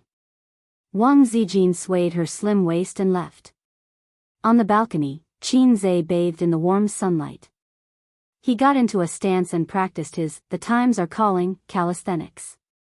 Tomorrow and the day after tomorrow would be the day when the system would recharge. The system would extract energy from his body. As for what kind of energy it was, scientifically speaking, it was the energy of the cells. Damn. Actually, this was just Qin Zhe's imagination. The system did not mention it, so he did not know what the theory was. He could only speculate based on his own experience. Every time the system finished extracting energy, his legs would turn to jelly and he would feel weak all over. This would be accompanied by a short period of muscle soreness. It was just like when he was in middle school during the boys' 1000m race. Thinking of this, Qin Zhe was envious of the system that ignored the law of conservation of energy. Did they not need to be recharged? Humph, stupid host. You're just like those peasants who guessed that the emperor used a golden hoe to farm. Stupid and ridiculous. The system said. If you're not stupid, then explain it to me. Qin Zhe was not convinced. They don't need to be recharged. They're a bug. The system said. Then why do you need to be recharged? The system was silent. Oh. Qin Zhe suddenly understood. He laughed sinisterly. What a sad story. You're so low. You're indeed a configuration that's 500 years behind. The system, who are you calling low? Wang Zijin stood at the balcony with a dark face. I'm not talking about you. Qin Zhe explained. About your sister? Wang Zijin's eyes lit up. No. Qin Zhe hurriedly explained. So you're talking about me? Wang Zijin's face darkened again. Qin Zhe, where's my sister? Qin Zhe could not explain this. He could not say that he was talking to the system in his brain. It was a low level. He was alone on the balcony. He could not help but blurt it out. He could have communicated with the system in his brain. In the bathroom. Wang Zijin said, help me wash my clothes and wipe the bathtub. I need to take a bath tonight. Okay. Qinze ran to the bathroom. Qinze equals Hai Zhe King equals little henchman. Wang Zijin lay on the single-seater sofa and basked in the sun comfortably. See, Zhang Mingxing can do this? Qinze entered the bathroom. The lavish bathroom was 50 square meters. It was comparable to a small or medium-sized house. He saw the bathtub curtain was drawn and the sound of water splashing could be heard. He thought that Sister Ziwei asked him to clean the bathtub. Then, he remembered that his sister was also in the bathroom. He thought that his sister was cleaning the bathtub. He was touched. It was rare that his sister, who had never done any housework, took the initiative to share the housework with him. Sister, let me do it. Qinze was touched and pulled the curtain open. His sister stood in the water. Qinze stood beside the bathtub. The brother and sister looked at each other speechlessly. The sister standing in the water was naked. Her curly hair was tied up, and her bangs were tied up with bangs. Her charming face, snow-white neck, round shoulders, slender waist, and the lower half of her body was twisted by the waves. Qinze swore that this was the first time his sister met him. They were a family, so they should be honest with each other. I just came back, and she's already giving me benefits? No, that's not right. This scene, it's not because my sister is giving me benefits, but because I accidentally barged into the bathroom and saw my sister bathing naked. Why is she bathing? Didn't Sister Ziwei say that the bathtub was going to be cleaned? She even tricked me? Or is it because I pulled the curtain the wrong way? Qinze pulled the curtain back and pulled it open again. He repeated it several times. Yes, there's nothing wrong with the way I pulled the curtain. Sister is really bathing. Qinze laughed awkwardly. Qin Baobao was dumbfounded. All of a sudden, she had met her brother face to face. She was not on guard at all. She really wanted to take a bath just now. Her clothes were indeed unwashed, and no one cooked for her. But in a neighborhood like Royal View Mansion, a phone call could get a professional cleaner to come up and clean, so the bathtub was cleaned. So, Ace did it on purpose? In the name of cleaning the bathtub, he did the dirty things openly? Impossible, this is definitely not the style of her salted fish. After a few seconds of sluggishness, Qin Baobao roared, "Get out!" She grabbed the wooden brush hanging by the wall and threw it hard. The other party didn't want to talk to you and threw a wooden brush at you. The wooden brush hit the bridge of Qinze's nose, causing him to stagger. Qin Baobao took the opportunity to pull the curtain and screamed, "Get out, get out!" Although she hoped that salted fish could get hard, she was not ready to be honest with him. "It hurts, my nose is bleeding." "Get out." "It hurts a lot, sister." "Get out." "I didn't do it on purpose." "Talk more nonsense and I'll kill you."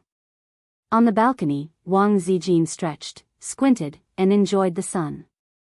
She hummed a little tune, "Today's weather is good, and there's so much scenery everywhere." This kind of weather was the best for sunbathing and sleeping. How wonderful. Chapter 425. After Qin Bao came out of the shower, she started to have a cold war with Qinze.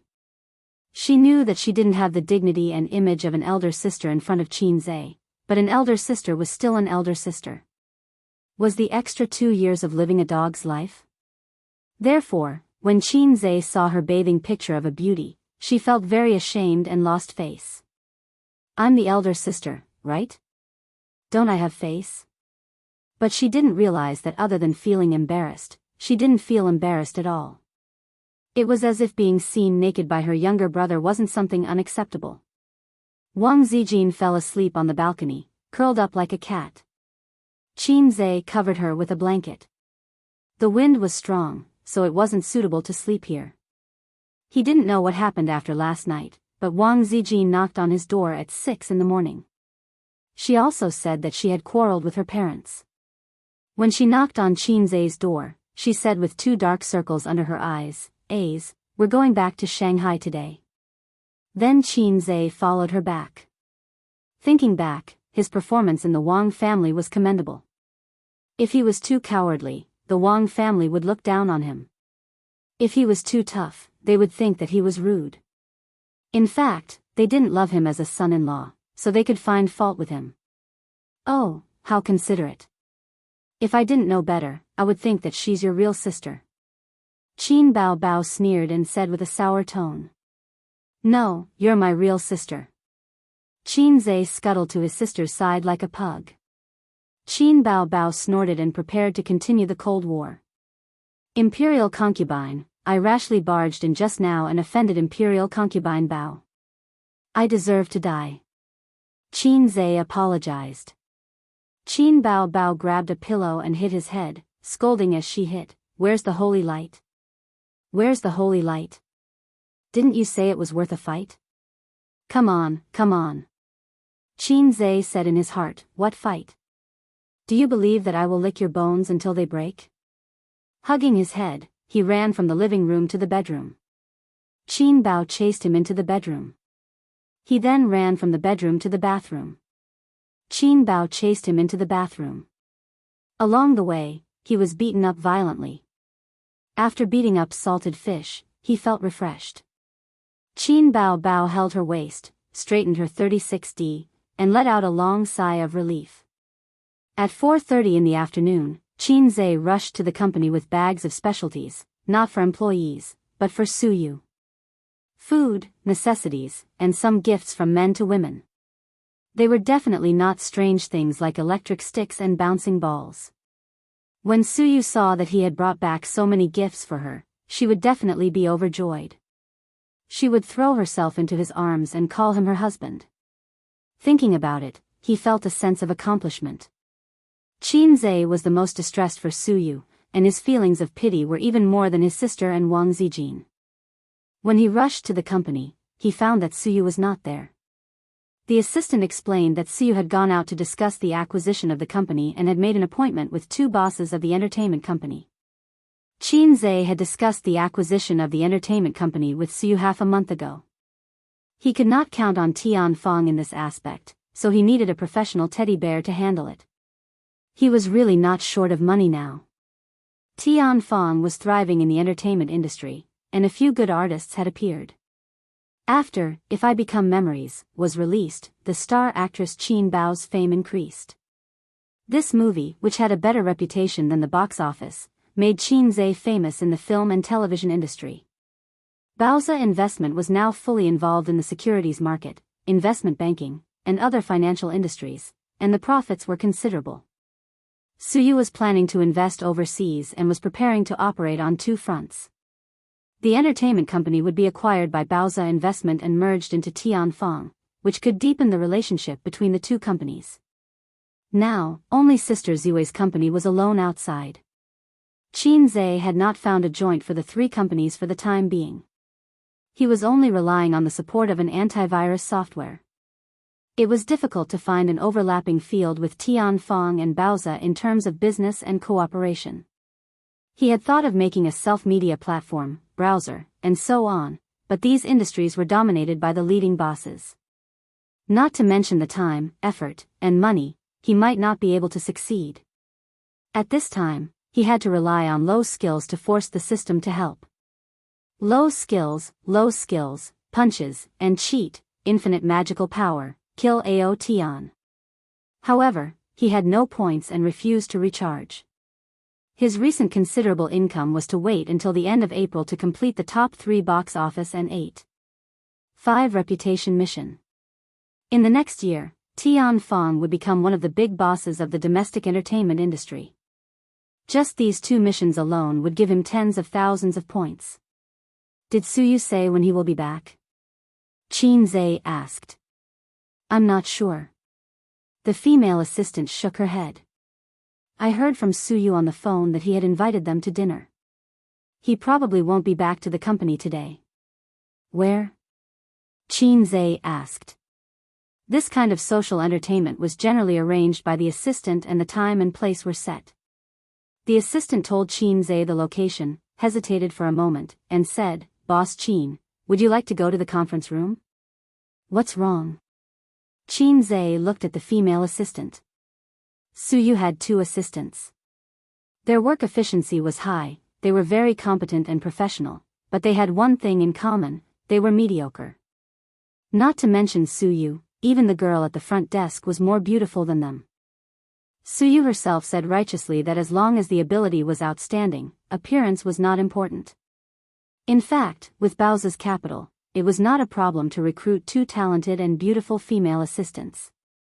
As the president, Qin Zhe did not have an assistant so far. The position of the president's secretary was held by Suyu. Qin Zhe saw through her little thoughts but did not say anything. It was the same as Qin Bao.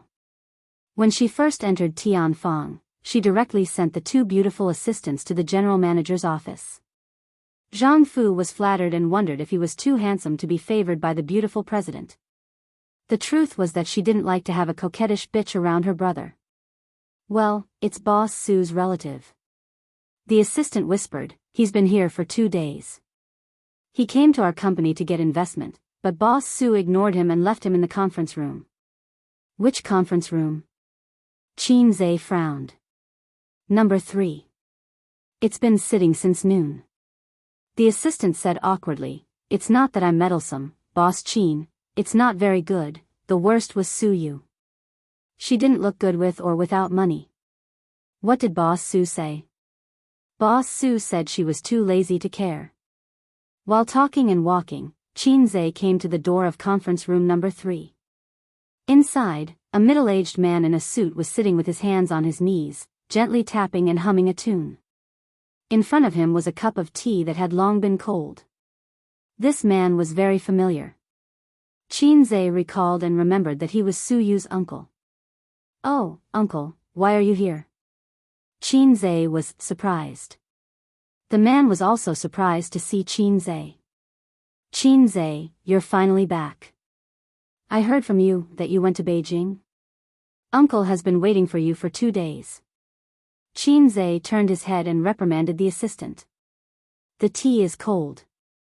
How can you treat guests? Uncle waved his hand. Hey, I didn't want it. I've been drinking it all day. Qin Zhe nodded and waved his hand to let the assistant leave first.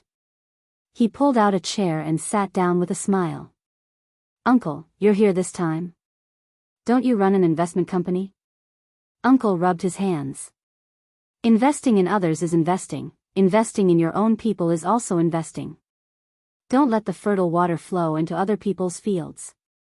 Uncle wants to invest some money in a business. Uncle, what kind of business do you plan to do? The economy is not very good now. Have you done any market research?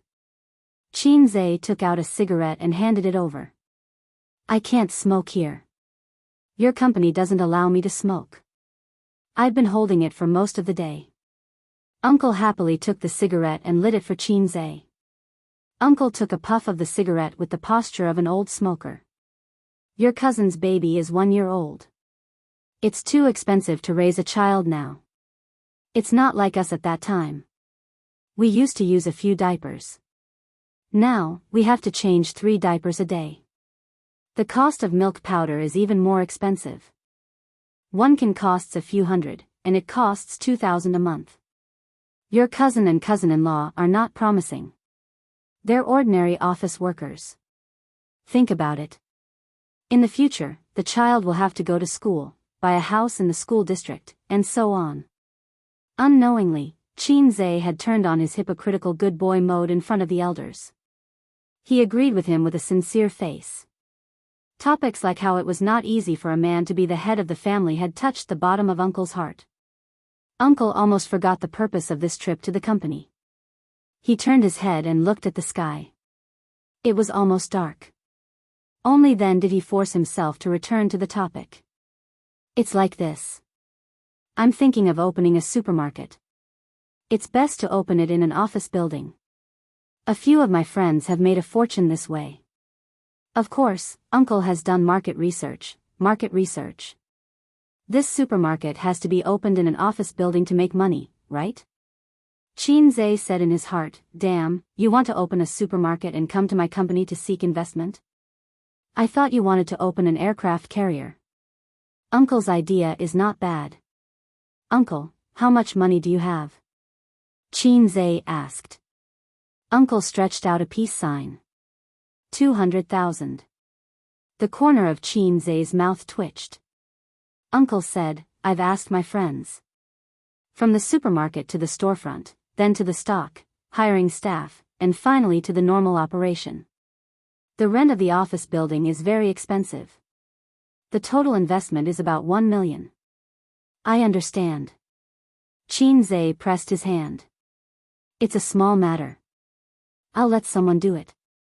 Uncle, you invest 200,000. I'll invest 800,000.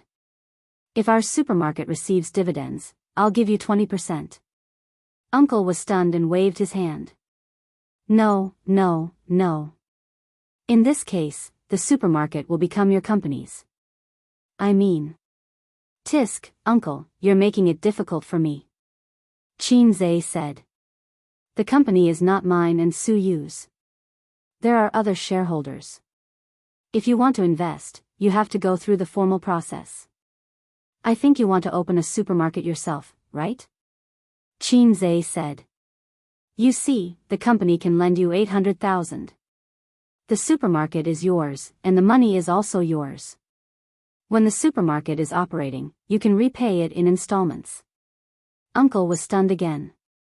This was not what he thought. Why was it the company borrowing money and not private borrowing money? This is the best way. Uncle, you choose one. Either the company invests in the shares, or you pay in installments. Then borrow the money. Uncle said. Chapter 426. President Zheng, if you want to invest, we can give you a chance. As long as this acquisition is successful, you will be a member of Tianfang. Last year, Tianfang and Feiyang Entertainment were still the same company. Everyone can see how it is now. President Su, I know that your daughter has a lot of resources in Huaihua. For your sake, Tianfang will definitely take care of her. In addition, I promise that Miss Qin will tailor a few good songs for her. I promise to reverse the audience's impression and restore her reputation. Su Yu raised her wine glass and motioned to the two middle-aged men. With President Su's words, I'm relieved. President Su, please take care of us in the future. We will do our best to facilitate this acquisition. President Zheng and President Su nodded and drank. This was a luxurious private room of a 5-star hotel. 6 uniformed waiters served on both sides. The lights were bright and shone on the beauty drinking. The light passed through the red wine in the glass, refracting a diamond-like red light, reflecting on the snow-white neck when she raised her head to drink. President Zheng and President Su were the major shareholders of the 2 entertainment companies that Baoza Investment was preparing to acquire. Acquiring a company required repeated negotiations. The acquisition of these 2 companies was not easy. There were always shareholders like Nan Man Pei who were unwilling to fail, so they encountered a little trouble in the acquisition. But it didn't matter. For Su Yu, it was only a matter of time before 2 pieces of fat meat were in her mouth. With sufficient financial support, she was very confident. In addition, she could also cater to their interests. For example, President Zheng, who wanted to continue working in the entertainment industry, so you could promise to let him transfer his money into shares and place him in Tianfang. President Su, who was wholeheartedly paving the way for his daughter, his daughter was in the entertainment industry, like Qin Bao Bao, a little bitch, singing. Su Yu drew a big cake and promised to let Qin write a few songs for his daughter. Who didn't know that a song by a fast shooter could easily make a singer popular? The gimmick was big and didn't cost money. Although Su Yu was smiling like a flower, she was actually in a bad mood these 2 days. For example, her husband accompanied another woman to Beijing, and a black-hearted woman even posted on Weibo to show off their love. Su Yu was so angry that she couldn't wait to post a little red door or a teddy door to PK with her. Su Yu was a little sad. They ate, drank, and played in the capital. They went shopping hand in hand. They were in love. While they spent the whole day laughing and chatting, she was all alone in her work. Just thinking about it made him sad. Today, Qin came back. He should be at home with his sisters, cooking and being intimate with each other. On the other hand, she had to attend social events for the sake of the acquisition of the company and was even pestered by her uncle. Just as she was thinking about this, her uncle called. Suyu frowned slightly. She had a cold relationship with her family and relatives. She hated those poor relatives who ate and took. She felt that her uncle was just trying to get money from her. Today, he was going to open a supermarket. Tomorrow, he was going to buy a house. The day after tomorrow, he was going to buy a new car. Day after day, what was he doing? Was she close to him? We only see each other during the holidays, but you don't usually care about me. Can't we just go our separate ways? She answered the phone. I know you're busy. Did I disturb you? Her uncle laughed twice. I've got the money to open the supermarket. Your aunt and grandma insisted that I call you to say thank you. What money? Suyu was stunned and then became angry. Did the company's people give the money to her uncle without authorization? It was possible. If they followed the investment process, the company's department managers had the power to casually set up a project and give the money to her uncle. They could also please her. Didn't Chin-zae come back? He gave it to me. Her uncle laughed and said, your boyfriend is really good. He has a better eye for men than your mother. When I left, he caught up with me and said that the loan treaty was just a process, and you don't have to pay it back. Uncle received this kindness. When the supermarket makes money in the future, you have to pay it back. After all, it's the company's money. Come home for dinner some other day. Your grandma and grandpa miss you very much. Suyu hung up the phone blankly. After talking about things, the dinner party was over. Suyu drank wine and didn't bring a driver. President Zheng and President Su enthusiastically wanted to send her home, but Suyu declined. The April evening breeze blew on her face, cool and comfortable. Suyu stood at the door of the hotel and made a phone call. Hello, come and pick me up. Where are you? I'm at Huijin Hotel. It's too far away.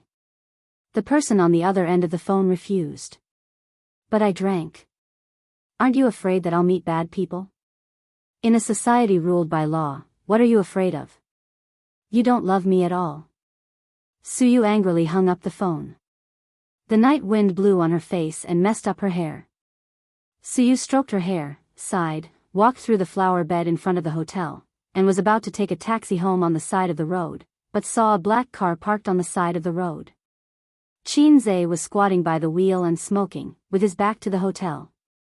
Suyu's eyes immediately shone. She bit her lip, walked over, and deliberately stomped her high heels. Hello. Suyu shouted. Chin-zae ignored her and smoked. Hello. Suyu stomped her feet. I heard you. Wait for me to finish this cigarette. Chin-zae threw the cigarette butt on the ground, stepped on it, and then picked up the cigarette butts on the ground one by one.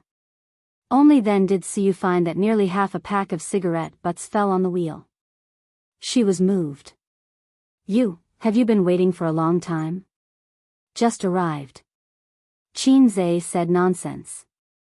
You just arrived and smoked so many cigarettes? Smoke one by one, pretend that you have waited for a long time, just to let the little lady be moved. Chin-zae said, Are you moved? Dare to move. Suyu's eyes were red and she threw herself into his arms.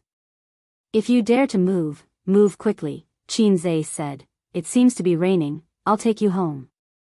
Suyu twisted her small waist and said coquettishly, Don't take a car, go shopping, walk back.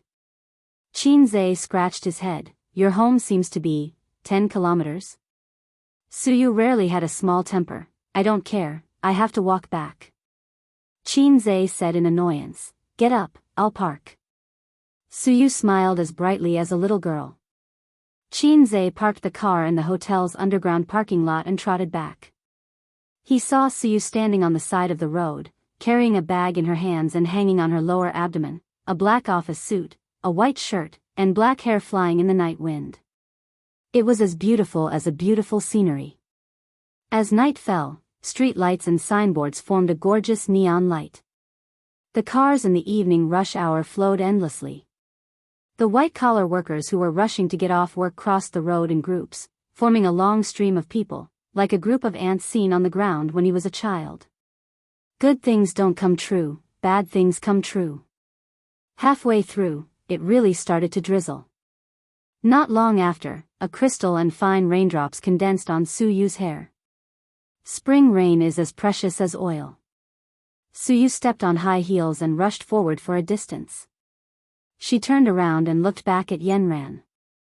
Qin, who witnessed this scene, was lost for a long time. The style of this turn, the drizzle and the long street soaked the eyes. Suyu ran back and hugged his arm. How long have you been shopping with Wang Zijin? Without waiting for Qin to answer, she pointed to the front and turned to look back. Is it 10 kilometers? How could it be? Qin didn't know whether to laugh or cry. That's good. Suyu was very happy. Well, are you sleeping at my place tonight? No. Qin shook his head. In order to wait for her, he turned off his mobile phone. When he sent Suyu home, he would go back immediately. Be conscious and be ready to kneel on the keyboard. It must be that you are tired of playing with the uniform, but it doesn't matter. I bought tiger underwear, the kind with stripes. Suyu whined, but raised her 2 fists to her chest and made a cat-girl's action. I'm afraid of tigers. He rolled his eyes. How can you get tiger cubs without entering the tiger's den? Suyu smirked. Qin, he glanced at Suyu's belly subconsciously and felt that he couldn't look at these 2 idioms directly. Qin, I'm afraid it will be hard to get off. Suyu, after 5 minutes of walking, Suyu rubbed her feet and said bitterly, I can't walk, let me die. It was hard for her to walk for 20 minutes in high heels. Qin squatted down and said angrily, come up. Suyu cheered and threw herself on his back, almost pushing Qin down. Fortunately, her scale was not as abnormal as her sister's. This wave of ball-hitting people, Qin could still withstand. Suyu carried the high heels and hung them on Qin's chest. The 2 shuttled through the drizzle, crossing the intersection, through the crowd, and through the traffic. I like you.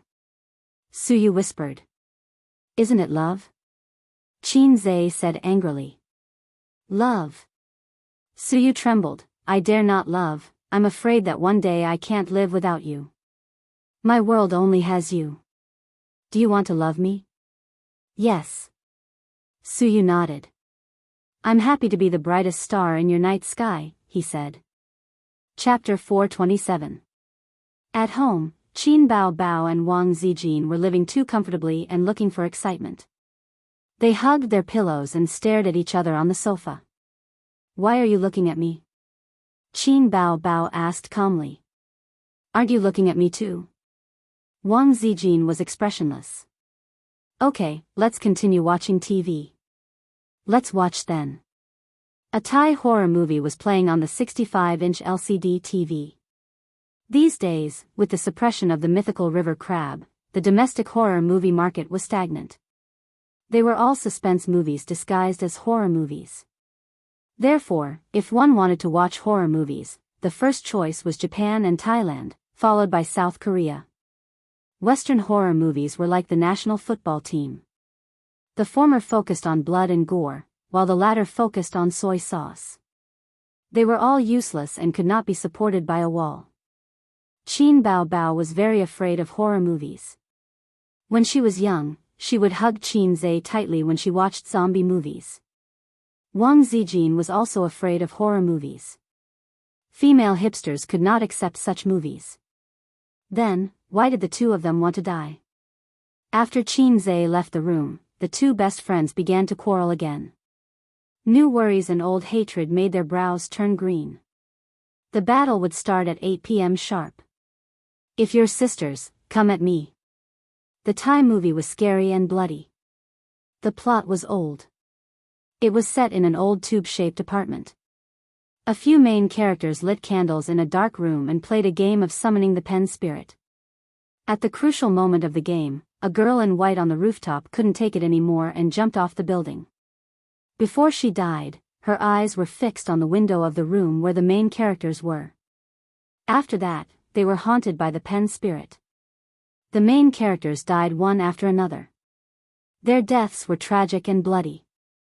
The 2 men and 1 woman who survived were so scared that they peed their pants. They asked a witch to exorcise the spirit, saying that they were haunted by the ghost of the girl who jumped off the building and begged for help. The witch performed a ritual to help them and successfully exorcised the ghost of the girl in white. They thought that they had escaped death.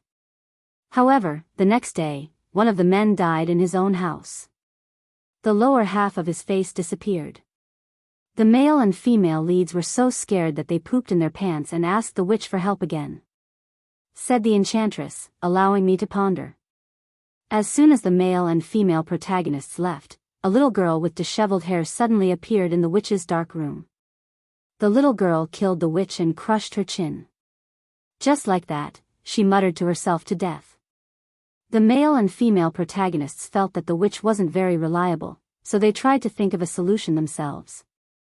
First, they had to determine what kind of evil spirit was bothering them. Therefore, he went to the old residents of this tube-shaped building to ask for information. Finally, they found out the true face of the evil spirit. It turned out that before the building was built, a cute little girl passed by and was dragged in and out of the building by an evil lolicon uncle. Then, she was killed. It was said that her chin was smashed. This lolicon was said to be called Nauchi. He had yet to be arrested and was on the run. It turned out that the pen spirit summoned by the protagonists wasn't a girl in a fluttering white dress, but a little girl without a chin. The little girl kept following them. The sky gradually darkened. The male and female protagonists went to the witch for help, only to find that the witch was already dead. They fled back to the apartment in fear. The male and female protagonists ran down a long corridor. Just then, the corridor lights flickered a few times and went out. The male and female protagonists saw a little girl with disheveled hair appear at the end of the dim corridor. The little girl was still very far away at first, but in the blink of an eye, she was standing in front of them. She raised her head. Her face was badly damaged. Her chin was shattered and there was still black blood. Only the whites of her eyes were missing her pupils. The little girl's appearance was extremely frightening. Qin Bao Bao picked up her teacup and sipped on it expressionlessly. However, her hands were shaking as if she couldn't hold her blanket properly. Wang Zijin pretended to look at her phone as if nothing had happened. The corner of her mouth twitched slightly. The 2 girls were actually so scared that they peed their pants. After watching the horror movie, the pale-faced girls tacitly went back to their rooms to sleep and turned on the lights. However, they didn't know if it was a psychological effect, but they felt that the house was especially quiet. Sometimes, they would hear strange noises in the living room. Qin Bao Bao's room was big, so it was even worse. She turned on the lights in the bathroom and opened the door. Every 5 minutes, she would step into the bathroom in her slippers and take a look. She was afraid that something would appear in there. "I'm sorry, the number you have dialed is temporarily unavailable." After calling her brother for the 10th time without any results, Qin Bao Bao threw her phone on the bed and sat cross-legged. She was so angry that she gritted her teeth. "Where the hell did you go? Don't come back tonight if you dare." After thinking for a while, she changed her words.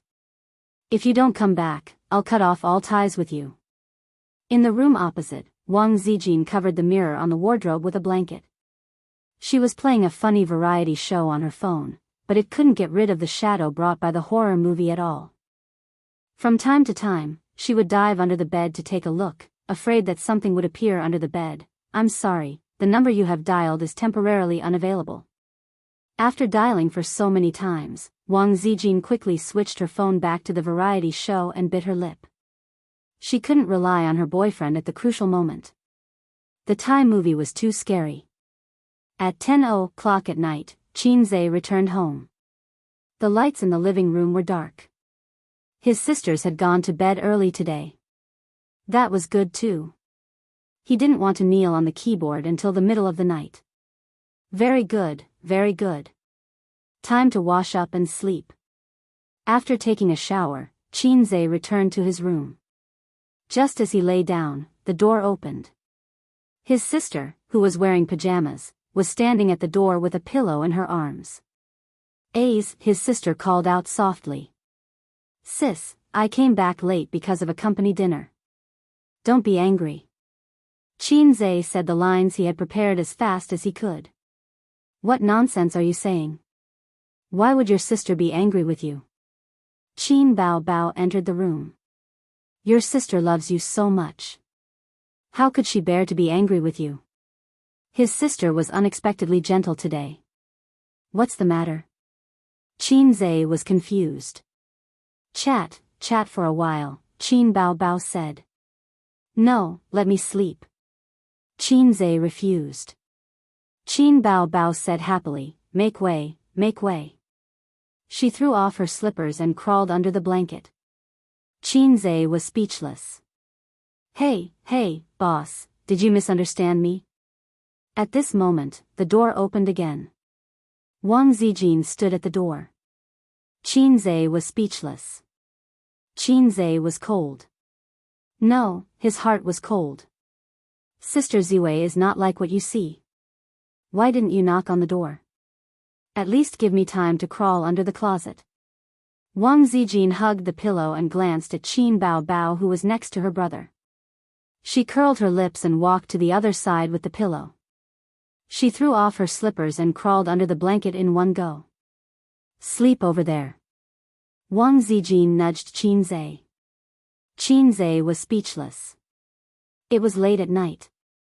Qinze, who was enjoying the happiness of having two wives, lay on the bed and stared at the ceiling, not daring to move. On his left lay his 36D seductive sister, and on his right lay his dignified and gentle girlfriend. The sister slept on her side facing him. Her big breasts were shockingly hot, and her breast volume was shameful. Wang Zijin's back was facing him. Her butt was shockingly hot, and the distance was shameful. She was just touching his waist. What's wrong with the sisters? Are they giving me benefits? Are you touched?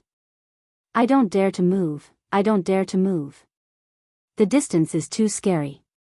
If I move even a little, I'll rub against sensitive parts. Usually, it's fine.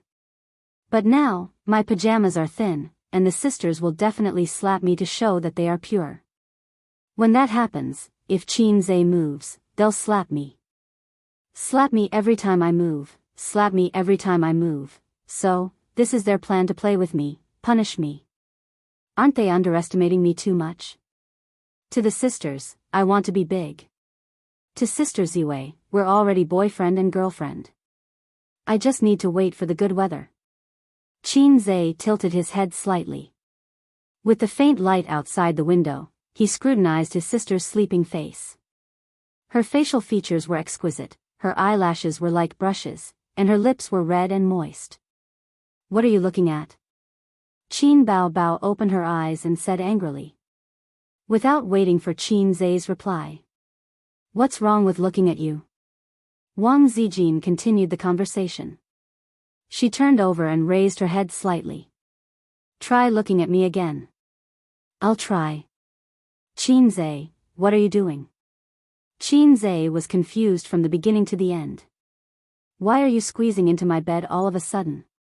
Qin Bao Bao and Wang Zijin couldn't think of an excuse, so they said in unison, stop talking and go to sleep. Io, the sisters were still shy.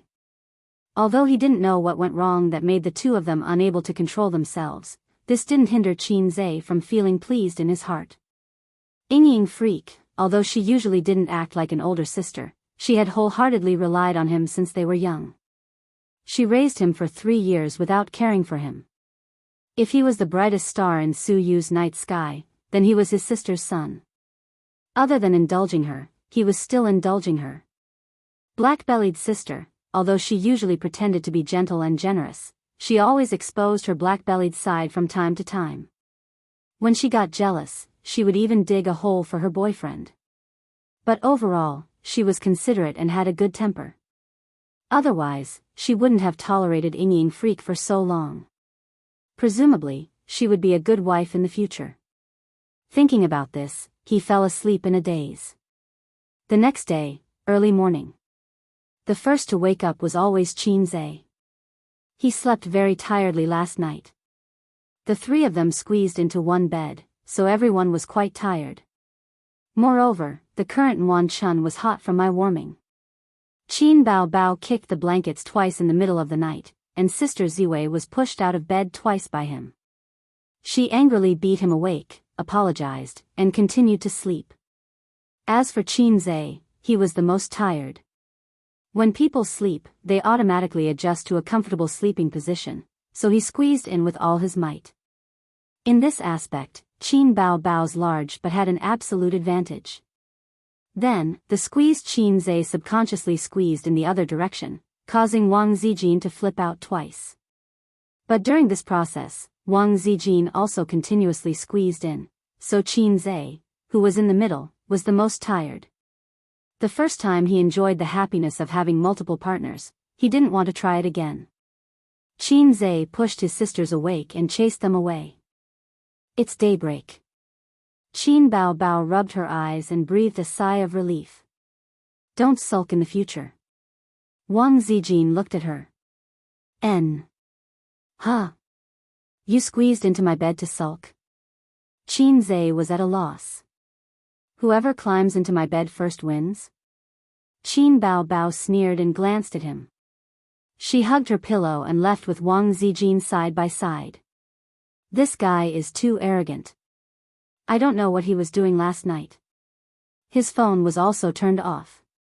He said something about a company gathering, but he clearly didn't drink. Why don't we just beat him to death? Qin.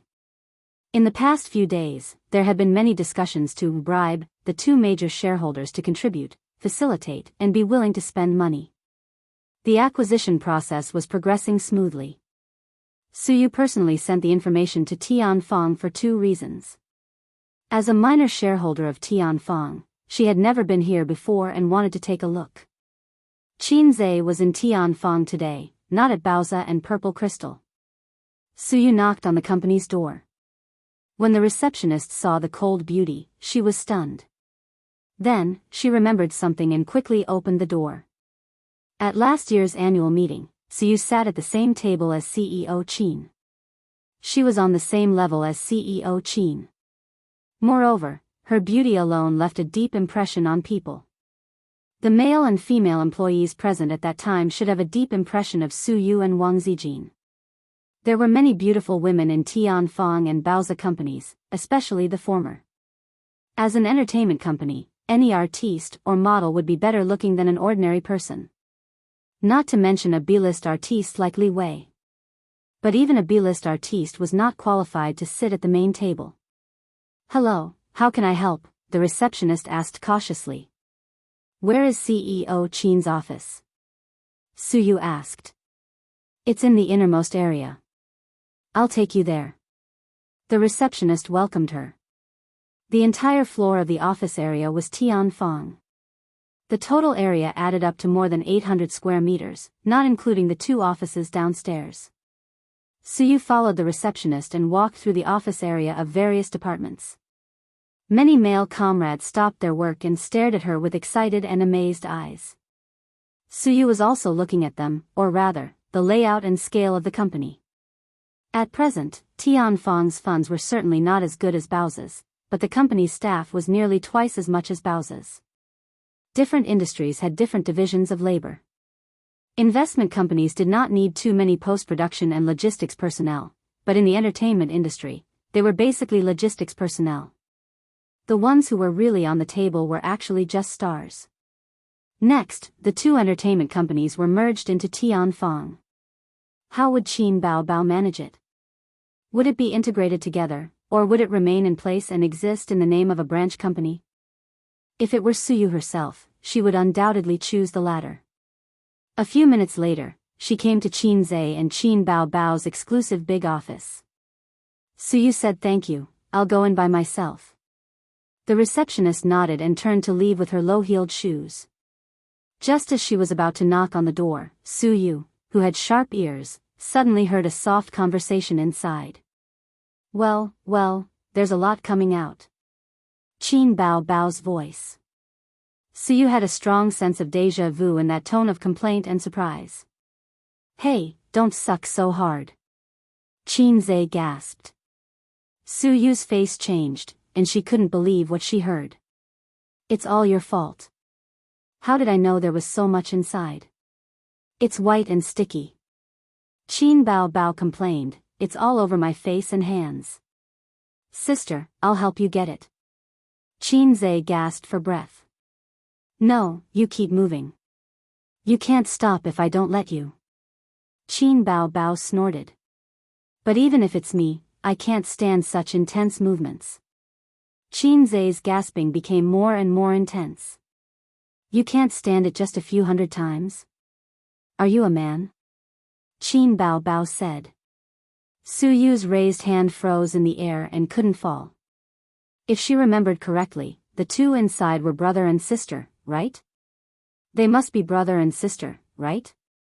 They were so evil, her outlook on life suddenly collapsed.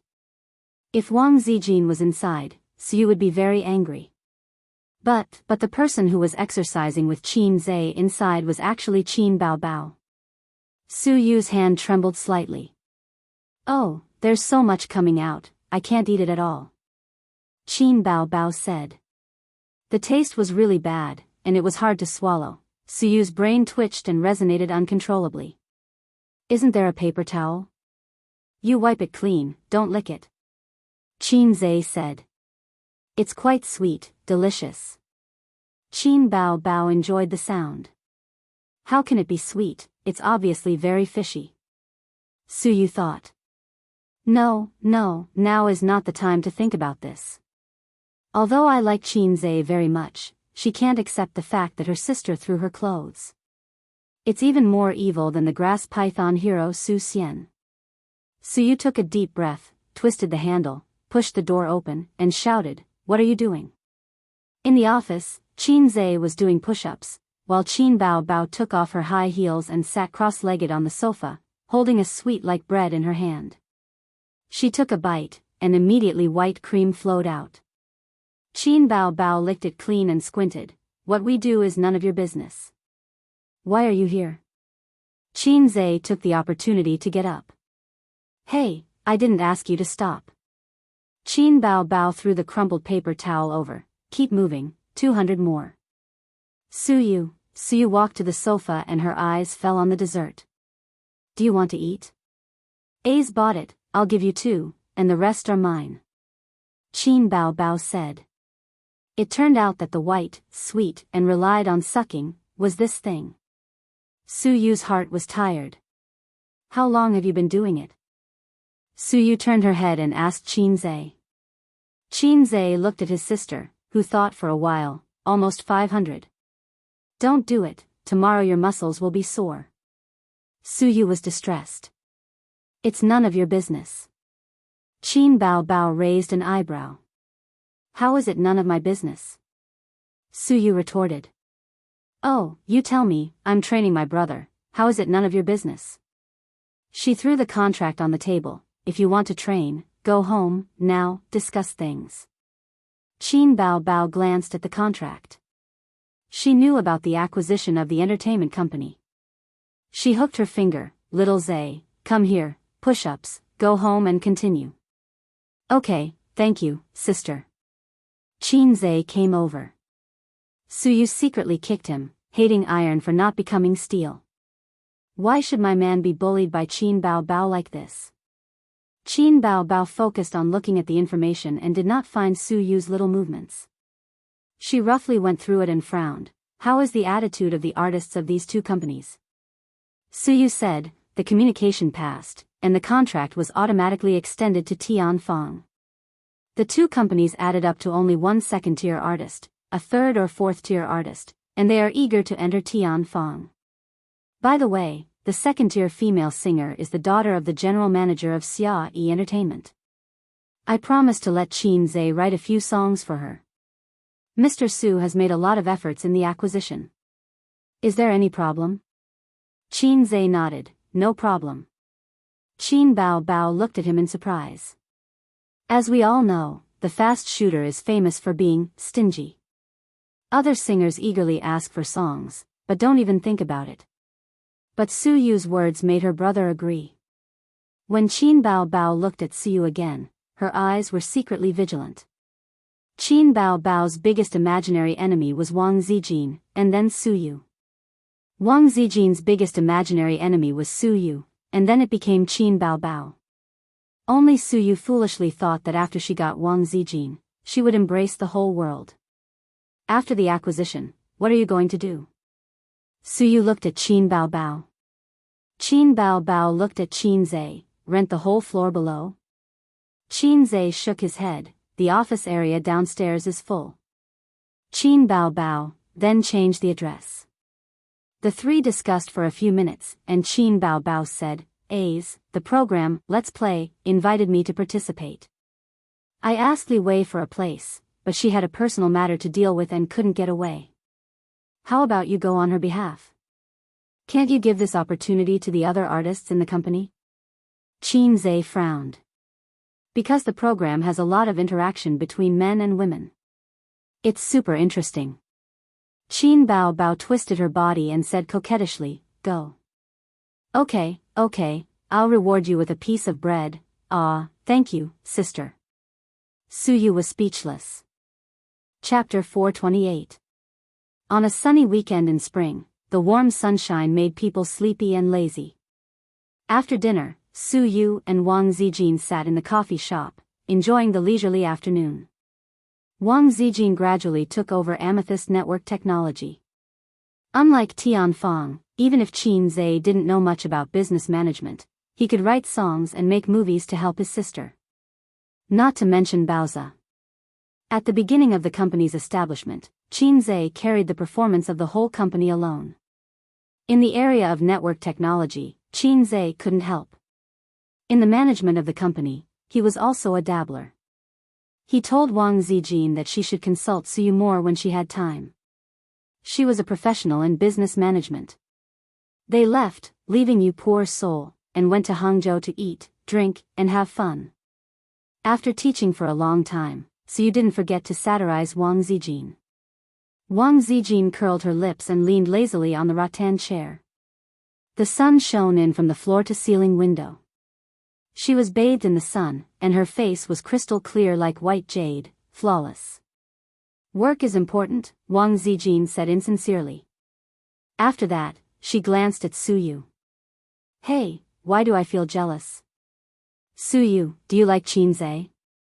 Of course, I like him. Don't you see how tacit and cooperative we are? We work together to create such a big family business. Suyu was proud. Wild lovebirds. Wang Zijin sneered and suddenly her small face became serious. Then tell me, how far have you and him developed? She silently dug a hole for Suyu, just like Qin Bao Bao regarded her as a wolf in the house. If Suyu was interested in Qin Zhe, no doubt, then she would definitely bluff and anger herself. It was better to let her misunderstand. Eat all day long, Suyu said. Wang Zijin.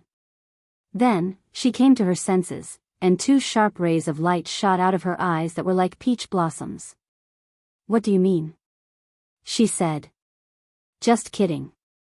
Suyu laughed and said, do you think I have an affair with Qin Zhe? Stop fooling around. I'm such a pure and innocent little fairy, a pure and untainted white lotus. That's right, there's something going on. She paused for a moment, and before Wang Zijin could say anything, she smiled and said, what about you? Are you having an affair with Qin Zhe? She was exaggerating so much that Wang Zijin didn't believe her. Wang Zijin pretended to be relaxed. How is that possible? I only treat him as a younger brother. I'm not some kind of brother complex. It doesn't exist. She thought that she couldn't let Suyu know her relationship with Qin Zhe. Otherwise, Suyu's big mouth would turn around and tell Qin Bao. The big cow was going to explode. Wang Zijin was not ready to have a showdown with the big cow. Suyu was confused at that time. What was going on? Wasn't she Qin Zhe's official girlfriend? Why did she cower faster than her? What was she afraid of? It didn't make any sense. Was he worried about something? Anyway, it was impossible to worry about her, Suyu. Suyu frowned and realized that things were not simple. Today's training will end here. I'm going home to write novels. Suyu stretched. Wasn't your novel banned? Wang Zijin asked curiously. Suyu's novel was 404 because of too many illegal content. At that time, she was heartbroken and called Qin Zhe with tears in her eyes. She cried and said that she wanted to buy that novel platform and then fire all the employees. Qin Zhe comforted her that it was useless to do so. The power of the number one beast in the world was not something you could compete with. Just go to work obediently. Suyu was not reconciled and secretly started a new book. At the same time, in Hangzhou Stadium, the program group of Let's Play officially started recording. It was a relatively popular reality show. There were 4 permanent guests in the program, 2 men and 2 women. 2 of the female stars were acquaintances, Qian Shishir, who was in the variety show, and Guling, a very popular female singer in Wanwan. It was the sister who posted Qin Zhe's picture, Pigeon, the sheep below is dead. They met when they participated in the Golden Melody Awards. Of the 2 male stars, one was once a big star in the music industry, called Li Guangsheng. The other won the Best Actor award, called Sun Chen. In the stadium, hundreds of audience members were looking forward to it. At this time, there were 2 male guests standing in the stadium. Yes, there were only 2. Following the director's speech, a man came out of the entrance. Lin Jiao. Ah, it's him. I love him. The stadium was noisy and the audience cheered in surprise. Lin Jiao, a popular young actor in recent years, debuted as a singer and then transferred to the film and television industry. He was often criticized for having no acting skills, but it did not prevent him from being popular. The classification of the entertainment industry was actually very vague now. In the past, the classification of A-list and B-list stars was very clear. With the development of the times and the emergence of young actors, this classification faded away. In the past, the level of stars was divided according to the work and salary. After the young actors, this method did not work because good work did not mean high salary. Lin Jiao went on stage and exchanged pleasantries with the 2 male stars. The director raised the microphone and shouted, "Let's welcome the next guest." There was a puff of air from the entrance and a tall voice walked into the stadium. Several male guests exclaimed in surprise. Then, there were hundreds of audience members exclaiming. The person who came was Qin Zhe. As soon as he appeared, he overshadowed Li Jiao. Not only did the female audience scream, but the male audience also howled excitedly. It was because of the rampant popularity of young actors that the audience was particularly partial to those with talent and acting skills. Qin Zhe, as a young actor with acting skills and no scandals, could be said to be popular with both men and women.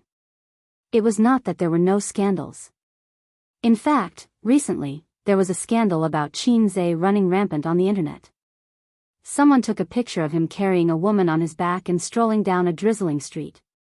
Qin Baobao and Wang Zijin did not know about this scandal for the time being. Qin Zhe himself did not know about it either. Because it was not a major scandal, it did not make the headlines, so Qin Zhe could still smile so brightly. Sun Chen, who had the most experience, rushed over to hug him first, followed by Li Guangsheng and then Lin Jiao. The latter 2 were obviously more enthusiastic than the former because they were half singers. "You're my idol," Lin Jiao said. "I'll give you my autograph after the show," Qin Zhe joked. "Alright, now that the male guests are all here, we have 4 female guests for this episode. The next segment is called Fated Pairing," the director announced. Each female guest will give a hint on the board, and the male guests will choose a female guest they like. Sun Chen said, "2 of them are Guling and Shishir. I don't know about the other 2. Li Guangsheng teased, "Definitely don't pick either of them." He patted Lin Jiao on the shoulder. "I'll leave them to you guys." There was a roar of laughter. With that said, 4 tall and sexy female models went on stage, holding 4 boards. The 4 boards were Werewolf Kill, Golden Melody Award, Watching Childhood from Afar, and Black-Hearted Maggot. Sun Chen was dumbfounded. What kind of trick is this? The production team must be up to something. I can't tell Guling and Shishir's styles at all. How are they going to choose? Li Guangxing said, what does Werewolf Kill mean? Are they hinting at the game they like? Which female celebrity especially likes to play Werewolf Kill? Qin Zhe touched his nose. He felt that these 4 female guests were up to something. Lin Jiao said, Golden Melody Award. Does it mean that she won the Golden Melody Award before? Watching Childhood from Afar. What does that mean? The last one is Black-Hearted Maggot. Which female guest has such a strong taste? Sun Chen rubbed his hands. I know that Qin Bao Bao came to our show this week, but I don't know which one she is. It's definitely not Werewolf Kill. I've never heard that she likes to play this game. I think it's most likely to be the Golden Melody Award. She won the Chinese Best Female Singer Award before. Lin Jiao said, can we ask the audience for help? Qian Shishir. Werewolf Kill is Qian Shishir, the audience shouted. Sun Chen was still confused. Li Guangxing suddenly understood and explained, Qian Shishir is a permanent guest of Werewolf Kill. But I remember that Qin Bao Bao also participated in it before. There's no need to say more. It's another smokescreen by the production team. Watching Childhood from Afar is Qin Zhe's Weibo name. A female audience member in the front row shouted with her hands as a loudspeaker. That was his old name, but now his real name was verified on Weibo. Sun Chen clapped. Then this could also be Qin Bao Bao. The director announced, now, let's invite the male guests to choose. Sun Chen took the lead and snatched the Golden Melody Award. Lin Jiao and Li Guangxing snatched the Watching Childhood from Afar writing board. The 2 of them pushed each other and fought for it.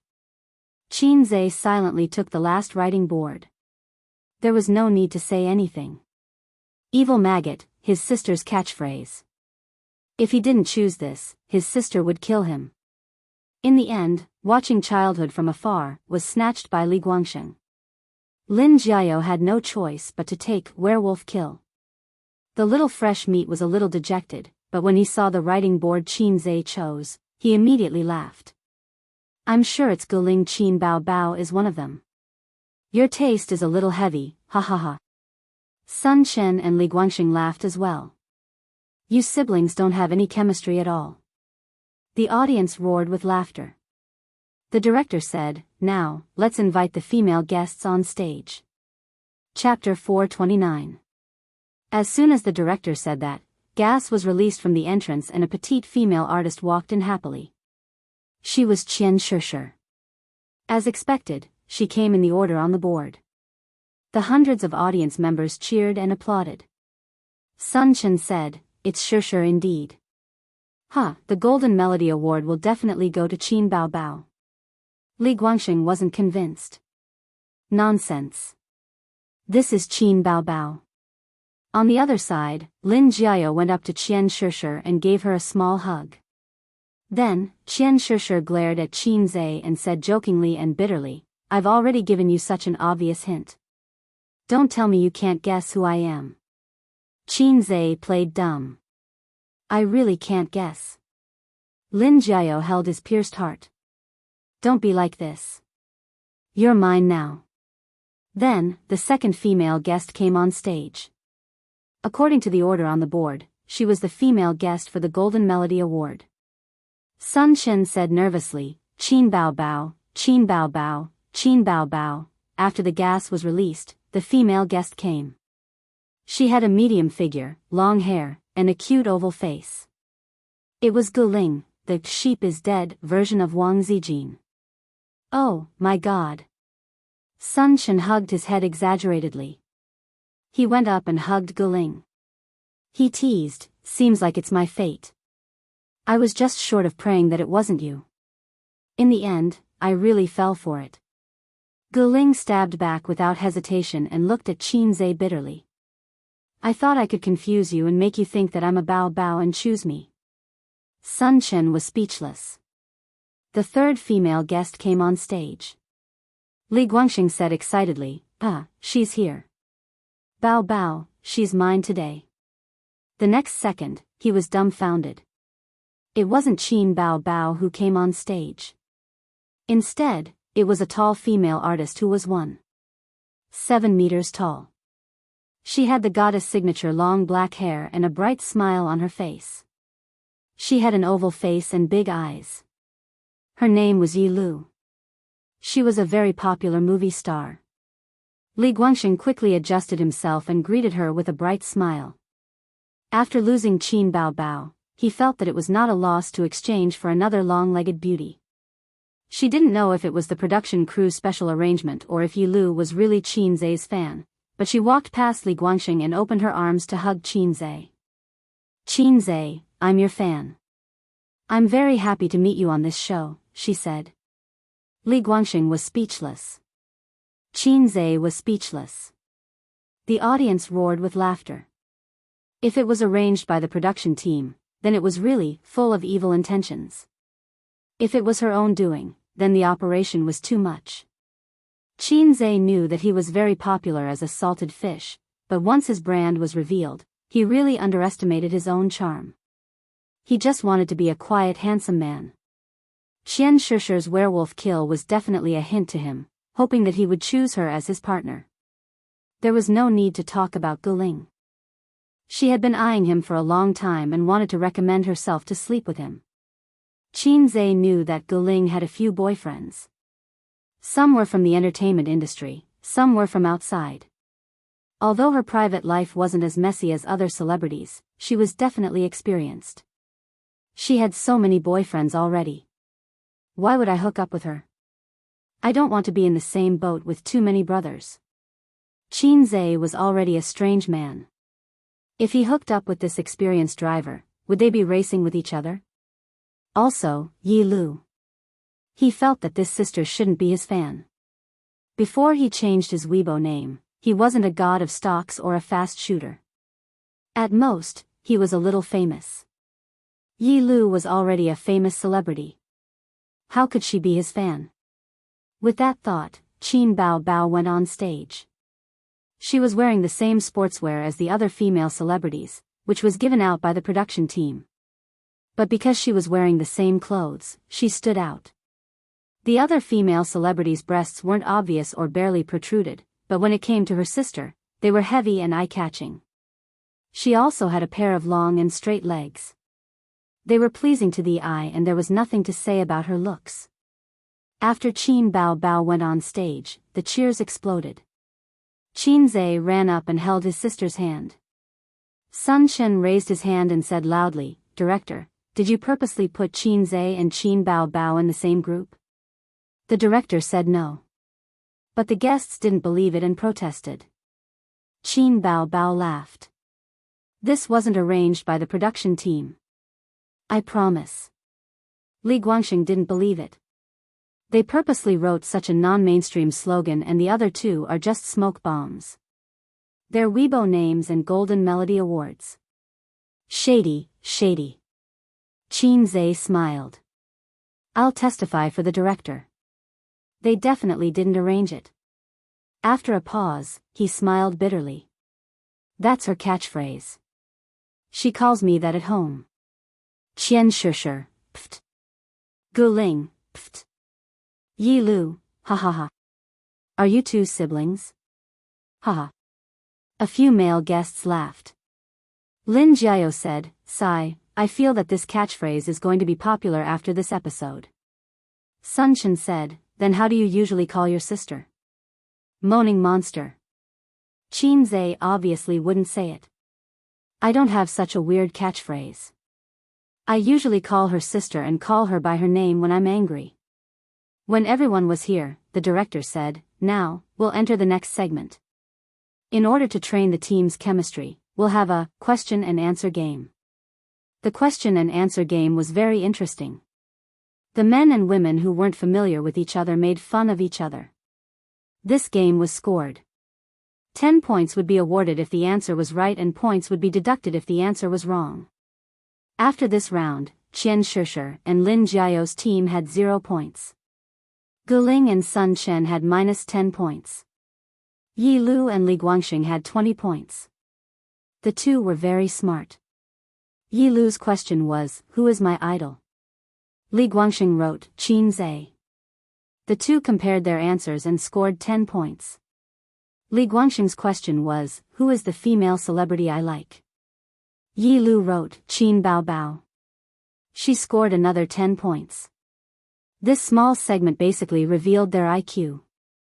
Since they weren't familiar with each other, they obviously had to ask questions that both parties knew. For the other two teams, Qian Shishir's question was, "What color do I like?" Gu Ling's question was, "The food I like." As for Qin Zhe and Qin Bao Bao, they were considered bugs in this segment. They scored 40 points. Both teams asked 2 questions each and the two answered them correctly. Qin Bao Bao's question was, "The food I like the most." Qin Zhe obviously knew that. He wrote, "Chicken stewed with mushrooms." When he usually cooked, it was definitely chicken stewed with mushrooms. Qin Bao Bao's second question was, "The thing I dislike the most." Qin Zhe originally wanted to write, "horror movie." But when the sister touched her nose, the younger brother understood. After hesitating for a long time, he wrote, "tissue." In the end, the answers were correct. He hoped that Sister Ziwei wouldn't watch this show. Qin Zhe could only pray in this way. Next, they left the stadium and took the bus to West Lake. Along with them was a large group of fans. The show quickly booked the top floor of Leifeng Pagoda to film the show. The top floor of Leifeng Pagoda had great scenery. The sun was shining brightly. Standing there, one could see the green waves of West Lake rippling like folds. Further away were the Su Causeway and the Bai Causeway. The willows were green and there were many tourists. The Su Causeway divided West Lake into 2. In the smaller part of the lake, boats with black awnings slowly sailed past. In the larger part of the lake, boats competed with each other. The reason why Qin Bao Bao came to this show was because she wanted to freeload on the show's travel activities. The show filmed all over the country and sometimes even went abroad. She originally thought that even if she didn't go abroad, it would be great to go to Sanya or something. She didn't expect the show to be set in Hangzhou. The Hangzhou siblings had already been here many times and played everything they wanted. It was only an hour away from Shanghai by high-speed train. They didn't have the thrill of traveling together at all. On this point, Qin Bao Bao was very disappointed. As everyone knows, there is a beautiful legend about Leifeng Pagoda. It is said that White Snake is imprisoned here. Now, we will choose the most beautiful white snake and the most handsome Su Xian. Everyone can show off their talents. Finally, the show's 10 audience members will give the score. The audience members were randomly selected from the fan group. The order of appearance was decided by drawing lots. Let me. Qin Bao Bao rolled up her sleeves, indicating that she would draw lots. Reality proved that her sister's luck was terrible. The siblings were the last to appear. Even a beautiful and cute little fairy-like sister has times when she stumbles. Qin Bao Bao leaned against her brother and sighed. "Brother cameraman, cut this part later." Qin Zhe silently covered his face. Soon, the talent show of each group was decided. Qian Shishir and Lin Jiao's group chose to act in a skit. They acted out the meeting of White Snake and Su Xian. The two of them were movie stars. Sun Chen and Guling chose to sing a song. It was a classic song by White Snake and Su Xian. The two of them were singers. Yi Lu and Li Guangxing both chose to sing. Li Guangxing was once a very popular singer. Then what should we sing? Qin Bao Bao glared. The good things were all chosen by the others. Qian Shishir smiled. You guys got so many points in the last segment. This time, it's our turn to make a comeback. Lin Jiao agreed. Luckily, we chose all the songs. The two Miss Qin are both capable singers. Yi Lu smiled and teased, how about Qin Zhe write a song on the spot? Huh, good. That's a good idea. Miss Qin, if you can write a song on the spot, we'll admit defeat without any hesitation. The guests chatted and laughed. Even though fast shooters were famous for being fast, writing a song in a few minutes. He seemed to have done it before. But it might not be better than the classic song they were going to sing. How about you write a song? Qin Bao Bao hugged her brother's arm out of habit. Qin Zhe rolled his eyes. The director and assistant director of the show talked. If Qin Zhe writes a song on the spot, our show will have a lot of gimmick. That's a bit difficult. It's actually not that difficult. I heard from Huang Yuting's studio that Qin Zhe can write a song in 10 minutes. There's a high chance. After all, he's a fast shooter. To the show, Qin Zhe being able to write a song on the spot was definitely a hot topic. The fame of a fast shooter was like thunder in the entertainment industry. The fans only knew that he was fast, but they didn't know how fast he was. They would write the title, Qin Zhe writes a song on the spot on the show to let you know how fast a fast shooter is. Just this gimmick alone would make the views for this episode explode. Chapter 430. The director gave everyone a few minutes to change their clothes. The female guests put on a vintage white dress while the male guests put on a scholar's shirt. The four teams stood together after changing their clothes. They looked at each other and joked around. Sun Chen pointed at Qian Shishir and laughed. This is definitely the shortest white snake in history. Qian Shishir retorted, you're the fattest Su Xian in history. Qian Shishir was around 1.5 meters tall. Compared to Yi Lu and Qin Bao Bao who were around 1.7 meters tall, she looked especially petite. Li Guangxing said, they're both beautiful. They're both the most beautiful white snake. Gu Ling laughed. You're too old. There's no reference value. Qin Zhe, who do you think is the most beautiful? Qin Zhe didn't hesitate. Of course it's my sister. He paused and added, if I don't say that, she'll call me a black-hearted maggot. Everyone laughed. Qin Bao Bao kicked her brother lightly. The cameraman quickly captured the scene. Li Guangxing stepped forward and posed like an ancient scholar. Bao Bao, who's the most handsome Su Xian? Qin Bao Bao chuckled. Did you forget my nickname? Brother Dazzling Demon. Ha ha ha. Everyone laughed. The audience who were blocked outside took photos and videos excitedly. The crew was pleasantly surprised. Qin Bao Bao and Qin Zhe had a good sense of variety. Then, the first group's performance began. Qian Shishir and Lin Jiao acted. They acted out the scene where White Snake and Su Xian met for the first time. Both sides spoke awkwardly and exchanged glances. It was very funny. All the guests and the audience laughed. The 10 judges gave a score of 90 points. Then, the two groups performed singing and dancing. The artists present all had good singing skills, especially Gu Ling and Li Guangxing. When they debuted, little fresh meats weren't popular yet. Singers couldn't rely on their looks to get paid. Movie stars mostly relied on their acting skills. Gu Ling's voice was soft and beautiful, like the cry of an oriole. Li Guangxing's voice was deep and long. Both groups received warm applause. Qian Shishir sighed. If Gu Ling and Li Guangxing were in the same group, we would definitely lose. Lin Jiao agreed. That's good. Miss Qin and her brother are also very good at singing. If their performance could be repeated, we would all lose. For Gu Ling and Sun Chen's team, the audience gave them 88 points. For Li Guangxing and Yi Qing's team, the audience gave them 92 points. Right now, Li Guangxing and Yi Lu were leading.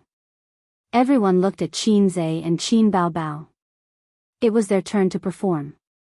Qin Bao and Qin Zhe were still whispering. She said, "Brother, you look quite handsome in this outfit."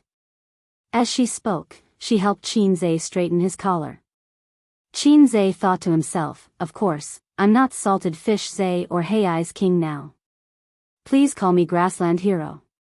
Today, his sister wasn't a whimpering monster either. She was a snake that was good at swallowing and spitting. Sister is also very beautiful, Qinze said. Not as handsome as you. Not as pretty as you. Not as handsome as you. Sister twisted her body. Cameraman, they definitely wouldn't cut out this part. They had to let the entire country see how shameless the two of them were. They had heard of businesses praising each other, but they had never heard of siblings praising each other. Seeing that it was their turn soon, Qin Bao Bao couldn't help but stop praising each other. She asked, "Have you finished writing?" "Cameraman, you can go first. We need to talk about business secrets." The siblings chased the cameraman to the side. Qinze said, "Not yet." Qin Bao Bao complained, "You're not fast at all today." "Qinze, will you cry if I'm too fast one day?" Actually, he could just search for songs in the point store, but the system didn't have any missions. If there were no missions, he wouldn't waste points. Qinze smiled. "Don't worry. I'm confident." Qin Bao Bao said in disdain, "I'm the one with a big chest." When did this girl become better at complaining than me? Do you remember a palm technique that came down from the sky? Qinze asked mysteriously. I only remember a hand blade that came down from the sky. Qin Bao Bao waved her hand and lightly hit her brother. What's your plan? Try to recall. Have we ever sung a song like this before? Qinze winked at him. Qin Bao Bao racked her brain and thought seriously. She couldn't remember and shook her head. You posted it on Weibo, Qinze reminded her. Sister shook her head. I used to be ashamed of it, Qinze said helplessly. Sister shook her head again. Think about it. That day when I wanted to hit you, you hid behind Sister Ziwei and trembled in fear. Qin Bao Bao remembered. It was the shameful video that was posted at the same time as Qinze's photo. She posted it without Qinze's knowledge. After that, the exasperated Qinze pounded on the door. Open the door, open the door. If you have the ability to post on Weibo, then open the door. He was really yelling like that at that time. Fortunately, Wang Zijin helped. Otherwise, she would have been beaten by her brother that day. Do you remember that song? Qinze asked. I don't remember. Qin Bao Bao frowned with a bitter expression. That song was written by Qinze. At that time, she wasn't a big star in the music industry and he wasn't a famous composer in China. The song wasn't the complete version. That song didn't become popular, and Qin Bao Bao, one of the people involved, didn't take it seriously. It's time for the complete version of this song to appear. Qinze raised his hand and said loudly, Director, give me 10 minutes. No problem. The director made an okay gesture. Qinze pulled Qin Bao Bao to a corner. The director hurriedly asked the cameraman to follow them. They couldn't miss such a crucial moment. The fast shooter wrote a song live. I'll teach you how to sing it. You follow me twice, Qinze said. Okay. Qin Bao Bao leaned her face close to him and pecked his head. She was very cute. How many words do you remember now? I forgot all. It's useless. Oh, I didn't remember. Qin Bao Bao punched him. Fast shooter. Qinze glanced out of the corner of his eye and turned his head. Good heavens, 2 cameramen on the left and 1 on the right. The 6 guests were sneakily bending over and whispering into their ears, as if they were eavesdropping. Hey! Qinze said. Hey! Qin Bao Bao said. Do what you want to do.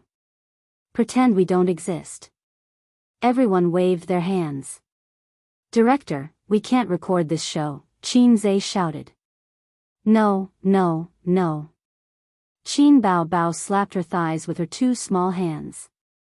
The siblings chased all of them away, leaving only 1 cameraman to shoot without any distractions.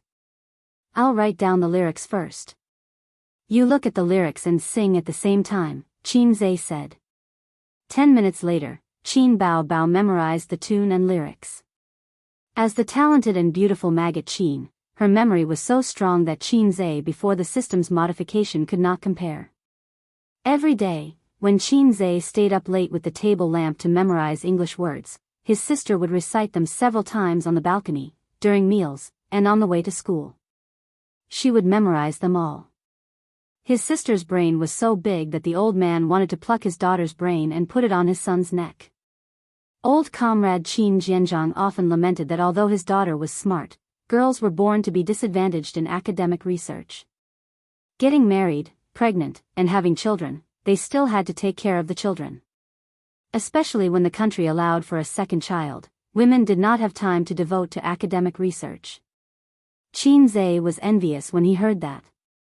Two thoughts came to his mind. First, they were not disadvantaged. They were clearly the welfare group.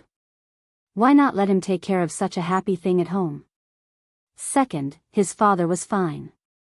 In the future, his sister would go to academic research, and he would be a stay-at-home dad and full-time husband. He could not say either of these thoughts.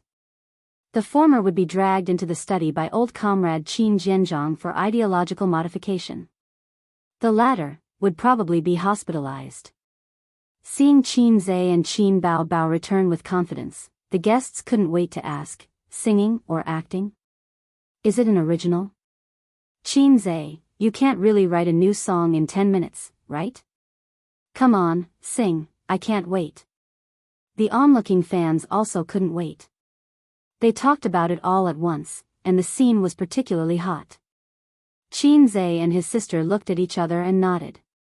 Director, we have no problem. Wait a minute, Qin Bao Bao blinked and said with a smile, let me give you a hint. We have sung this song before, and we even filmed a video and posted it on Weibo. Among the people present, some frowned, some pondered, and some recalled. But no one could remember what song it was.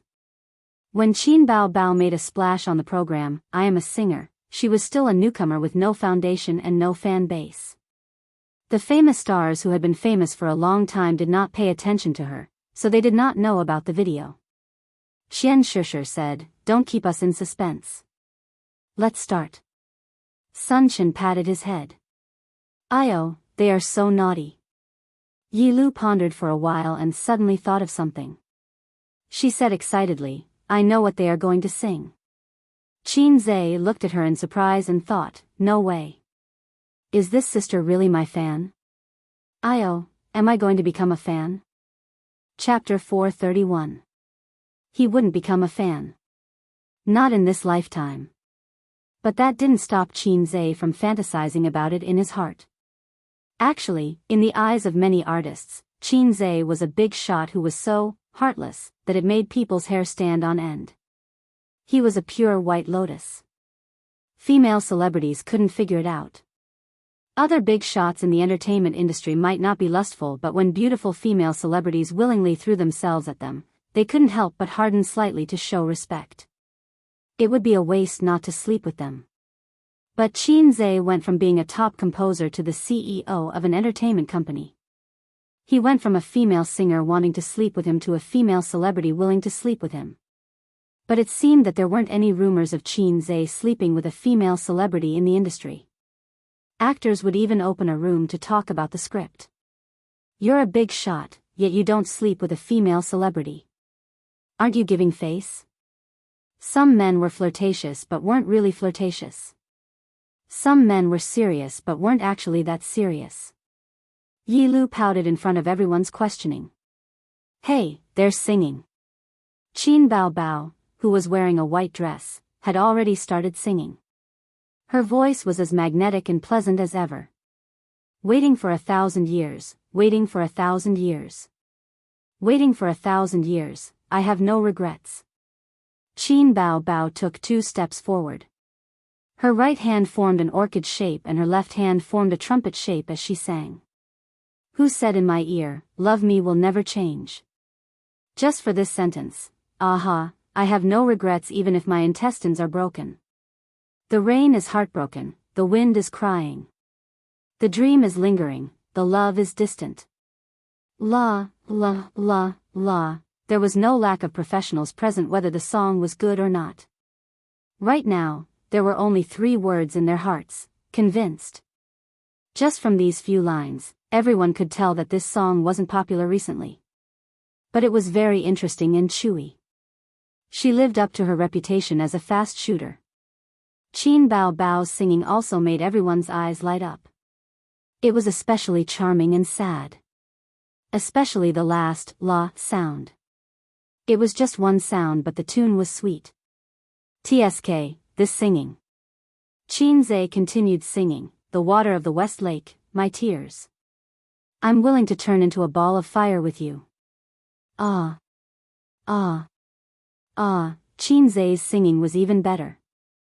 Although the guests didn't want to admit it, his singing was not only better than Qin Bao, but also better than Li Guangxing and Gu Ling, the 2 professional singers. After all, she was a cheater. He got it from the system. Everyone had a hunch that after this episode of the show was aired, not only would the ratings skyrocket, but the fame of the siblings would also rise to another level. Gu Ling exclaimed, once in 1,000 years. There's no white snake or Su Xian in the lyrics, but you'll understand after listening to it. It's about white snake and Su Xian. It's really nice. Li Guangxing sighed. If I had known Qin Zhe 7 or 8 years earlier, I might still be in the music industry now. Qian Shishir curled her lips. Come on, quick. Qin Zhe's songs are notoriously hard to book. Gu Ling nodded. You're good if you can get one. The long-legged sister Yi Lu's eyes sparkled. After he finished singing, there was thunderous applause. The audience and judges all gave him full marks. Everyone got 10 points, so the total was 100 points. They won without any pressure. The director said, for this segment, Qin Bao Bao and Qin Zhe's team win. They get 10 points. The guests who just finished congratulating and admiring them raised their hands in unison. Director, we're not recording anymore. The director was speechless. This is too depressing. Our team still has 0 points. Qian Shishir was the one who spoke. She was extremely dejected. They must be bugs. The previous segment was already very unfair. They still won this segment. Sun Chen and Gu Ling, who only got 10 points, protested. The director ignored their protests and announced, the winning team will enter the lucky draw segment. A staff member carried a turntable up. There were many options on the turntable. There were 5 points, 10 points, and some special skills. For example, skills that could randomly draw the other team's points or skills that could command a team to help their own team in a certain segment. I'll do this, I'll do it, Qin Bao Bao said excitedly. I'll do it. Don't forget your terrible luck just now, Qin Zhe warned. Let me do it, Qin Bao Bao said coquettishly. Qin Zhe, who liked this the most, immediately nodded. It's decided on you, Maggot Bao Bao. Maggot Bao Bao heard this and strode forward with her long legs. She stretched out a fair finger and flicked it hard. The needle spun rapidly and gradually slowed down. Finally, it stopped at the bright red option, all members regroup. Qin Bao Bao was speechless. Qin Zhe was speechless. His sister's luck was really terrible today. Qian Shishir put her hands on her hips and laughed. Regroup, regroup. Not bad. Our team got 0 points. Ha ha ha, brothers and sisters, I'm here to freeload your points. Sun Chen's expression was exaggerated. Really, Bao Bao's luck is already heaven-defying. I've played so many seasons of shows, but I've never seen anyone get this. Gu Ling laughed out loud. No, really. Qin Bao Bao stuck her tongue out at Qin Zhe. Qin Zhe said, then, Director, how do we regroup? Director, okay, let's draw lots to decide. Lots were drawn, Sun Chen, Lin Jiao, Li Guangsheng, Gu Ling Qian Shishir, Qin Bao Bao. Qin Zhe, Yi Lu. Yi Lu was very happy. She was actually in the same team as Qin Zhe. Qin Bao Bao and Qian Shishir left Leifeng Tower arm in arm. Shishir, it's not bad to team up with you. It's much better than with him. Qin Bao Bao comforted herself like this. But can we win in the next segment? We're two weak girls. Qian Shishir said. I'm here. Qin Bao Bao patted her voluptuous chest. The next stop was the Sisi wetland. It was a beautiful place with beautiful scenery. It was a rare secondary wetland in the city. 6 rivers intersected in the entire park. The waterways were like alleys, the streams were like nets, the fish ponds were like scales, and the islands were like chess pieces, forming the unique wetland scenery of Sisi. The group arrived at their destination. Qin Zhe stood side by side with Yi Lu and smiled. It's a good place. There's a stream and smoke. Yi Lu naturally held onto his arm. It's my first time here. Have you been here before? Qin Zhe nodded. I came here once when I was young. I don't remember too clearly. It's barely an old place. The production crew was busy arranging work. The celebrities had nothing to do for the time being, so they looked around. Qin Zhe and Yi Lu sat side by side on the bench. Qin Zhe, let's walk around together after recording the show. Yi Lu held onto his arm and sat next to him. The production crew brought us here, so we'll definitely play around. Qin Zhe smiled and enjoyed the beauty's warm chest. In the show, it was very common for female guests to hold on to male guests' arms, especially when they were partners like this. Qin Zhe had just finished speaking when he saw Qin Bao and Qian Shishir walk over. The older sister's eyes were filled with power. The little pervert was instantly terrified.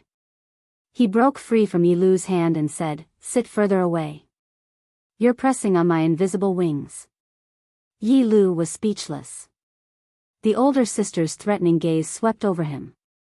Then, she pulled Qian Shishir elsewhere to play. Chapter 432. The production crew took half an hour to prepare and it was close to lunchtime. But the production crew remained silent about lunch. The petite and lively Qian Shishir rushed over. "Director, where's the food?" The director said, "There's no food." "What? Why?" "Director, you said the wrong line." The guests were in disbelief. "Even if you don't bring us to a restaurant, there should be packed food. I want chicken drumsticks." Damn, the production crew is stirring up trouble again. Sun Chen and Li Guangsheng, the 2 permanent guests of the production crew, started arguing. Then, Guling and Qian Shishir joined in. "We're not recording anymore. Let's go home." Qin Bao Bao, Yi Qing, Lin Jiao, and the other guests also joined in. "Let's go home. We're not recording anymore."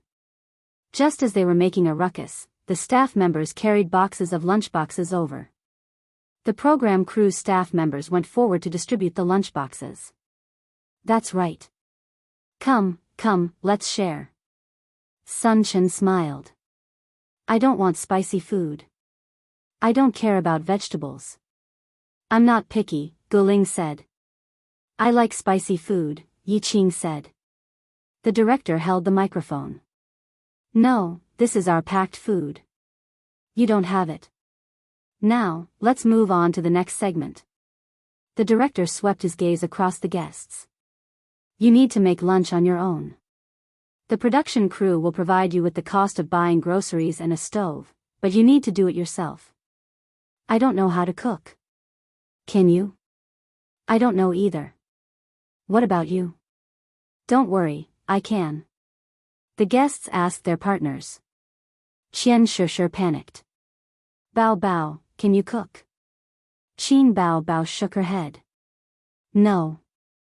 Qian Shishir said, "Then what should we do?" "There's no food for us." Qin Bao Bao said confidently, "Don't worry. My noodles are delicious." Qian Shishir asked, "Really?" Qin Bao Bao said, "Even A's said that my noodles are delicious." Qin Zhe, who said that his sister's noodles were delicious, promised Yi Lu, "Leave lunch to me. I know how to cook a little." Yi Lu nodded. "That's good. I don't know how to cook." Then, she added, "Just make do with it. Qin Zhe smiled. The production team was kind enough to give each team 200 yuan. 200 yuan was enough to buy a lot of vegetables. As for meat, it was enough for 2 people to make a sumptuous lunch. The group of people set off in a hurry. The production crew had their meals on the spot. The ones who had it the hardest were the brothers who were carrying the cameras. When the celebrities ran, they had to run too. They still had to carry the equipment. The other program crew members had already eaten, but they did not leave. They would wait for the celebrities to finish cooking and start eating before they could switch to other people to eat. Well, where is the market? Where are we going to buy groceries? I don't know. Didn't I follow you guys? How would I know where to buy it? Sun Chen, who was leading the way, said innocently. If you didn't know, why did you charge to the front? The guests looked at each other, dumbfounded. This was a tourist area. How could there be a market? Also, CC wetland was huge. Even if there was a market, it would take a long time for them to go back and forth. Everyone was hungry now. The smart Qin Bao Bao was probably the most educated and had the most beautiful certificate out of all the celebrities present. She had an idea. She whispered something to Qian Shishir and the two sneaked into a restaurant. Yi Lu's eyes were sharp. She pulled Qin Zhe's arm. Look at her. Let's go to the store to buy groceries. Everyone slapped their heads and went their separate ways. Qin Zhe and Yi Lu walked into a restaurant. The moment they entered, the customers in the restaurant went into an uproar. This person said, "Look, Qin Zhe." That person said, "Look, Yi Lu." Their second reaction was to take out their phones to take photos. They stopped eating. Qin Zhe and Yi Lu communicated with the cashier in the restaurant. The cashier was an auntie. She was full of smiles and was a bit reserved in front of the camera. She turned around and called the boss over. When the boss came out, he got a shock. All the customers in the restaurant stood up and took photos in all sorts of poses. The man and woman at the cashier were very familiar too. After looking at them for a while, he recognized Qin Zhe and Yi Lu. "Boss, we want to buy some groceries," Qin Zhe said. Sure. Come with me." The boss didn't say anything else and brought them into the kitchen. At times like this, the halo of a celebrity was very important. They could get convenience wherever they went. The boss enthusiastically stuffed all sorts of meat and vegetables into plastic bags and handed them all to Qin Zhe. Yi Lu said gratefully, "There's no need for so much. There's no need for so much." The boss didn't care. It was a fortress. It's just a few dishes. It's not worth much. The boss chuckled. He was determined not to take Qin Zhe's money. He kept saying, "I'm your fan and I like your songs a lot." In the end, Qin Zhe gave him $200. On the way back with Yi Lu, the long-legged Yi Lu smiled and said, "Let's cook some vegetables. As for meat, it's hard to cook it well without enough seasoning." Qin Zhe said, "The production team will take care of the seasoning. We just have to bring back the vegetables." Yi Lu said, "It's different. Although I don't know how to cook, meat dishes are different from vegetables. Meat dishes are harder to cook." Qin Zhe said, "Oh. Then you're a vegetarian." "I'll eat meat." Yi Lu glared at him. "I'm helping you reduce your burden." Qin Zhe froze for a moment. This sister was quite flirtatious. She was pretty and charming. He watched her shows in the past. Her acting skills were average and she won because she was pretty. Thus, she had a lot of fans. When they returned to the empty space where they came from, there was already a table, kitchen knife, plate, chopsticks, and other kitchen utensils. The annoying thing was that there was no natural gas here. There was only a charcoal stove. This meant that they had to start the fire themselves. Lin Jiao and Sun Chen, who were the fastest, started the stove together. Smoke filled the air. The smoke made the two of them cough. The celebrities present had probably never used this kind of stove in their lives and didn't know how to start a fire. They kept making mistakes. They finally managed to light up the paper scraps. When the charcoal balls were put in, the fire was immediately extinguished. Qinzhe and Yi Lu split the work. One of them washed the vegetables while the other cut them. Qinzhe realized that this sister was quite reliable. Looking at her technique and speed, she probably wasn't good at washing vegetables. However, she washed them very seriously and made sure that the vegetables were clean. Unlike Sister Ziwei, Qinzhe had to wash them again after she washed them. Yi Lu rolled up her sleeves to her forearm. As she washed the vegetables, she looked up at Qinzhe and realized that he kept glancing at Qin Bao's group. She smiled and said, "Qinzhe, when I saw your sister's interview last time, you guys were still living together. What about now?" Qinzhe cut the vegetables aggressively. Yi Lu was impressed by his knife skills. He replied, "We're living together now too." Yi Lu smiled and asked, "You're not living with your girlfriend?" Qinzhe laughed. "You're really my fan. You even know about this?" Yi Lu said, "Yes. You said that you have a girlfriend before. I even saw a rumor about you 2 days ago.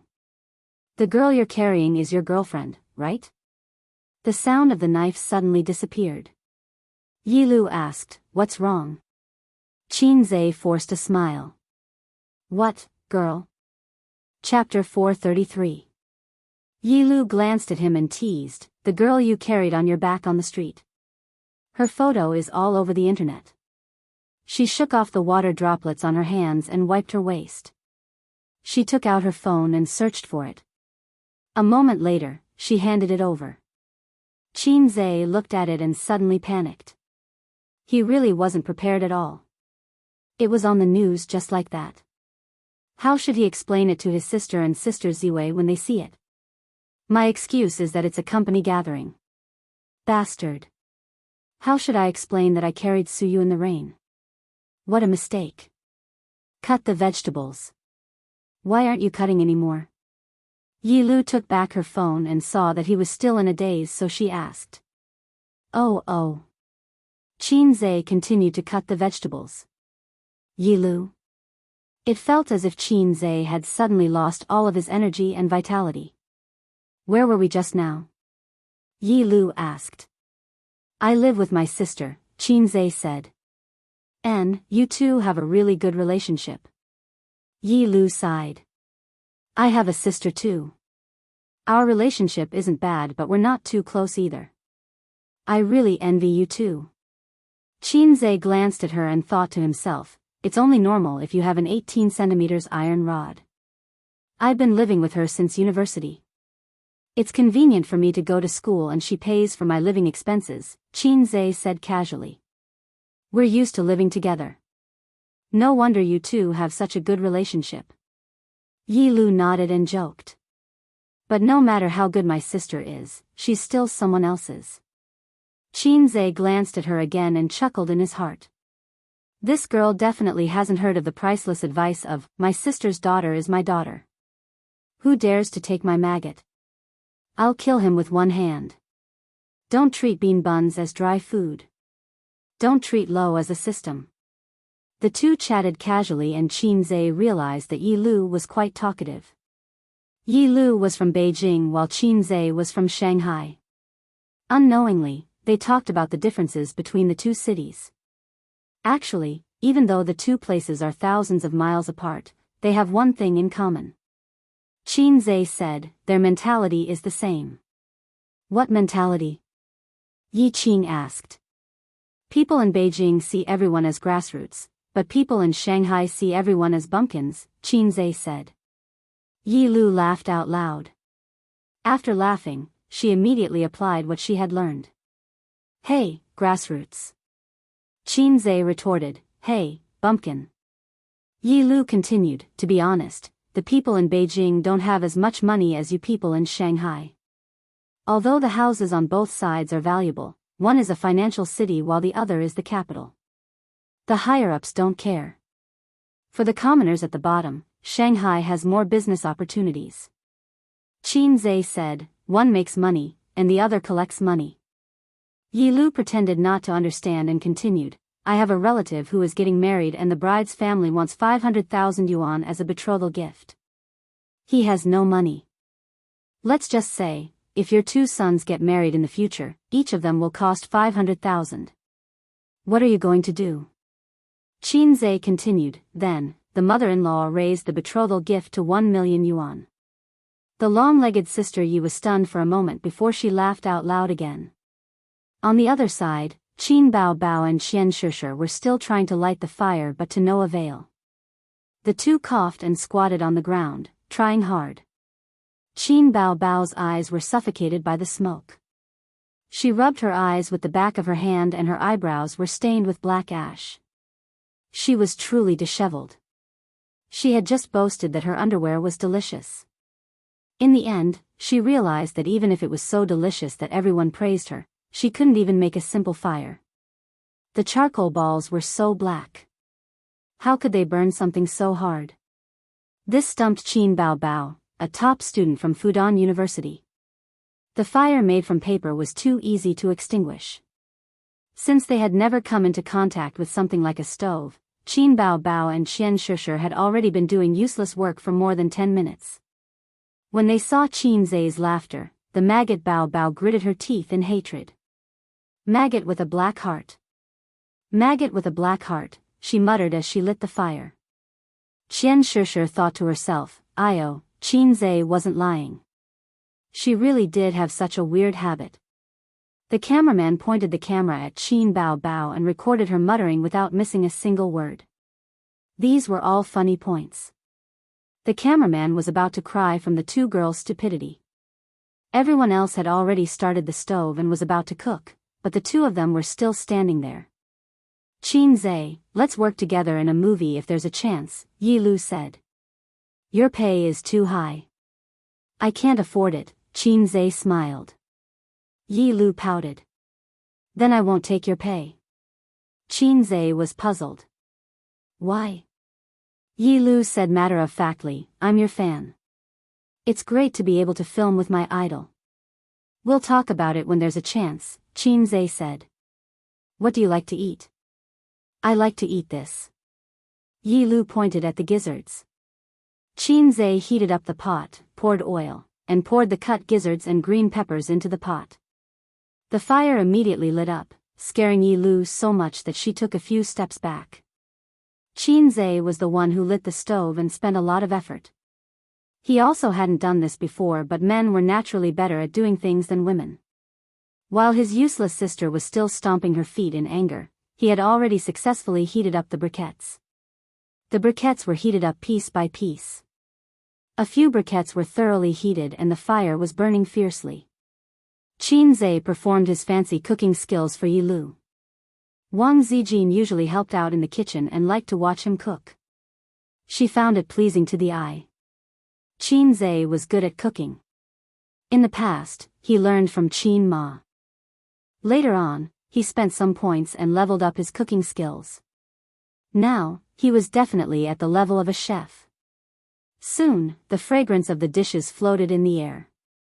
It smells so good. Whose cooking skills are so good? Sun Chen sniffed. I'm starving. Lin Jiao's stomach grumbled. Did you guys cook? Guling came over to take a look and immediately denied her guess. Definitely not. It's Qin Zhe cooking. It smells so good. I'll steal some later. Li Guangxing chuckled. I'm not eating noodles. Let's go eat. Qin Bao Bao washed his hands and gave up. Is this okay? Qian Shishir was tempted and said pretentiously. Follow me. I'll bring you to eat a feast. Qin Bao Bao said proudly, he's the one who cooks at home. After Qin Zhe finished cooking a dish, his sister and Qian Shishir were at the dining table. After cooking the second dish, Guling was at the dining table. After cooking the third dish, all the guests sat down. Director, I want to report them. They didn't follow the script, Qin Zhe said loudly. Yi Lu felt wronged. How can you be like this? Go away. Director, we won't cook anymore. We admit defeat. Sun Chen said sneakily, we'll just sit here and eat all your dishes. That's right. We won't leave even if you chase us away, Gu Ling said. Can we start eating now? I can't hold it in anymore, Li Guangxing said. Qian Shishir was already swallowing her saliva. The director didn't say anything. He just let the cameraman stand at the side and shoot. Qin Zhe thought for a moment. There are too many people. Bring the ingredients over. I'll cook together. Everyone cheered. Qin Zhe cooked a total of 9 dishes. Dishes that didn't require soup or heat control could be cooked very quickly. He automatically filtered out some of the more time-consuming dishes like bones and fish. Compared to the feast he usually cooked at home, the dishes today were considered simple. But right now, everyone was so hungry that their chests were sticking to their backs. When Qin Zhe said to start eating, the guests picked up their bowls and chopsticks and started eating. Delicious. Qin Zhe, you graduated from New Oriental, right? Sun Chen joked. He's definitely at the level of a chef, Li Guangxing continued. The guests were touched. They were like passers-by who ate Chinese food and wanted to rip their clothes off. He was simply a god of cooking. This standard was definitely at the level of a chef. It looked, smelled, and tasted good. Yi Lu ate quietly. The food was provided by the production team. That wasn't the main point. The main point was that she was very shocked. She was indeed Qin Zhe's fan. That was true. She admired Qin Zhe's talent. She didn't really care about other things, but after interacting with him for half a day, she felt that Qin Zhe had a lot of shining points. He was multi-talented, had a net worth of 10 billion, had a good reputation, had a good character, and was humorous. He wasn't hard to get along with. She knew that some bosses were hard to get along with. They were gentle on the outside but cold on the inside. Actually, they might not look up to celebrities. What was more disgusting was that they would use different methods to hint at you and promote you. Qin Zhe gave her a completely different feeling. She could tell if he was faking it or not. This segment was considered useless. But from another perspective, the effect of the show would be better. This was also the reason why the director didn't stop them. They were filming a variety show, not a competition. All the competition rules were just for the effect of the show. Chapter 434. In the afterglow of the setting sun, the high-end van sped on the highway. It was 2:30 p.m. The first day of the program recording had ended, and they still had to continue tomorrow. They were not returning to Shanghai. Although the two places were close, a round trip would take 4 hours, so it was unnecessary. The van was driving in the opposite direction. They were going to Shujia town. After the program recording, Yi Qing invited Qin Zhe to tour Hangzhou. Qin Zhe declined under his sister's murderous gaze and said that he wanted to wave his invisible wings and fly freely. You're so obedient. I'll wear a swimsuit for you tonight. Qin Bao Bao was very satisfied with her brother's tactfulness in private. Qin Zhe lit a cigarette and said softly, I'm going to Shujia town. The tall sister with long legs stood behind him and was silent for a long time. Okay, I'll accompany you.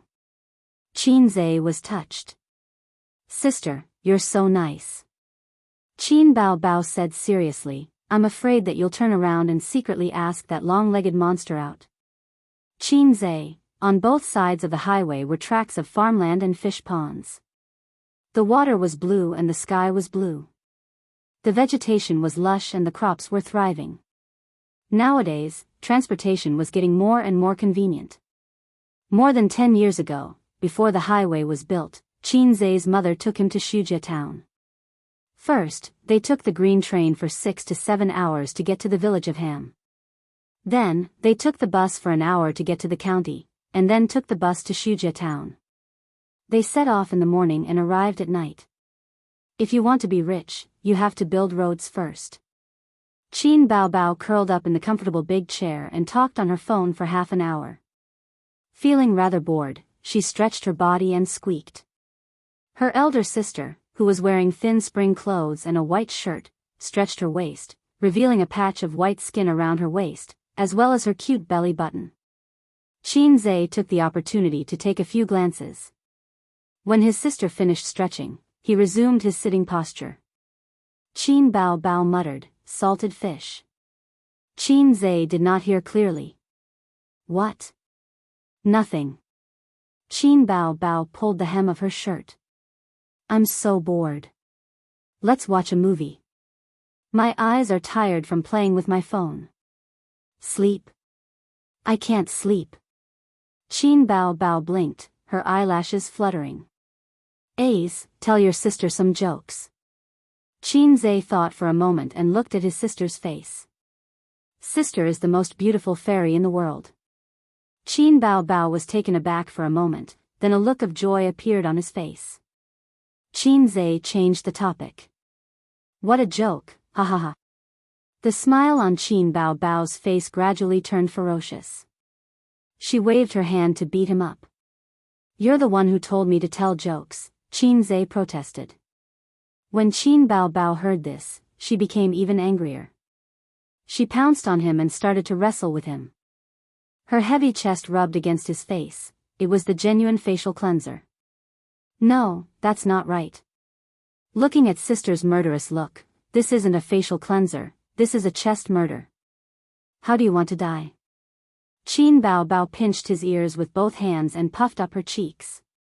"You can't say that you want to die of pleasure, you can't say that you want to die of old age, and you can't say that you want to die of lust." "Hiss," Qin gasped. "I choose to be dumbfounded." Qin Bao, question mark. Qin, suffocate me to death. Although I don't know what you're talking about, I reject. Qin Bao bent her finger and flicked him hard on the forehead. "Then I'll tell sister another serious joke." "I saw it on the internet and laughed until my stomach hurt," Qin said. "Then tell it." Qin Bao crossed her legs. "Do you know who the most selfless person in the world is?" Qin asked. "I don't know," Qin Bao said. "It's Kai Luan." Qin smiled wickedly. "Why?" Qin Bao asked. "Because he's a eunuch, but he invented paper and benefited thousands of fellow otakus." Qin couldn't help but laugh. Qin Bao, what was so funny? She couldn't get it at all. Isn't it funny?" Qin scratched his head. "I think it's very funny." "Then I'll tell you another one." He pondered for a long time, and his eyes lit up. "I'll tell you a joke that I made up. There's a story behind it." Instantly, Qin Bao's interest was piqued and she nodded vigorously. Qin cleared his throat. When Li Bai was young, he didn't work hard in class and ran out to play. He saw an old granny sharpening an iron rod. Li Bai ran over and asked, "Granny, why are you sharpening an iron rod?" The old granny said. He paused and looked at his sister. His sister blinked. "As long as you work hard, you can grind an iron rod into a needle?" "No." Qin paused for a few seconds. The old granny said, "What do I need this iron rod for?" After he finished, Qin was overjoyed. "Qin Bao, isn't this funny?" Qin saw his sister's confused expression. Qin Bao pouted and nodded. "I think it's quite funny, and I feel that I'm very smart to come up with such an interesting joke." Qin Bao thought to herself, "You're just being self-absorbed." "Then I'll tell you another joke." "I've made many jokes." Qin was not satisfied that he couldn't make his sister laugh. "No." Qin Bao looked dispirited and forced a smile. "Actually, I don't like jokes at all. I was just joking with you." She would never joke with A's again. "I can really tell a big joke this time," Qin said. "I don't want to hear it." "Get lost." Qin Bao turned sideways and turned the back of her head to her brother. After 2 hours of driving, they arrived at Shujia town. They didn't drive into the town but stopped by the roadside. Qin got out of the car with a bouquet of white chrysanthemums he bought. The siblings walked side by side on the weedy field path in the middle. They passed through the crops, the pond, and a small city god temple. He climbed up a small mound and looked down. What entered his eyes was the rising and falling of tea trees, arranged very neatly. Women with dustpans around their waists and sleeves on their hands were scattered in the tea forest in twos and threes, picking spring tea leaves. It's so beautiful. 10 miles of tea forest.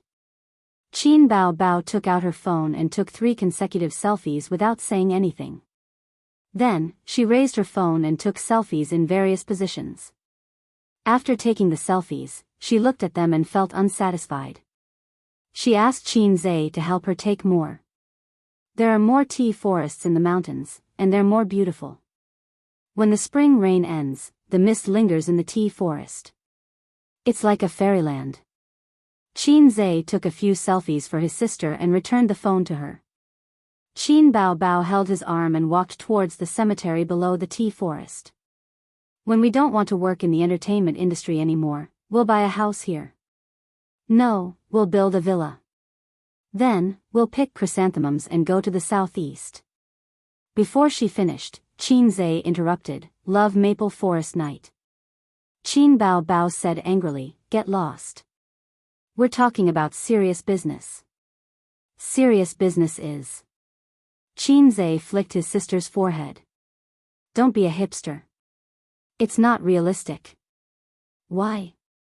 First of all, if you want to build a villa, you'll need approval for the foundation. However, you're not a local, so you can't get approval for the foundation. Now, if you use your connections and build a big villa, someone will report you. Although the villages are rich now, there are more and more shallow people who can't bear to see others living well. If you want to build a house here, you'll need the approval of your neighbors. If you're not close to them, you'll have to spend some money. If the neighbors are jealous and refuse to agree, don't even think about building a brick. We people in the city always yearn for a rural life and envy the villagers. Actually, it's easy for us to say that. Fortunately, our mother brings me to the countryside for a few months every year. It's not as leisurely and carefree as the people in the city say. When I was young, whoever raised chickens, ducks, and geese would have a smelly yard. When it rained, it would be like dung hitting water. It's also not like now where there are so many factories. The villagers all live in the fields, facing the yellow soil and the sky. They don't have the time to appreciate the natural scenery. They're all dog-tired. No matter how cold it is in winter or how hot it is in summer, they have to go to the fields. Why would the people in the city come to the countryside? After spending all their money, they still have to go back to work in the city. We're rich. We have enough money to spend in the countryside for 8 lifetimes. However, the countryside is short of supplies. There's no 24-hour convenience store, no shopping mall, no subway. There are all kinds of restaurants in Thailand, Japan, Korea, and France. If you want to have a cup of Starbucks with me, you have to drive to the city to buy it. I'm just saying. Why do you have to dampen my enthusiasm? Qin Bao Bao was confused and helpless. She glanced at her brother. What's wrong with you? Qin Zhe shook his head and stood in front of a tombstone expressionlessly. Chapter 435. Qin Bao Bao put her palms together and bowed a few times. She didn't know Auntie Sue, but in the past, she occasionally came to Shujia town with her parents. Her mother would call her and Qin Zhe together. Standing in front of a weather-beaten tomb and facing an elder who had passed away more than 10 years ago, Qin Bao Bao didn't feel the slightest ripple in her heart. But she knew that Auntie Sue had a very important place in her brother's heart. Every year after the summer vacation, Qin Zhe would tell her how good Auntie Sue was in Shujia town. She bought him snacks and toys. Every time Qin Zhe showed off like this, Qin Bao Bao would kick him and say, "Go and get food for me." The little red guy would obediently run to get fruits and snacks. After a few times, the little red guy realized that this couldn't make his sister envious, so he rarely showed off in front of her. "You black-hearted maggot, why are you in a daze?" After Qin Zhe was in a daze for more than 10 minutes, she finally couldn't help but speak. You're the maggot. Qinzhe rolled his eyes and said, I'd rather shit than maggot. Qinzhe said, you came to the wrong place. Qin Bao Bao was confused. What? Qinzhe pointed to the tombstone. Auntie Sue's birthday is on June 5th, not May 5th. I remembered it wrong. I didn't come for the new year, and I didn't have time to come for the Qingming festival. I wanted to wait for her birthday to come and see her. After that, he bent down and put the white chrysanthemum in front of the tomb. I'm sorry, Auntie Sue. I haven't come to see you for many years. How are you doing down there? My mother always said that you were unlucky, but when I saw you when I was a child, you were smiling very happily, very happily. Do you know, I'm rich now, a lot of money. How good would it be if you were still alive now? I can also be filial to you. You're so good to me, I'll remember it in my heart. Shujia town has changed a lot now. The asphalt roads and yellow houses in my memory are gone. A few years ago, I wanted to go to the reservoir to see it, but I found that it was full of weeds and there was no road. Other than playing computer games at home, kids these days don't go swimming. Most of the trees have been cut down, so I can't fish for eggs anymore. The stream is also gone. I don't know which mayor dug up the sand and sold it. I used to catch crabs to cook for you. The market outside the town has also been sold. If you want to buy groceries for me, you won't be able to find another place. All the items in the town had been sold out, and all the money had gone into their own pockets. Look at the nearby towns, they are almost more prosperous than the suburbs. The changes in Sioux Town can't keep up with the times. Qinzhe muttered to himself for a long time, and then he seemed to remember that his beautiful sister was standing beside him.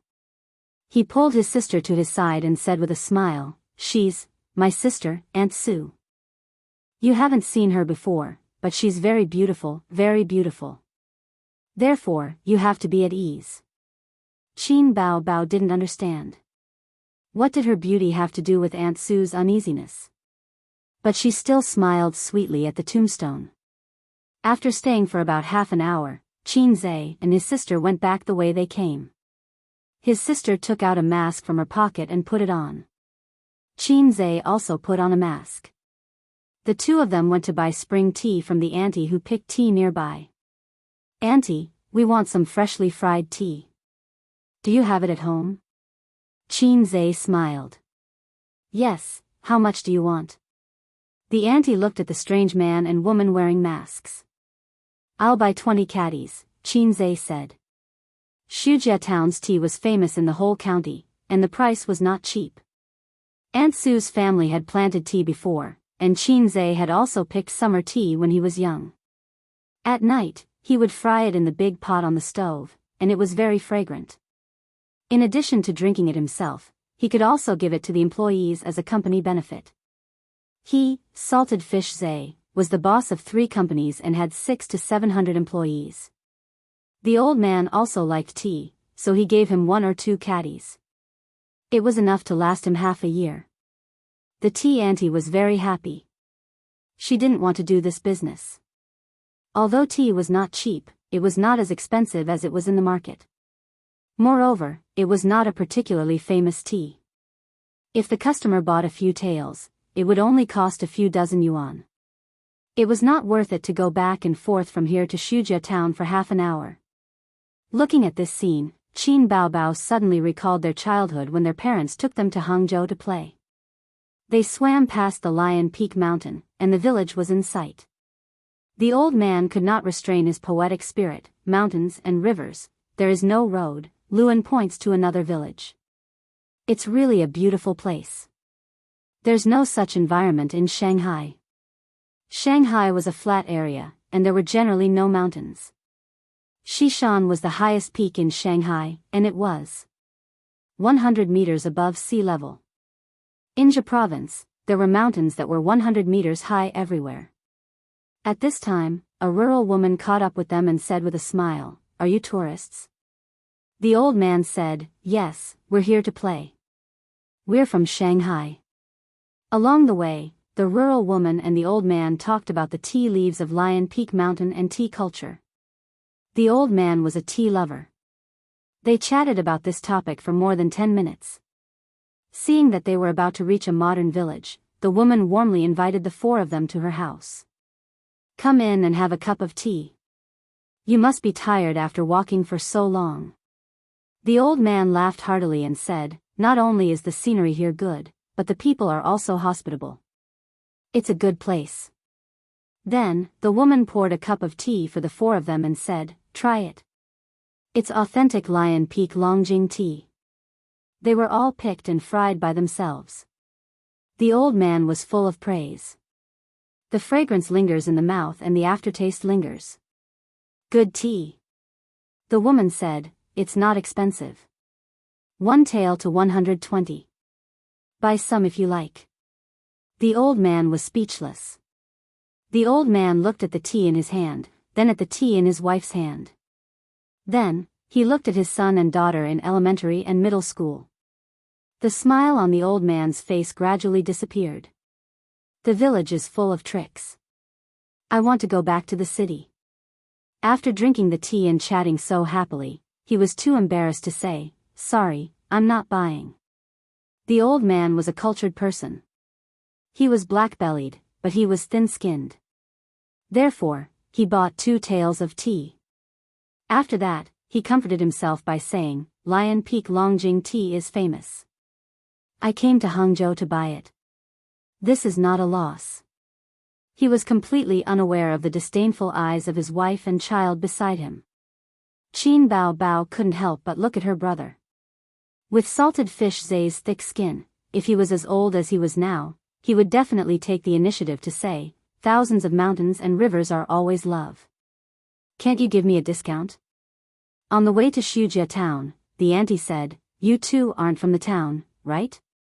Qin Zay nodded. "No, we're here to pay respects to my mother's old friend." The auntie asked, "Which one? Do you want me to take you to their house?" "No need." Qin Zay smiled and said, "Su Ru, do you know her?" The auntie thought for a while and suddenly realized. "Her? I know her. When I came to Shujia town for a few years, I often came here with her to pick tea." Qin Zay smiled and said, "My mother and her were good sisters. They grew up together." The auntie said, Oh. She didn't have any reaction. She was not from Shujia town. She was married here. If she was a native of Shujia town, she would ask, "Is it Sulan?" The auntie changed the topic. "Now in the whole town, her house is the largest and most beautiful. It's a pity that she passed away early. She's not blessed." Qin Zay smiled and said casually, "Yes, she didn't marry a good husband." The auntie said, "Zhang Hanxing is okay. He's just a gambler. But she used to what? Nothing. She's been gone for more than 10 years. I won't talk about her behind her back." On the way, they passed by a 5-story villa. Qin Zay ignored it. The siblings followed the auntie to her house. They stood at the door and didn't go in. After about 10 minutes, the auntie came out. "We don't have enough new tea. Why don't you wait for me? I'll borrow some from other houses." Qin Zay, who was squatting at the door and smoking, nodded and smiled gently. "Sure." The auntie put the tea leaves in a brand new woven bag and hooked it on the old-fashioned scale. "Look at the weight. It's exactly 20 kilograms. Qin Zay, Qin Bao Bao." Qin Zay thought to himself, "Auntie, I'm just a kid who weighs 75 kilograms. I don't understand this scale. She did it on purpose, right?" But it didn't matter. He didn't care about the weight. But he regretted buying so much. How was he going to bring it to the company with the woven bag? Boss Qin's arrogance instantly fell to the bottom. It was replaced by a strong rustic aura. When he returned to Shanghai, he still had to find someone to buy tea cans and put the tea leaves in them. Then, he would give boxes to the employees. 20 kilograms wasn't heavy. But for tea leaves, it was very large. Qin Zay carried the tea leaves on his shoulder and brought his sister back the way they came. Qin Bao Bao shamelessly surrounded him and took photos of his back, front, and side. Qin Zhe said helplessly, "Get lost." Qin Bao Bao laughed until